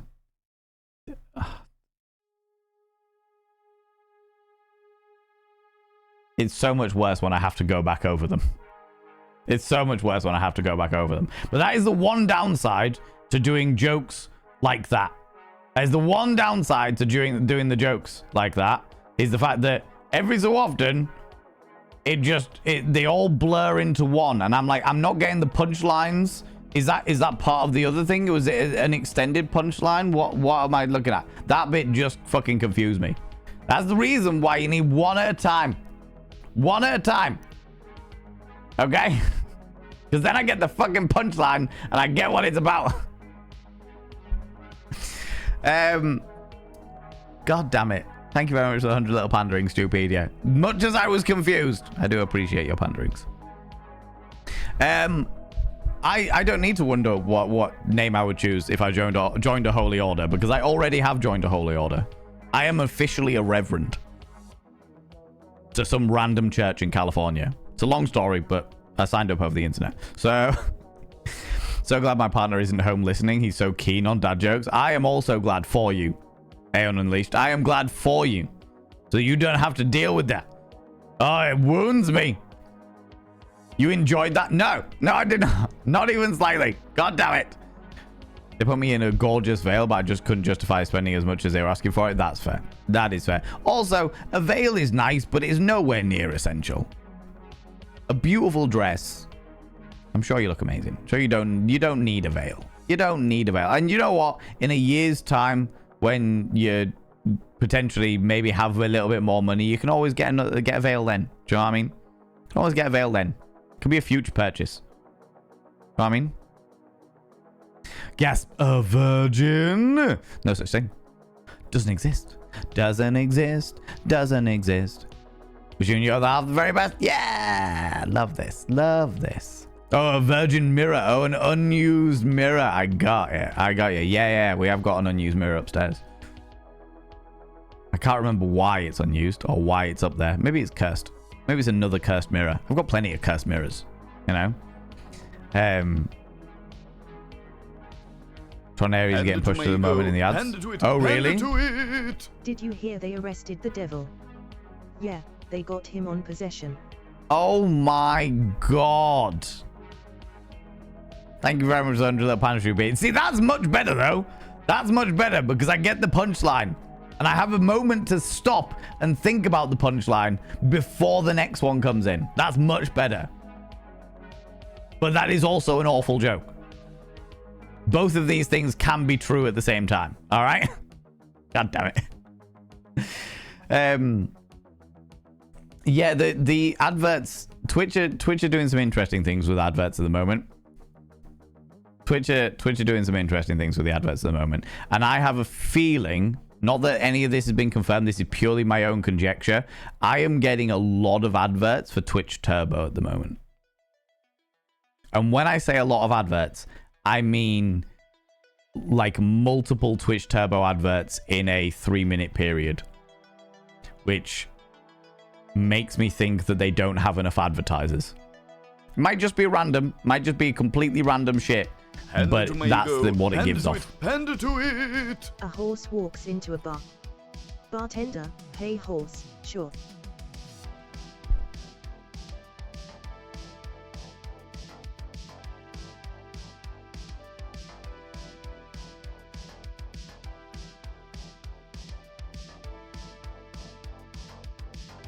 Milky pork.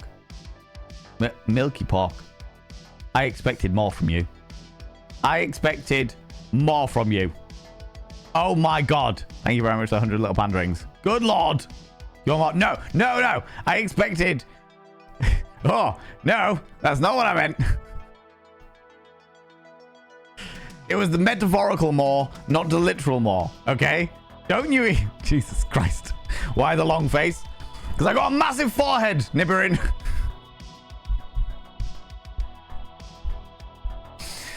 Oh, Jesus. Can you meet for you? Wonder what brought this topic up, dealing with viewers throwing money at streamers.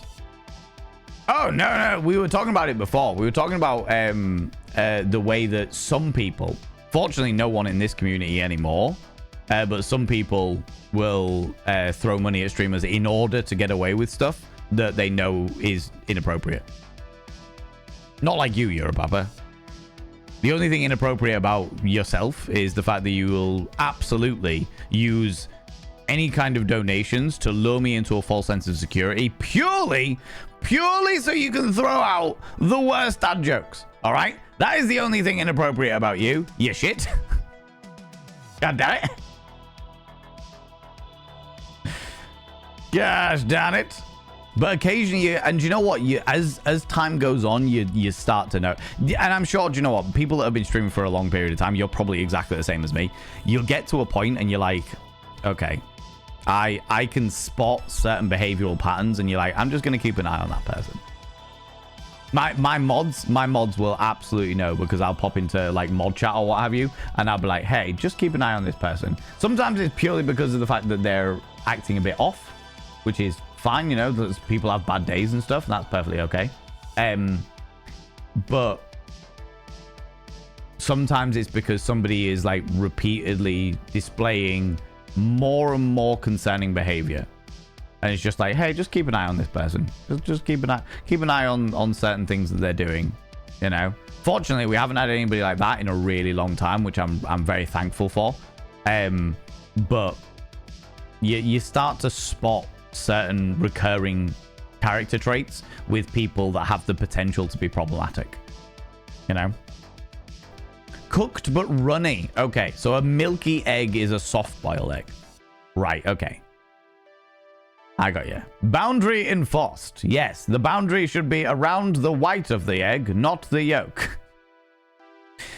My cook always gets it wrong, so does mine. Bastard. Chef Vane. Cooked me fucking undercooked pasta earlier. Little shit. Havana asks for his steak to be cooked well done at a fancy restaurant. It was nearly a deal breaker. I mean, I as somebody who's never had a steak, that means nothing to me. It means nothing to me. Oh, Cadwen. That fits really nicely. That fits really nicely, right? That was terrible. You enjoy it, yeah. The very irreverent vein, yes, very much so. It does mean that I get to add reverend to my title though, which is great. Dress is gorgeous, but the big smile they are wearing makes it 10 times prettier. Oh, I love this. If you get some nice tulle or lace from a fabric or thrift store and a nice comb, you could probably easily make your own. Yeah, that's a really good point actually on Unleashed. You could certainly make a half decent one. Half decent veil for sure. If you really wanted one. If I want on Etsy that's a quarter of the price and one of they put me on of the one they put into wishlisted it, entirely fair. Entirely fair. Absolutely. Join the cult of dad jokes. Don't you be drawing people to your unworthy cause, Stupedia. Alright? Why don't skeletons fight each other? Because they don't have the guts. That's my 2% worth. Moving on. I'm glad that we're moving on. Oh my god. You people made me do a dad joke stream, alright? And most of you were in genuine pain at how bad those dad jokes were. So don't make me do this again. Okay? Also finding and making your own little bits or find nice things in less expensive places. Yeah, exactly. Exactly. I am also very much that way inclined, you know? What do you mean, you people? I mean, you people. I mean, you lot. You lot. All of you. You people and your chaotic shenanigans. Good lord. Friends, should we go raid somebody? We should go raid somebody. Let's go raid somebody. Let's go throw some love at another wonderful individual. Let's do it. Let's do the thing. But before we go anywhere, as always, you cheeky little devils, because I normally stream for like 3 hours on a Monday night. And I have been streaming for 4 hours and 20 minutes. Before we go anywhere, friends, could you please do me a massive favor and throw out some mod loves in the channel? You can use any kind of mod loves from any kind of channel. You can use any kind of love hearts from any kind of channel. Say a massive thank you to those wonderful moderators. Mods! You beautiful beans. Thank you so much for all that you do. Most kind. Thank you so much, Yakida, for gifting out a cheeky little sub into the community. That's super fucking kind of you. I really, really appreciate that. I will inscribe their name upon the Mirror of Vane. The Mirror of Vane. By having their names upon the Mirror of Vane, it means to get access to my personal Snapchat. Not a bum Snapchat, you cheeky devils. And of course, you get access to all the sexy little emotes. But the most important thing is you go roll over every morning, look in the mirror, and go, God, do I look rough? But God damn, do I make rough look good? Ooh, sexy. Oh, yes, meow. You know? Thank you so much for that. That's so kind of you. That's so kind of you. Just as we're bringing the stream to a close. That's really, really kind. Friends, we are going to go raid somebody. Or are going to go throw some love at another wonderful individual. And I would love it if you could come along with me. I would love it if you could come along and we can go throw some love at somebody. Even if it's on like 5-10 minutes, just to throw some love at a new person. Take you over to see somebody new. Oop. Take you over and hopefully... maybe find somebody that you're like, my God, this person gels with me gloriously. And that would be wonderful. I like spreading the love around. Spread it around. Spread it around. Life's an STI. Spread the love around. Pander to my ego. Pander to it. Pander to it. Valen, before you go every morning I get hit by the same bicycle. It's a vicious CYCL.E. It's a vicious cycle. God damn it. God damn it, you're a papa. God damn it. I know who we're gonna go raid. Friends, if you are a subscriber... Oh, wait, the other way around this time, Nibrin. Okay, cool. If you are not a subscriber, please copy and paste the first raid message. If you are a subscriber, please copy and paste the second raid message. That's the first bot of vein raid message for non-subscribers and the second bot of vein raid message for subscribers, because Nibrin likes to keep us on our toes, all right? Nibrin likes to keep us on our toes. Also, if you would like to take our raid message of "You're so vain, I bet you think this raid is about you," and add your own emotes, you are very, very welcome to do so. Friends, we're going to go raid a friend of mine who we don't get to raid very often. Almost got him. I knew it, you tricksy. We're going to go raid somebody we don't get to raid very often because of time zones and other such shenanigans, but they are wonderful and glorious, and I would love to take you over to go see them. Friends, let's go raid Curly. Let's go raid the glorious, the beautiful, the excitable, the happy-go-lucky scamp that is Curly. Friends, if you're not in the raid up here, please click on the link that I have just clicked into the chat there. I would really appreciate it. They are playing Hollow Knight. They have only just started stream, so they do, like us, they do a just chatting bit before they go into stream, and they're in the just chatting bit at the moment. But they're wonderful, they're glorious, they're a former ballet dancer, and they're just a very good friend of mine. I met them at TwitchCon, and they were just great. They were fucking excellent. I have a lot of love for them. Fucking hell, there's loads of you in here. Hello, friends. How you doing? Friends, don't forget, tomorrow I will be doing Day Everything, but on Wednesday we're going to be starting our first October Spooktober game. We're going to be playing our first indie horror game on Wednesday, so that's going to be a bit of a change. And there's no extra stream on Thursday this week because we have we have run out of extra streams at the moment, which is great and wonderful and very kind of all of you. Anyway, friends, thanks so much for being here. Thanks so much for raids, the subs, the gift subs, all the cheeky little bitties. Thanks so much for the donations. Thanks so much for all the follows. Thank you so much for being here and being a part of the conversation. I really appreciate it. To all you beautiful lurkers, I appreciate you lurking away and listening to my dulcet tones. And all you beautiful people watching the VOD on the VODs and Vanity YouTube channel, I really appreciate you being here and press the thumbs up and all that jazz. Until tomorrow, you beautiful being. I wouldn't do anything. Don't do anything I wouldn't do. Because if I wouldn't do it, he'll fucking kill you. I'll see you later. Bye-bye.